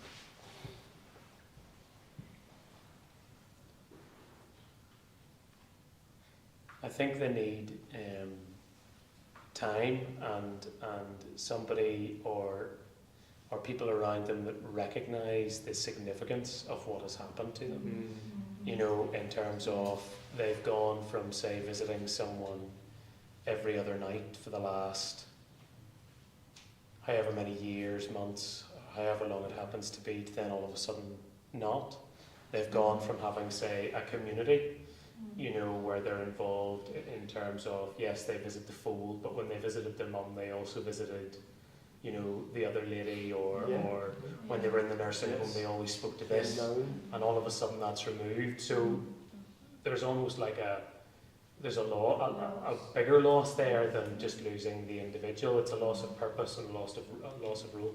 So I honestly think somebody just needs time, and somebody who will recognise that it's not, you know, there's no easy fix to this, there's no quick fix. Gosh, that's a really interesting thought, that what they've been bereaved of is the community that's represented by the nursing home. I hadn't thought of that. Yeah. So strangely enough, at that moment, they lose not just their partner, but the whole community sorry. So I was just going to say, yes, it's a loss of their identity as a carer, really, the whole sort of mode of being and being, and I think that so much of caring goes on unseen, unheard, you know, in the privacy of home, and that is not, I mean, you don't see much of that on social media, do you? No, you don't. Yeah, look at me, I've had a shocking day, I'm exhausted, Yeah. and haven't had a break for 2 years. You know, it's all glossy and Yes, all that that's stuff, right. you know, it's all There's nobody doing success selfies stories, as that. You know, it's Yeah. really most a very unglamorous role that sometimes, you know, society doesn't acknowledge. Yes. And it's not acknowledged just generally, and I think, you know, I think things are changing, and I know in the Belfast Trust there's a, you know, good carers network and so on, but it's profound. There might be some relief, but as you would say, it takes time to just a rediscovery of a new life, you know. Yes, there's a sort of erasure going on there, isn't there, as the status changes. We need people to understand that, and help them understand how to cope with grief, with grief. Yes. That's that guilt, isn't it? Yeah, So, yeah. They've died. Fantastic. Oh, how terrible. Fantastic. How terrible. Yeah. The relief that the person's not suffering anymore. Yes. Probably relief for themselves if they can husband, wife, much longer. So they need somebody to say to them, look, it's all right. It's a big thing. Yes. And that's natural. Yes. Great. I think another thing maybe, I mean, I'm not a chaplain, so I come from the church context, but a lot of the guys that I've worked with become really socially isolated because in a lot of contexts they want to protect their person that they're caring from the public view and all of that, but they get really disconnected from the church, and so they need, I think, help and support just to get reconnected so they can rebuild again. But you know, you can't just expect them to be able to do that, because that journey of grief as well is marked with everybody, you know, with a head tilt, and that just makes it even more tricky. Yeah, I agree, and it can be difficult to do that, can't it? I mean, with my dad, what happened there was, I mean, he did keep a connection to the church, which helped a lot, but then a year or so after my dad died, they decided to build a new church, and his own dad was a wheelwright joiner, so he's got all these woodworking skills, and the church was mainly being built in kit form from a Scandinavian sort of laminated wood thing. And so he spent the next couple of years working on the church pretty well every day, and he said himself later, he thinks that sort of saved him really, brought him back. But for a lot of men, social networking takes place over a task. And so, how to connect those men back in might be through that sort of process, because that's what worked for him, certainly. There's also loneliness that I've come across with some people, because carers have been coming into the house 4 times a day. Yes. Maybe the district nurse. Yes, that's true. The diarist and the optician and people all coming into the house, and that's been company for the carer. Yeah. You know, and I know one man, and because his wife just was not speaking anymore, that was his interaction, and he was isolated too because he was looking after and, you know, again, you know, protecting her, and only for family living next door, you know, was there any other interaction? And so socially he was at total loss. Because all that suddenly comes to an end. Nobody's coming to the door 4 times a day. Nobody's coming. So whatever the social formation that's happened, that's sort of evolved or ended up during that caring sort of trajectory, at the point of death, it changes dramatically, and a new social network needs to be rebuilt somehow. And that seems to be the major sort of task of spiritual care at that point, to connect somebody back into those sources of life around. It would be lovely to say that churches do that. Yeah. But even from a chaplaincy point of view, experience would be that many people we meet in hospital either have lost contact with church, or if you ask, would you like me to notify your church that you're in hospital? Their minister, pastor, never calls. Yeah, and that caring process. Maybe not their ministry, maybe they're busy doing other things. And it might have isolated them for several years, you know. It's not just like take a month out, is it? Yeah, pastor might have changed, memories are short. So even when the person, is my experience, and it does call me sometimes, because I'm caring myself, when you're at church, people, if your mother's not with you, people always say to me, how's your mummy? You know, and Yeah. you know, I feel like say, oh, she's doing grand, yeah. Yeah. And when she comes, you know, they say, oh, your mummy's looking well, and I say, and you feel like saying, yeah, I'm fond of it too, yeah. Yeah. So I'm doing all right. Thank you for not asking. Somebody Yes. could ask how are you, Yeah. that Yes. would be nice, you know. Yes, that's right. It's a very common experience. Yeah. Okay, thank you. I want to dig into these social dynamics a little bit further now, if that works for you. And this is mostly dependent on a colleague of mine, Dr. Ed Tolhurst. This is work he started with his own PhD and then extended afterwards. He's looking at the situation of couples where one half of the couple is caring for the other one who has dementia. And he looks at things like the gender dynamics and what's going on there. So he started this work in 2014 and he's still more or less been carrying on with it. Okay, that's not people coming in. So the first stage of what he's doing is he looks at wives caring for husbands. And he says that when wives are caring for husbands, then the dynamic was, we are talking about a particular generation here, and it might not hold so true as time goes on. But we're working with some fairly conventional models of what a wife is and what a husband is here. And so men with dementia are talking about not being defeated by it, they talk about fighting back, and they often talk about themselves in terms of what they had been. When a man often stops working, when he's just at home with his wife being cared for, then the status and significance markers that plug him into his world have mostly been taken away. So they'll refer back to the past, and they'll talk about still being strong, they'll talk about still being on top of it. If they're having mini mental state exams and things like that, they might sort of track these very carefully and sort of say, I've not lost any this week, and things like that. And so they're really sort of trying to be gung-ho about it. And in the background, the wives are often quietly caring for them and going up the wall. And they're saying, can't get him to sit down, can't get him to respond to what's going on for him, or to acknowledge, how difficult it is for me, they're saying. And so they might be getting really, really frustrated, but when he talked to them with their husband there, they might say, oh, no, we're getting on fine, everything's lovely, isn't it, darling? And then one of them goes out of the room and says, yeah, all the women in the room know what that feels. Yes, that's right. Yes, you don't have to have a husband with dementia to be feeling like that. Okay, so, and then they may respond by isolating so as not to burden others, but of course that's burdening them in a particular sort of way.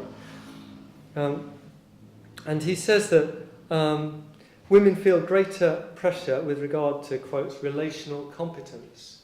They've got a lot of moral pressure to be a good carer. Culturally, care is considered a feminine sort of value. Women are, if they're proper women, are supposed to be good carers, even if they're being driven up a bloody wall. And there's an expectation that they should be able to be fairly self-sufficient in that. And again, there's been a little bit of cultural variation in there. So we did some work, I'm going to come back to this, on Pakistani family carers of relatives with dementia.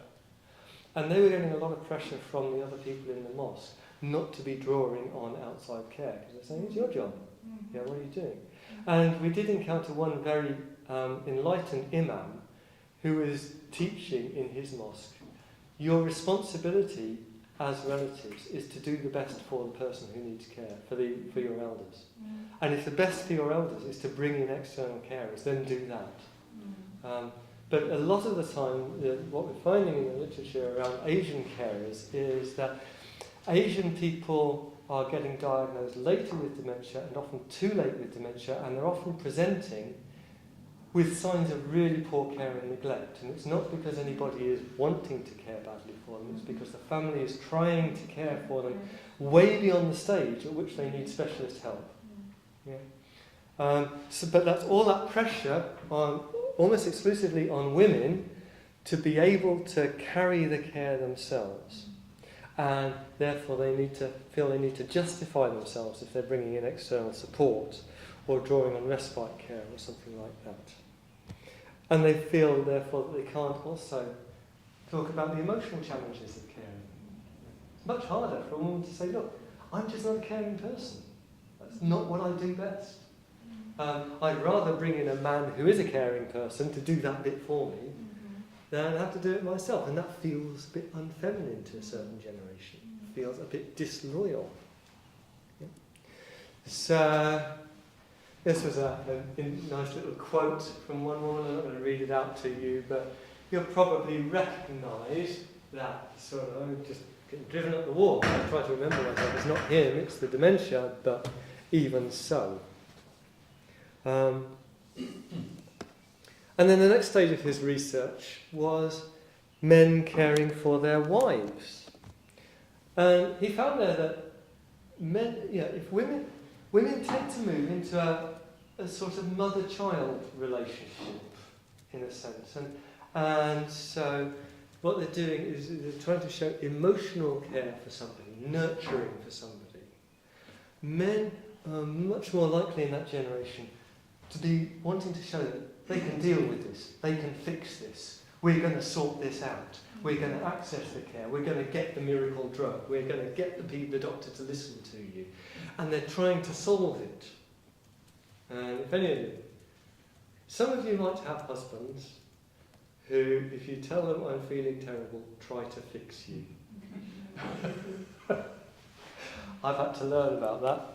I was relatively late getting together with Rachel, and I had to learn a few things quite hard, and that was one of them. Yeah, it's not about fixing. But men do feel that pressure to try as far as possible to sort things out. And they might even feel frustrated with the woman who's saying, no, this isn't going to be sorted. You can't sort this. And they might feel the tendency to control the situation. This is the malignant social psychology thing. So this was a fairly typical example. We've got friends and their husbands can't cope with them. They say, yes sir, no sir, 3 bags full. No, I won't let that happen. I'm a bugger, just won't let it. I want her to get better, you see, and so I keep pushing and pushing. Poor woman. Yeah. Poor man as well. I mean, he's trying to cope with it as well as he can. But it's all about, we're going to sort this now. Yeah. And of course he can't. Yeah. So there are 2 different responses there to a situation that is too big. There's one in which a woman is being forced into a role that has been prepared for her that she might just not be big enough to fill. And there's one where the men are saying, no, we're going to box this in, we're going to sort it, we're going to tighten the screws, we're going to get everything running again and get our lives back. And both of them are potentially bad ways of coping. Both of them are likely to lead to some quite bad outcomes. Okay.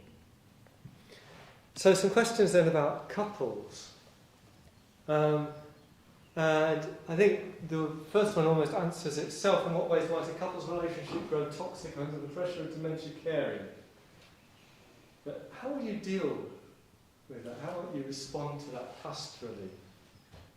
I'm not sure if it's a question that I can ask for feedback now. It seems like something just to think about. But then raises also the question of what sort of support is available for carers. Is there such a thing as gendered support for carers? Is there a sort of support which is directed towards men and some support that's directed towards women? In Stoke-on-Trent, where I work, there's a bit of that. So there's a support group for men with dementia and male carers that meets at Stoke Football Club, which is basically, they get old football players, retired football players coming in talking about their life, and they get the fan clubs sort of talking about aspects of great games in there, and that sort of thing. It wouldn't work for me because I can't stand football, but it's clearly geared towards a particular sort of man. Actually, one of the things I haven't brought out in these slides so far is that men tend to be rather quicker to get their wives into a residential home than women are getting their husbands into a residential home. And you can read that a number of different ways. One might be that men aren't very good at caring. One might be that the wives are over-caring and denying how unsustainable the situation has got. You might say either that the men are trying to get rid of their women, or it might be that it's an aspect of this sort of instrumental approach that says, I can't fix this, but they can, or at least they can improve the situation. Who knows? So there are different ways of doing it. Something that he definitely found in his research, that men tended to contemplate that transition to nursing home at an earlier stage than women did. Make of it what you will. So let's have a look at some of those transitions, and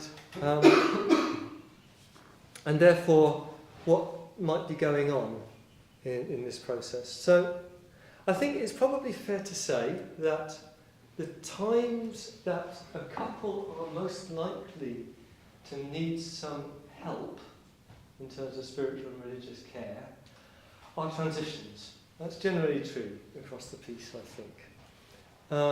Help to get into the next stage, help to make the changes that are going to make the next stage possible. And I've mentioned throughout actually the tendency to denial.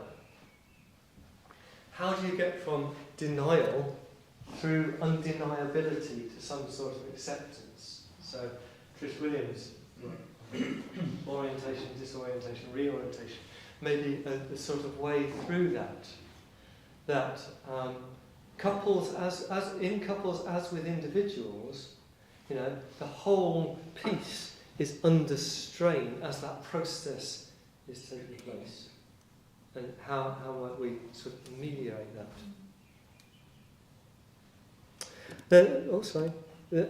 The next one is one really for the carer. Although actually there's a counterpart in the person with dementia, which is as the dynamics of that relationship change. This is your romantic partner, and then they stop being your romantic partner, or your intimate partner, or however you want to call it, and they start to become something else. So this person becomes your child, or this person becomes your project, or your responsibility, or your burden,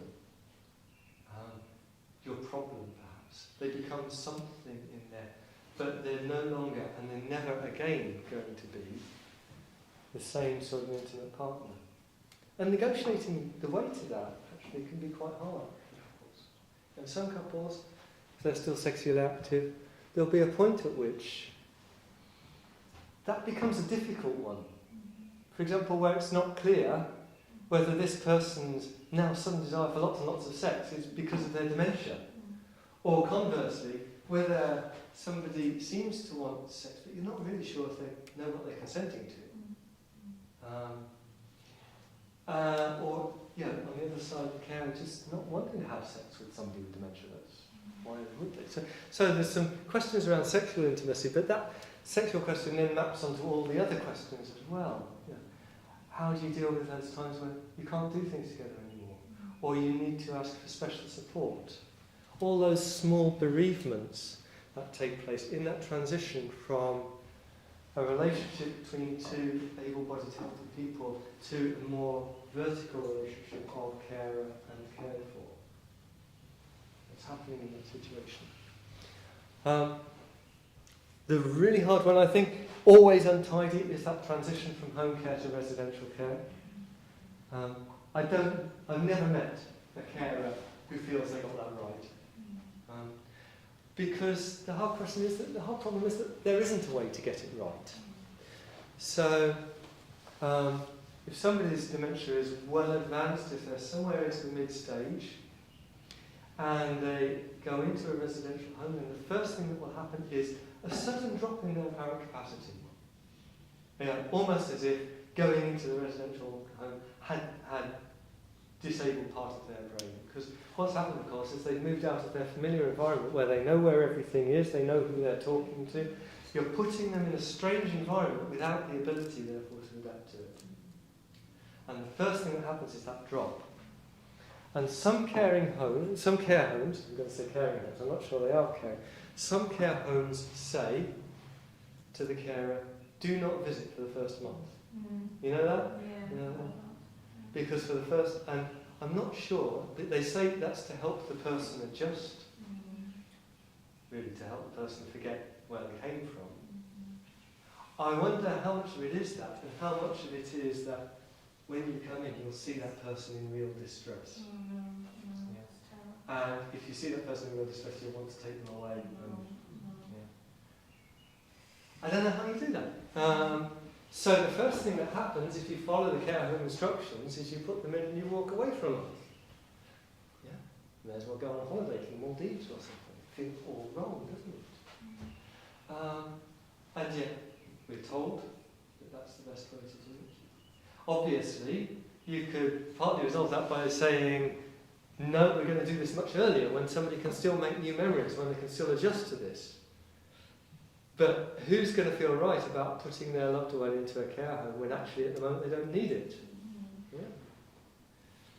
Or they can leave it and attempt to carry on indefinitely, which is what my dad did, but at enormous personal cost. So as I said, there's no way to get that right, is there? I'm not sure also that people in spiritual positions are in a position to advise much on that, except perhaps to help people deal with the grief and the guilt and the remorse for doing whatever it is they've done. Yeah. Because I've never come across anybody who's able to say they got that right. Okay, and then the difference between anticipatory grief and bereavement grief. So I said our culture, this goes back to the first video I showed, our culture is actually big on the anticipatory grief. We're used to this idea that somebody with dementia dies multiple times before they die. Yeah. And if you're the carer, that means you grieve multiple times. Every loss of capacity, every change in circumstances is another small grief. And so some people will then say, never felt any grief when the person died. It's already been done. For others, there's a surprising upsurge of grief that happens there. And for others again, the grief has already been baked in. It's become complicated grief. It's become a trauma by just the years of struggle. And it might take them years to access their grief again. So there's just a lot goes on after somebody dies, which we don't pay that much attention to. You know, we're used to bereavements where somebody dies and the grieving spouse, has a couple of horrible years where they feel miserable, and then hopefully they come through that and they rediscover their life. And then sometimes people don't, and we call it complicated grief, and we recognise that we need to intervene. I think for carers of people with chronic degenerative conditions generally, and dementia in particular, there's more going on than that. We haven't really unpacked all the needs there. So that's roughly where we are. One of the ways in which people cope with that, of course, is some kind of meaning making. And this is where the Scandinavians are really keen. They talk about, they follow the Arthur Frank idea, there are stories that we wrap around these long-term processes, and the stories give us an existential sense of orientation and direction. And they will go on to say, and spiritual care is largely about midwifing people into telling their story in a meaningful way. So, of course, for those of us with a Christian background, that might be aligning your story with the biblical stories, with the biblical narrative. How does this fit? This is my cross to bear, this classic one. Aligning ourselves with the crucifixion, looking forward to the resurrection. I am Job, sitting in the ashes, scraping my boils with a pencil. there are images we can use, there are stories we can tell. But ultimately, we have to make them our own. This is a piece of research I did with a Norwegian colleague, Hans, and we got interested in an online forum that's run by the Alzheimer's Society called Talking Points. And it's an online forum which is for people with dementia and carers of people with dementia. And the way these fora work is that somebody opens up a question and then it starts a new thread, and you can follow that thread, conversation about that particular question. And we found there a question that we thought was quite interesting. For those of you who are spiritual, I'm just wondering if any of you have thoughts which lend a spiritual perspective to going through dementia. Are there any spiritual lessons to be gained through the journey of either the caregiver or the victim? Or do you have any spiritual perspectives related to any aspect of dementia which give you strength or to make sense of the whole cruel dementia experience? And the writer went on to say, as a spiritual person, I tried to look for the spiritual meaning or the spiritual lessons or purpose behind everything in life. But I'm having a very hard time doing that in this situation. How could this happen to her? She does not deserve this. So we thought, oh, that's interesting. Wonder what happens next. How do people wrap meaning around this experience? And all the answers were from carers.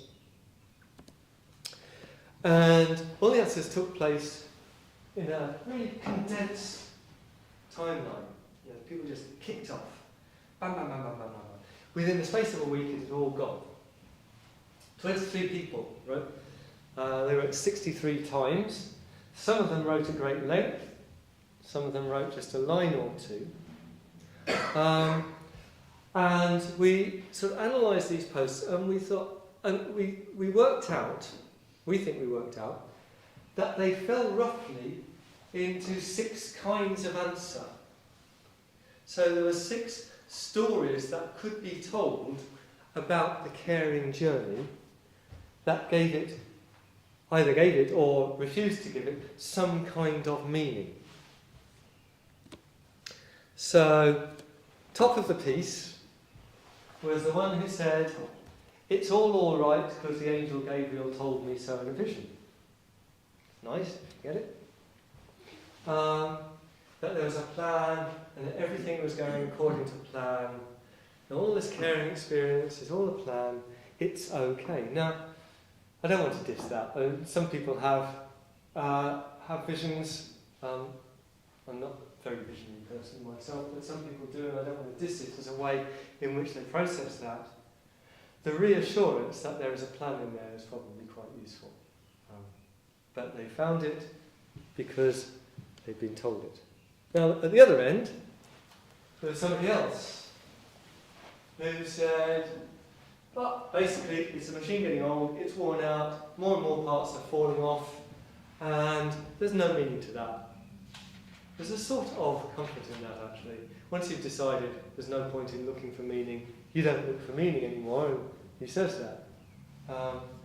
He says, actually, not having faith, abandoning hope for a meaning in this, yeah, maybe that's the way to go. Then there's another couple of somewhat related posts. There was somebody who said, it was horrible. It was awful. I hated being a carer. It was dreadful. It felt destructive to me. And yet, it developed in me a spiritual capacity that I didn't know I had. It awakened me to spiritual dimensions I hadn't dreamt of before. And so in the end, was it worth it? Yeah, I think it probably was. That works. And then there's another one who said, I can't do this. I can't do God at the moment. I think if I remember rightly, their mother and their grandfather, I think they both got dementia going on at the same time. And they said, I just want to pray for them to die. But I don't feel I can pray for them to die, so I don't pray to God at all. I can't do this. at the moment, but I have faith that there will come a time when I will be able to re-establish my relationship with God and move on from here. Which, you know, it's not neat, but it has a sort of honesty to it, I think. When we're in a crisis often, I think we often feel, I can't do God right now. Yeah, God, you're just going to have to look after yourself right now, and I'll trust that when I come through this, you'll still be there on the other side. But I can't really do you right now. Yeah. And then a couple more. There was one, got a huge amount of feedback actually, who said, I realised in this that it was a blessing. My mother with dementia really came into her own.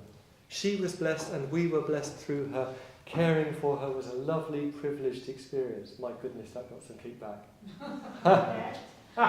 People say, well, that's all very well for you. I'm having a crap time over here.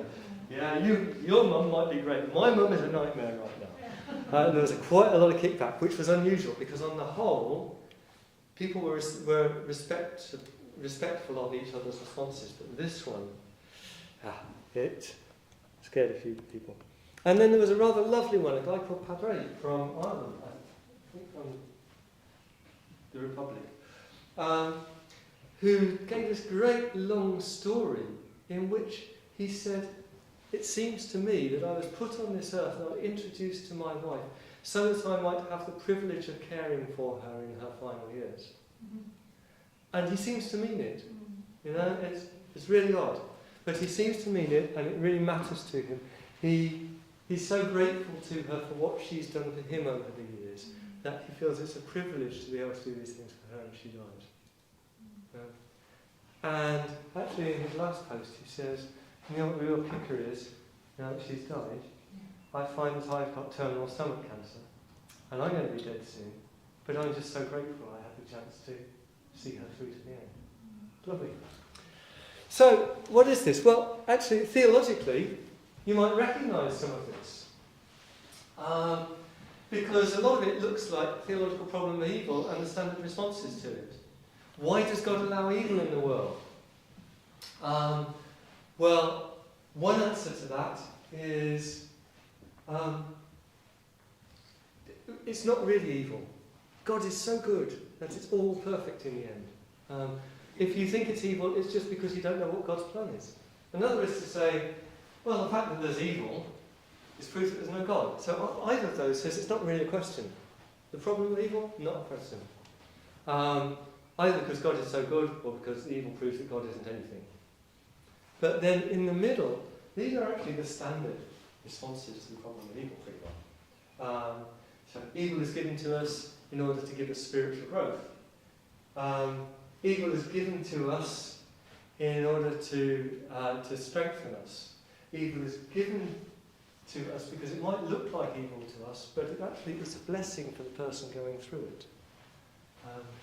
Or evil is given to us because it is our destiny, it is our vocation to respond to this. These are all the standard responses to the problem of evil. Go to Thomas Aquinas, you just get this. Yeah? It's been the standard Western response for hundreds of years. And these people, none of whom says that they're a practicing Christian, except for one who isn't talking to God, they're coming up with the same stuff. These are the narratives we can tell. So we're getting near the end now. We've got till 4:30, haven't we? Is that right? Yeah. But we'll probably end just a tad early. But maybe some things to think about. And again, something you might want to share among yourselves. I will ask for some feedback from this, but you might choose not to give it. It's okay. But how did you make sense of a shattering family experience, if you have one? Or how might you, if it came along?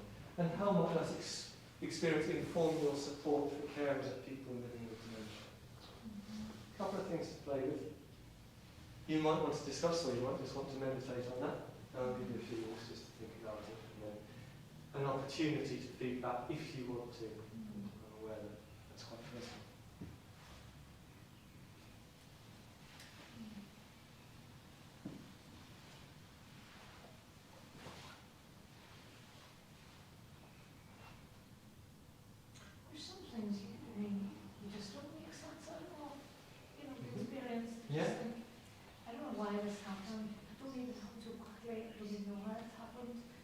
And you do take time out in the aftermath to process that nobody's changed in some way by it, whether they're even aware of it or not.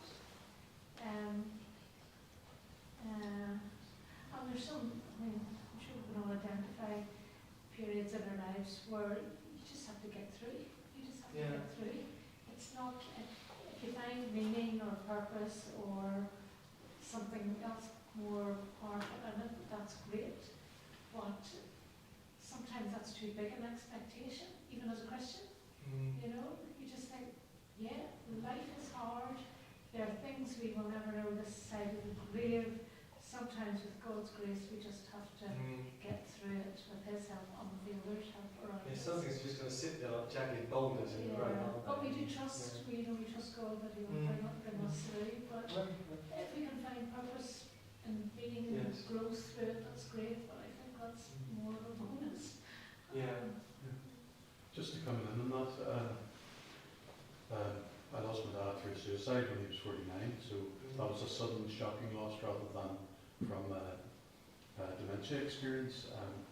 But what you're saying there resonates with me. The whole idea was from that stage when I was 16, working out that God was saying in the Bible that you get to experience stuff, you don't necessarily get to experience the full understanding of it, you just have to go through the process of it.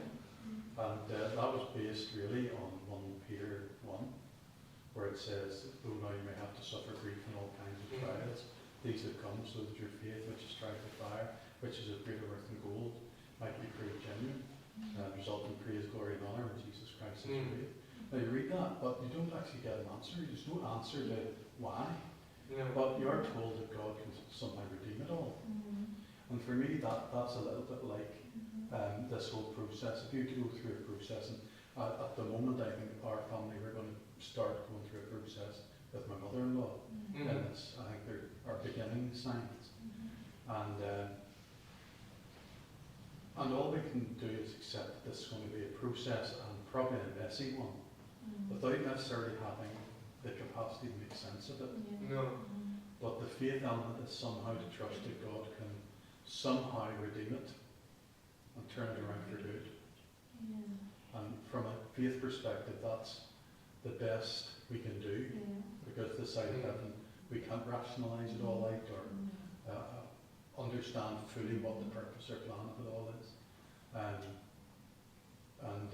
We are in a fallen world, there is wickedness, there is evil, but we're supposed to navigate those choppy waters somehow. Yes, that's fair enough. And there is a place for that, so just accepting, putting a box around it saying that's for God to deal with. We don't know. We'll just let that happen. Yes, I think that's fair point. I find it difficult in that situation to just try and say, well, God's trying to tell you something. You know, you could tell me something on the golf course that I wouldn't have the faith. You know, and I think it does a disservice to try. And I read somewhere, you know, especially the tragic funeral, don't try and explain. Because if you had the answer, it wouldn't take away the pain. But can we share the pain? And really almost that God's not mentioned, because how do you make sense of all of this? When Norman has said from personal experience, well, here's how we're going, how can we help each other through it? But to try and make God the champion of this awfulness, I think, yes, it's too good in a way, isn't it? Really. You after all the years, and I think in my current parish, in the funeral book, I've stood at 600 graves. And I still can't make sense of those times when there's no sense to be made. This is just awful. And maybe acknowledge that in as gentle a way as you can, but not to say, you know, I remember a funeral where a lady, she was 89, she died, and the minister wept because she was in heaven, and her husband with early dementias lost his wife, his lover. And she may be in heaven, but he's in hell. So to try and make God the champion, I don't know if those... No, I don't think it does work like that, does it? No, that's fair point. The lady you mentioned earlier, Dr. Jennifer Root, is it the GP? Yes. Her book, and I haven't read it, I haven't at home, but I've yet to open it. But it's what dementia can teach us about love. Yes. And you referenced Mm. examples of Yeah. that earlier on. So, I mean, in the midst of all this kind of loss and stress and pain and all of that, you know, you can only think, well, there must be some things to teach us about love. That she talks obviously from Yes. from an inside Yes. point of view as well. I'm guessing that's what Yeah. she's saying, given the You title want it, of it, wouldn't you? you know. But I think any process where you're suffered or your care or whatever it is, there's some, maybe not immediately, but in time there's something then that maybe you can offer people in the future as having been through that far. Yeah. You know, that's always a possibility, you know. But then other people are crushed and never regain their faith if it's too punishing. Marriages do break up under incredible stress and things, you know, that's the reality. And I mean, Stephen's right, let's not sugarcoat anything here or pretend. That's a disservice, I think, you know. I suppose we need to be careful then for the second question, how might this experience inform your support? Be gentle. Yeah. Not judging. Yeah. Particularly if someone maybe had been of a Christian faith and a church attender and now can't. Yeah. Not making them feel guilty that, oh, you know, so-and-so who died would want you back at church again. Oh, that would be it. Yes. And not judging their, I have no experience in family of dementia. My dad had Parkinson's, but I remember my mum several times saying, you know, feeling guilty that maybe she could have done more to help him. And we constantly told her, he got this far because of your care, Yes. because of your love. And maybe try to be affirming and understanding, but also give people space if they need a rant, if they need to shout, if they need to be angry. That's okay. We're still here for you. Yes, that's right. I think a lot of carers, they get to the end, they want to say, I hated him for the last couple of years. I couldn't stand him, he was horrible. And I hated the life we had together. And I did actually wish that he'd just hurry up and go. And they can't really say that often. But, yeah.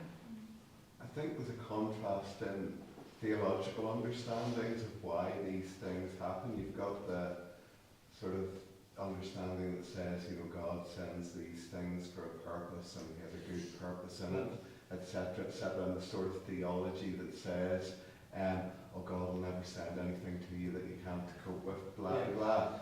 So there's that kind of theology at one end of the spectrum, and then at the other end of the spectrum there's the theology that says good things are from God, bad things are not from God. Dementia is bad, so it's not from God, and so it's for us to fight and resist it with all that we can do to fight and resist it, and ideally with God's help. So those are the contrast of the two theological positions on it. Yes. So some people hold that position. If it's a bad thing, it ain't from God. And don't blame God, because it's not God that's doing it. That's their theology. And then the other end is, you know, oh, God must have it there for a purpose. Yes, that's right. So it's just, I think I've encountered both those ends of the spectrum, and maybe the extreme end of both those point of views isn't very helpful in different ways.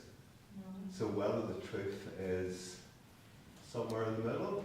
Yeah, so living, it seems like the tendency is to say living the question is what really matters here. I just lost the screens. You use the remote and okay.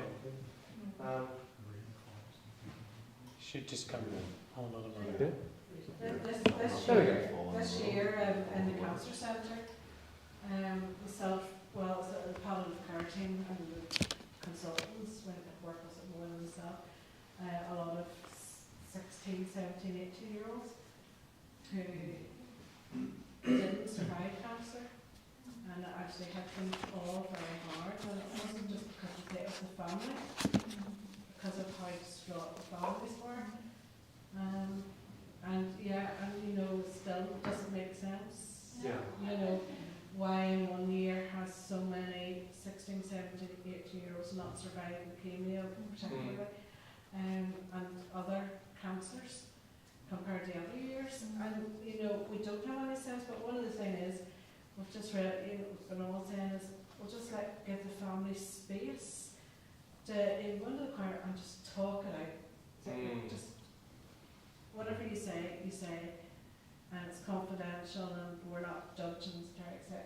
You know, and sometimes that there is even a huge ministry and weight of them is just to talk and being vulnerable and honest with them, saying we don't have the answers, we can't make sense of this, you know, because as chaplains people think too, you know, particularly as Christian families, well, you know, we'll get a word from God into this, you know, a specific word and so forth. And I think just saying, well, it gives that first, isn't it? Trust in the Lord with all your heart and lean not on your own understanding. And that really comes into play then, you know, acknowledge, well, God's here, you know, and He'll direct our paths through this. So, but it has been, and it's been very difficult for a lot of the staff. We've been working with a support group for them, through a lot of this as well, and it's still ongoing. But you know, it just doesn't make sense. Yeah. You know. I don't think you should even try. No. Yeah. I couldn't be on that. I mean, but it's don't even try and make sense. You can't. You would have the mind of God if you did. So it's a cruel master. Can I ask, is this a modern, let's say a problem from an advanced healthcare system? Because reality is, some years ago people didn't live as long. Yeah. So maybe some of these challenges were not an issue. Or if you went to another culture today, which wouldn't have as, you know, the healthcare developments we have here, again, people don't live as long. So it's just a question of asking. And also in most other cultures throughout history, there's not really an option not to care for people. You're caring for people all your life, you know, that's the way the community works. It's only really in this sort of late 20th to early 21st century period that we're dealing in a culture where most of the time, most of us aren't caring for somebody unless we're sort of elected to. Yeah, and that's, so I think the question about why am I thrown into this caring situation comes up only because it's not the normal way we are. We're coming to the end of our time, so I'm just going to remind you where we've come from. We've looked at basically at three things. We've looked at ourselves. We've looked at people living with dementia and their changing needs through 3 stages. And we've looked at carers and their needs, particularly at transition times. So, been a pleasure. Here are some questions to take away, just the obvious ones. What have you learnt that you didn't know before, or hadn't thought about before? What will you take away to think about further? And then, how might your personal or professional behaviour or outlook change as a result of any of that? So I'm going to leave those with you, with my thanks for being really easy to work with today. It's always much better if we can sort of have this conversation across the table, as it were. So, and you've been great for that, and you've also brought some startling new perspectives that I will be taking away to think about. That will be the next book. No, I haven't done with dementia now. I'm moving on to something else. But thank you for everything, and it's been a great pleasure. Thank you.